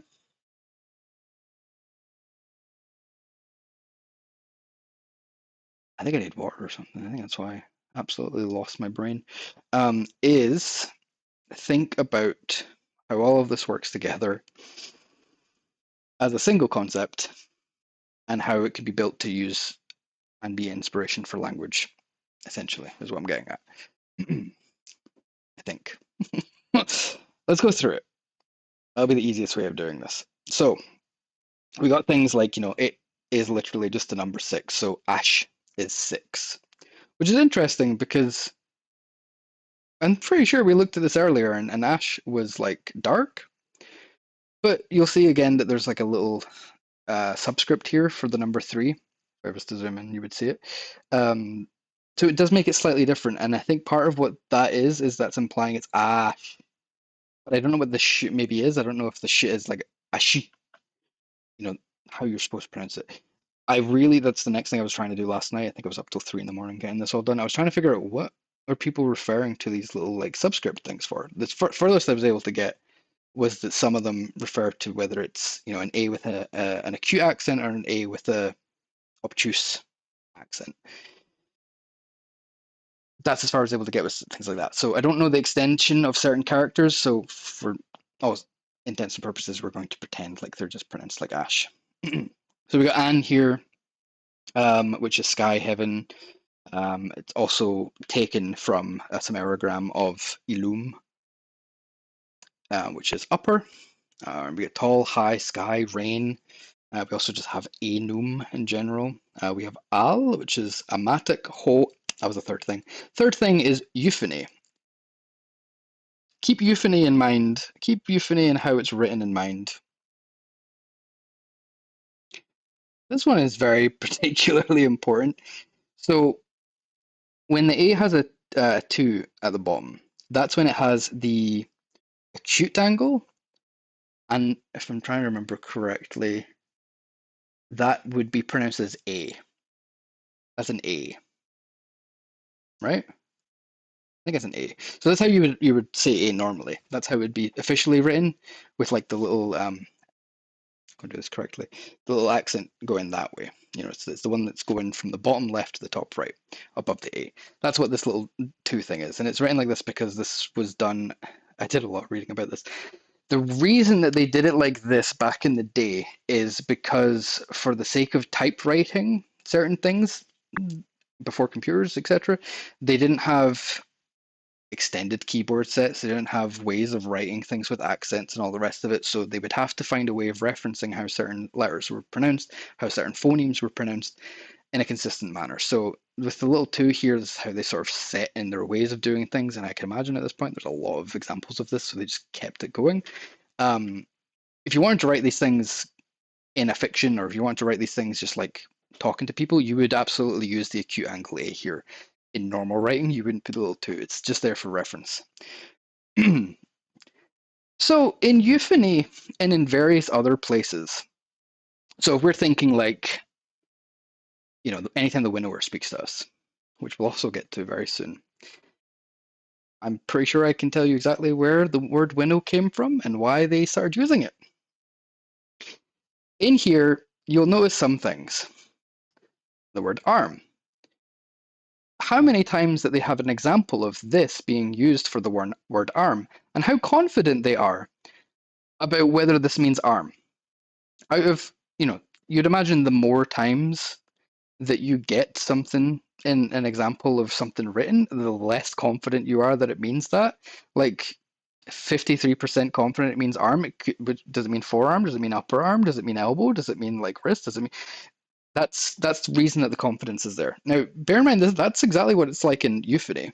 the lore for the raid exotic for final shape.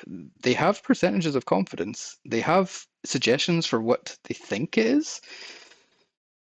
Plow handle? Where is that written? That the truth is that a weapon and a sword and a plowshare have a lot in common? Or there's not much difference?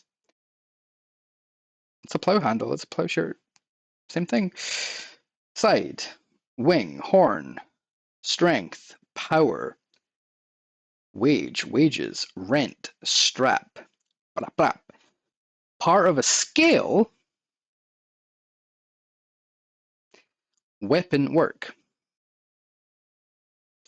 Hey there, Eric. Thanks for joining. I should go for dinner. It's very late. Right. But think about all this. How can just one tiny little thing mean so many different things? That's how language works.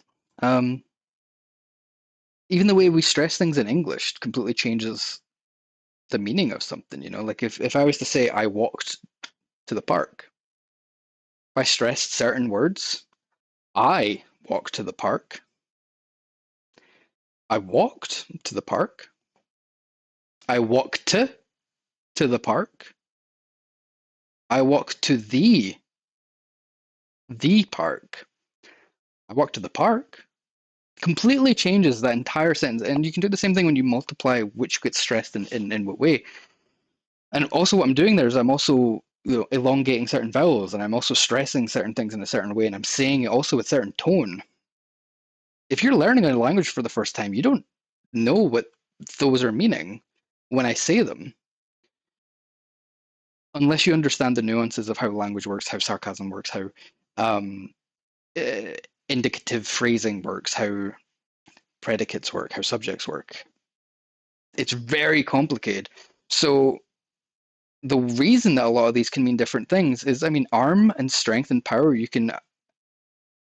Sorry, Nicole, I will be done very soon. The last thing I really want to get through is just like how all these connect to certain things.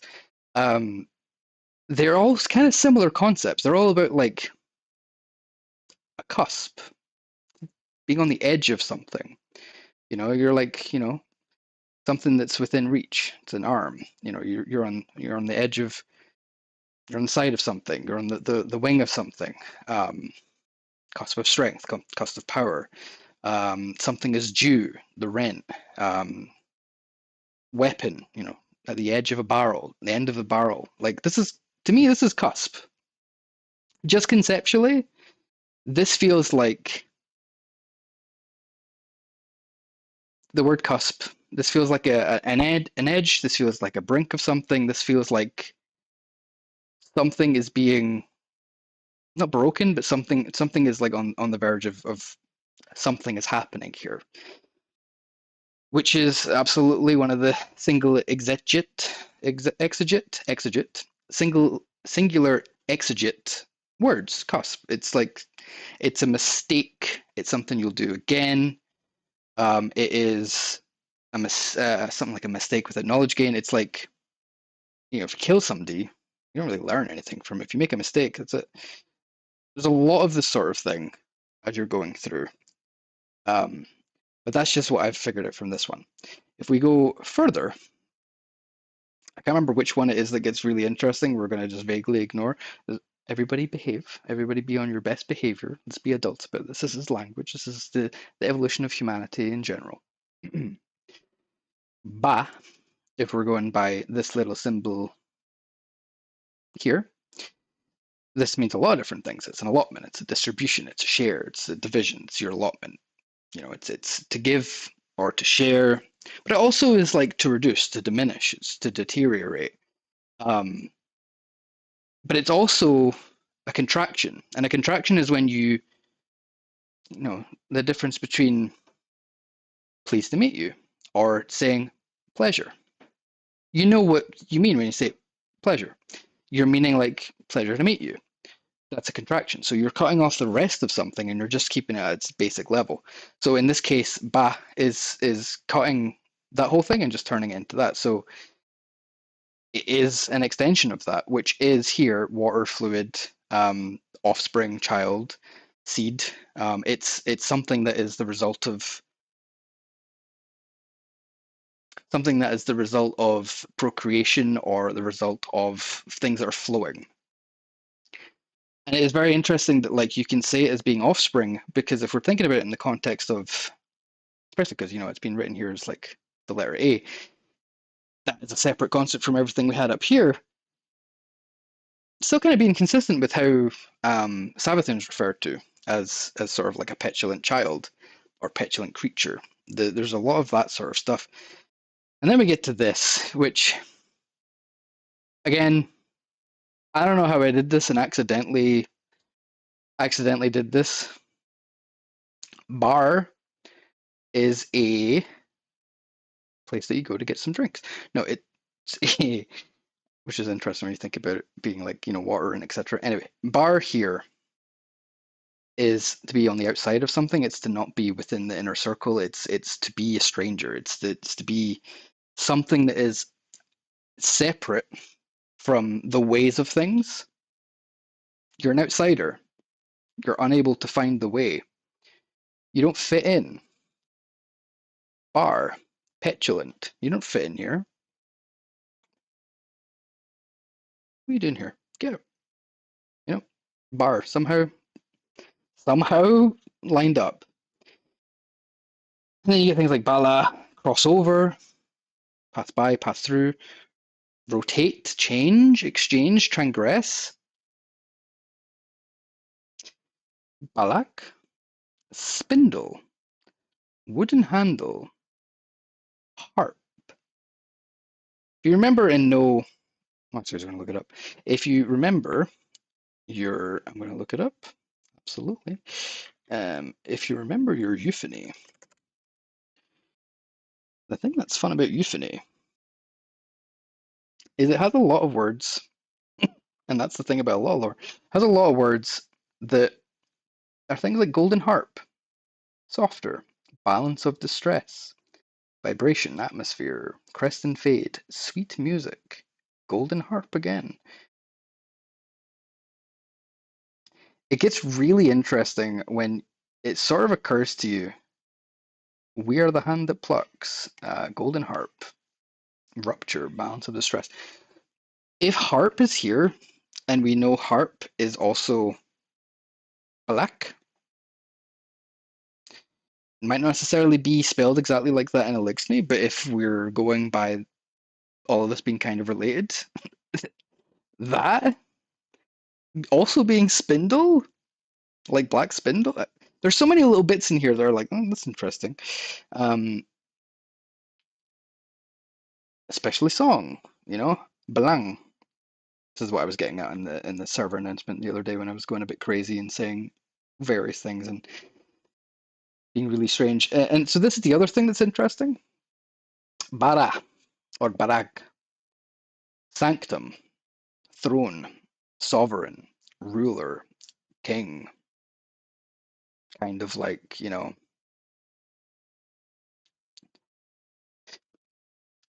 witch queen, kind of like witch queen's sanctum, kind of like the whole monarchy of the Hive stuff, throne world. It's a little interesting. And then here's Imbāru, cloud that forms at low altitude and obscures vision, or to make confusing and obscure. And then there's a lot of this other stuff that you can then like sort of realize is feeding into other places. Oh, this gets really good. Like spoilers. So this is when we're getting into the G layers. So I'm not sure why some of these are here, but I do know that I had to pull some of these in. So we're going to pretend this just says ooh, because I'm not going to scroll all the way to the bottom. So this is this letter right here, this little left arrow looking thing. This is abuse, or a finger, or a gift, totality, a whole, earth. The number 10 as well. My favorite part, Umun'arath,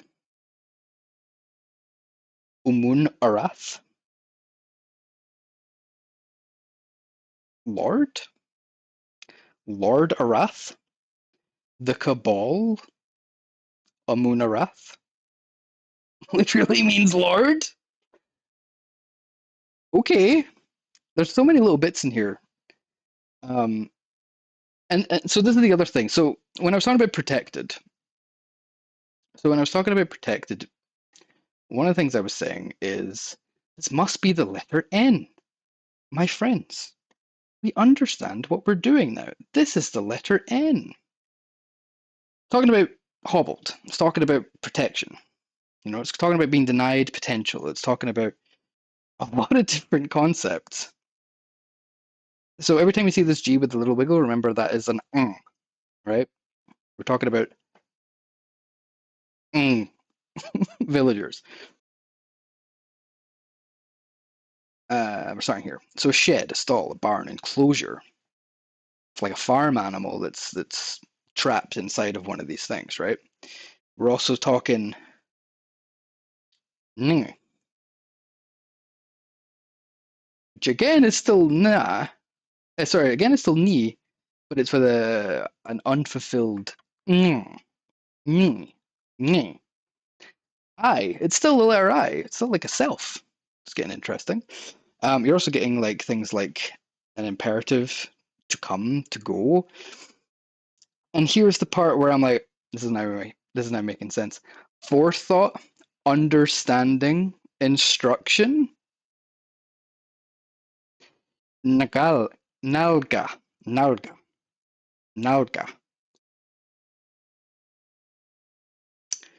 Understand.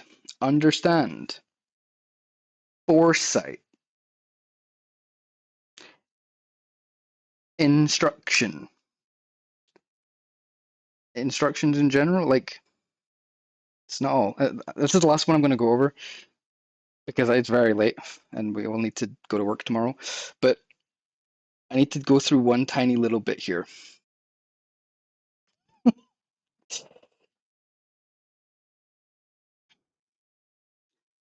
Food, a type of bread.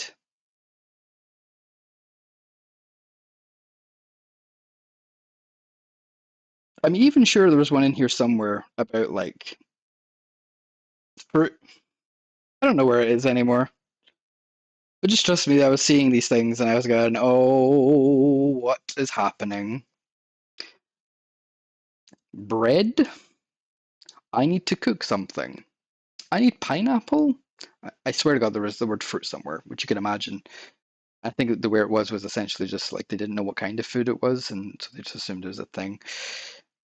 Type of bread. A type of bread. That's so specific with all this other stuff that's going on, right?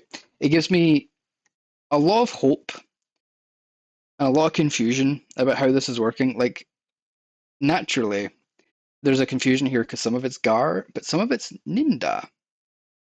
And that's where it's become kind of difficult to figure out, is because obviously Gar is the same symbol as Ninda. And that's because there's samaragrams and there's also aketagrams. What's what and where does what come from where, and how does all this sort of thing work. But if we're going by it being the letter N, food type of bread, like things like to be firm, you know, like, no, you're not allowed to do that.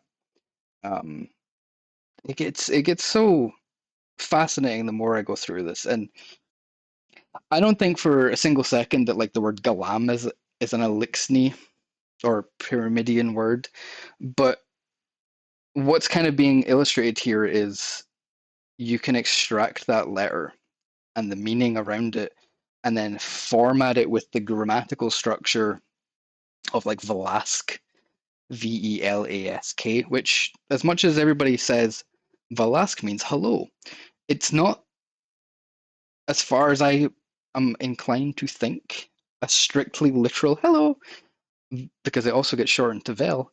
I think, I'm not done it as much as I'd like to. I think Velasque is essentially something along the lines of to have your presence, or um, to to to be seen by you, um, to see meeting, something like that. I think is all it's essentially getting said there. Um, as I said before, very long, very big. You can screenshot, you have a look at these, because all I've done is just gone through a million different places, match them up to what seems to be certain things. Like for example, Overseer here might be the letter P, and Overseer is one of the it's quite literally, it's not this one. Quite literally the name of one of Duress and Egress. Might not mean anything, might mean something. You know, there is an element in here. I guess the very last thing I should show before I collapse is my wonderful, gigantic spreadsheet, which is not. Oop, my laptop's about to collapse here. Oh, yeah. So some of this is not going to be correct. Some of this is not going to be done. But it is really slow. I've collected a lot of different languages, so you're going to see certain things like 343 Gilly Spark and Forerunner. I tried to grab as many different concepts as I could from across various games, and I've tried to including Akkadian, and I've tried to grab as many things as I can. Unfortunately, when I was doing the Akkadian thing, I didn't quite clock on to the fact that certain letters were spelled with certain little bits, so I've not written them as correctly as I should have.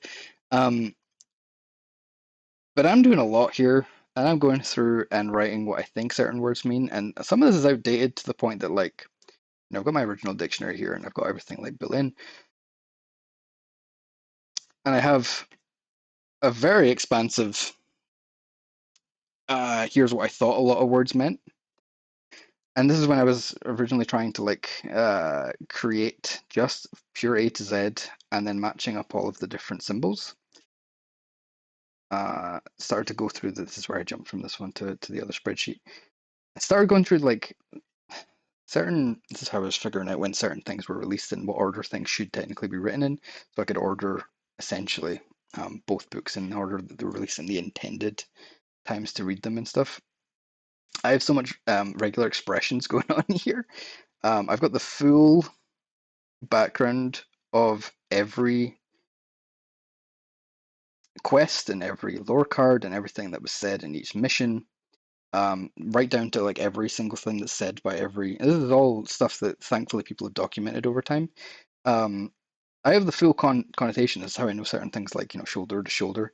And what I was doing for a long time, and it isn't really what I thought it was going to be, but was going through trying to figure out what was most likely letters for certain things, what characters were involved in certain things, what seems to be the general references going on.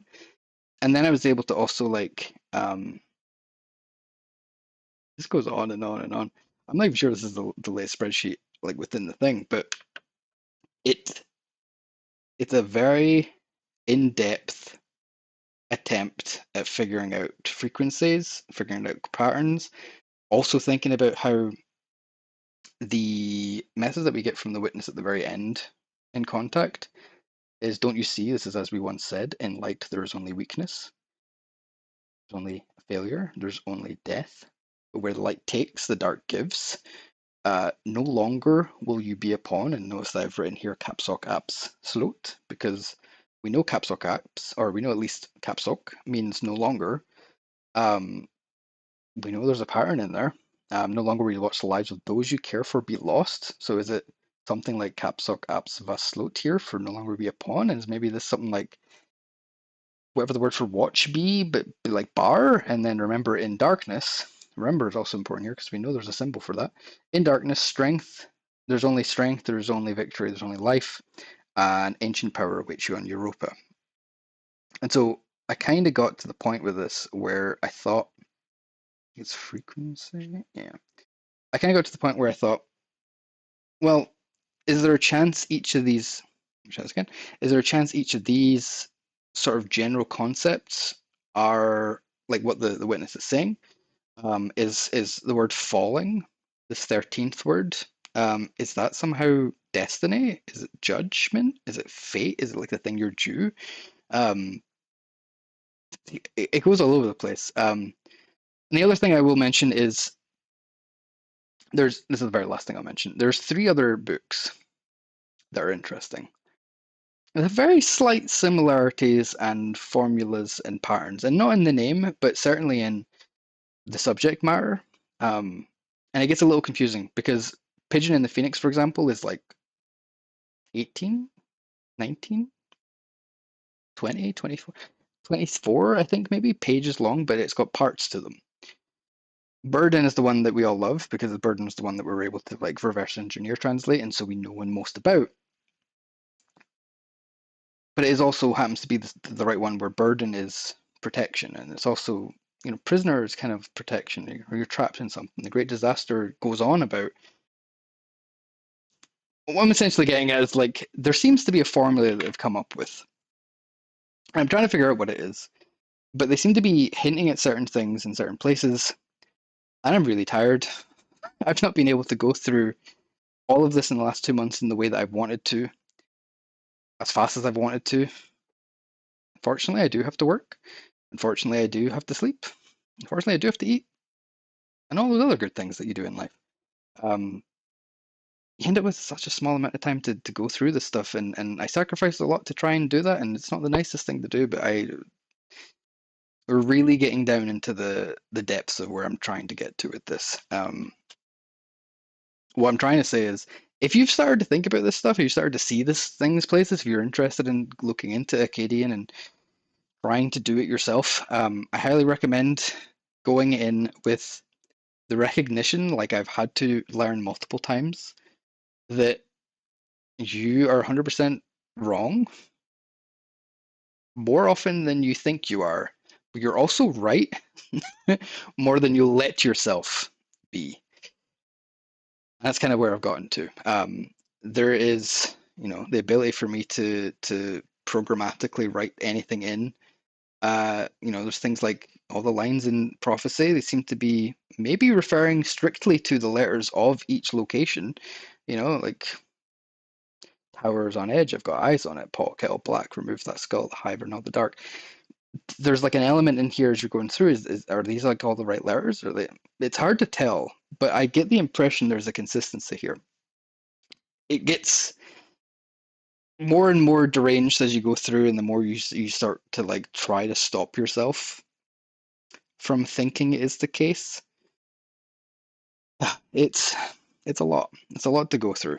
But it is fun being able to like have the programmatic, like this word, this love word will show up if I type the word C anywhere. Let's see if I've got a word with the letter C at the front.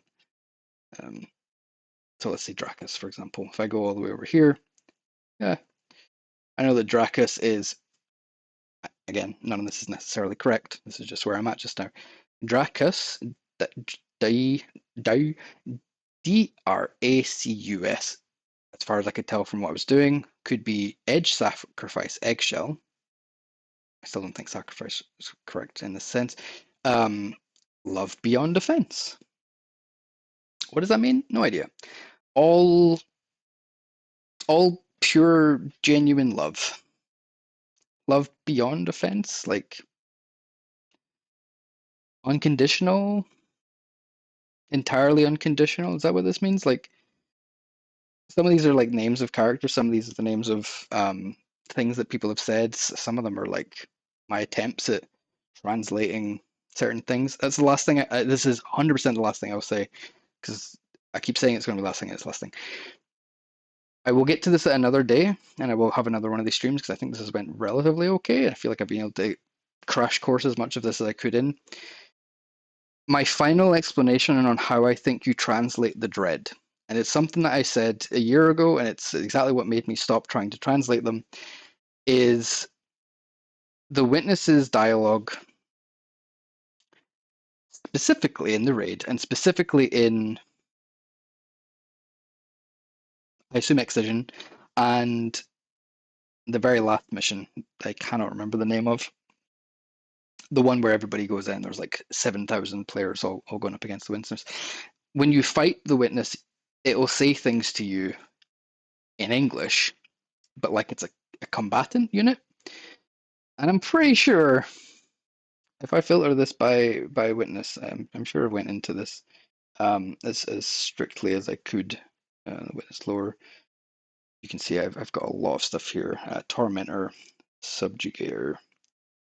I think there's probably some more in other places like Final Shape and other things, but we're gonna just look at it like this. There's one that was really like, oh, it's gotta be something. That's the other thing. Subjugator names, the titles. This is something that a lot of people have assumed, and it seems to be correct.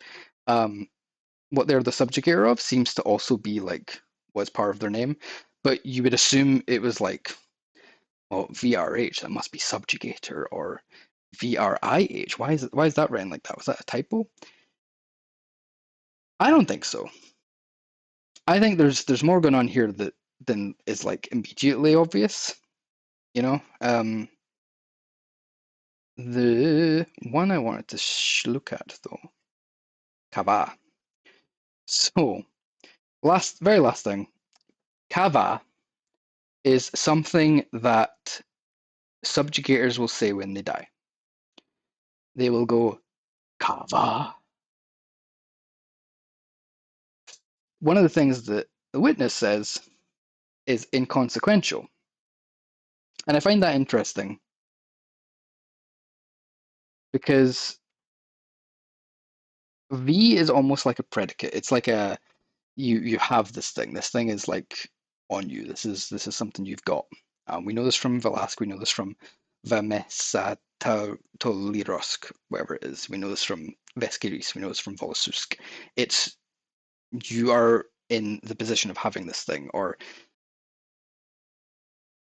the way it's structured, it's some sort of like there's got to be some grammatical structure to it, but I just simply do not understand it just at this point. But V is almost like an indication that this is something that belongs to you. So Kava VA is a consequence, as far as I can tell. It's almost like saying you will be, or will you be, yet to be something that's going to happen. It like you're on the cusp of something. It's a consequence. It's something that happens as a result of what I've just said, which I think is inconsequential. Don't understand much more than that at this moment, but there's a lot of consistency going in this case. Forgive some of the bad spelling of how some of this works, but I've made not long ago a very long video, including all of the translated. No, sorry, let me try that again. Including all of the discovered subjugator and tormentor dialogue. And they also have like Husk and all the rest of it. But very specifically, what's important about this is I went through, we're talking like upwards of 15 to 20 minutes worth of content. And I used an IPA reader to tell me what certain noises sounded like so that I could positively denote what each vowel in every single dialogue line is. And I discovered there's something like 9 or 10 different vowel sounds, which is really consistent for a lot of different reasons, and is very useful to know because despite us having an E and an I as letters, they can technically be the same thing written down phonetically, just that we have 2 different letters for them. Not necessarily true. So it could just indicate how they're pronounced. Yes, we are now, for me, 15 minutes away from finishing up, so I will leave it there. I am sorry I haven't gotten to your questions, but I will gather them for next time. This has now been video on demand, so it's all saved. Live chat will also all be saved. I'm saving this in a local recording as well, just in case something goes wrong. because it's nice to have this sort of thing documented. I've been sitting in a dark room trying to do all this stuff for so long that getting to speak about it goes to show like how much there is to speak about it, how much I've done, and how much is yet to do. I hope you guys have enjoyed this very long ramble. I don't think I've stood for this long in my life. Right. I will talk to you guys next chance I get. Should be Tuesday, should be Wednesday. I will let you know. But thank you everybody for joining me, and I will see you soon.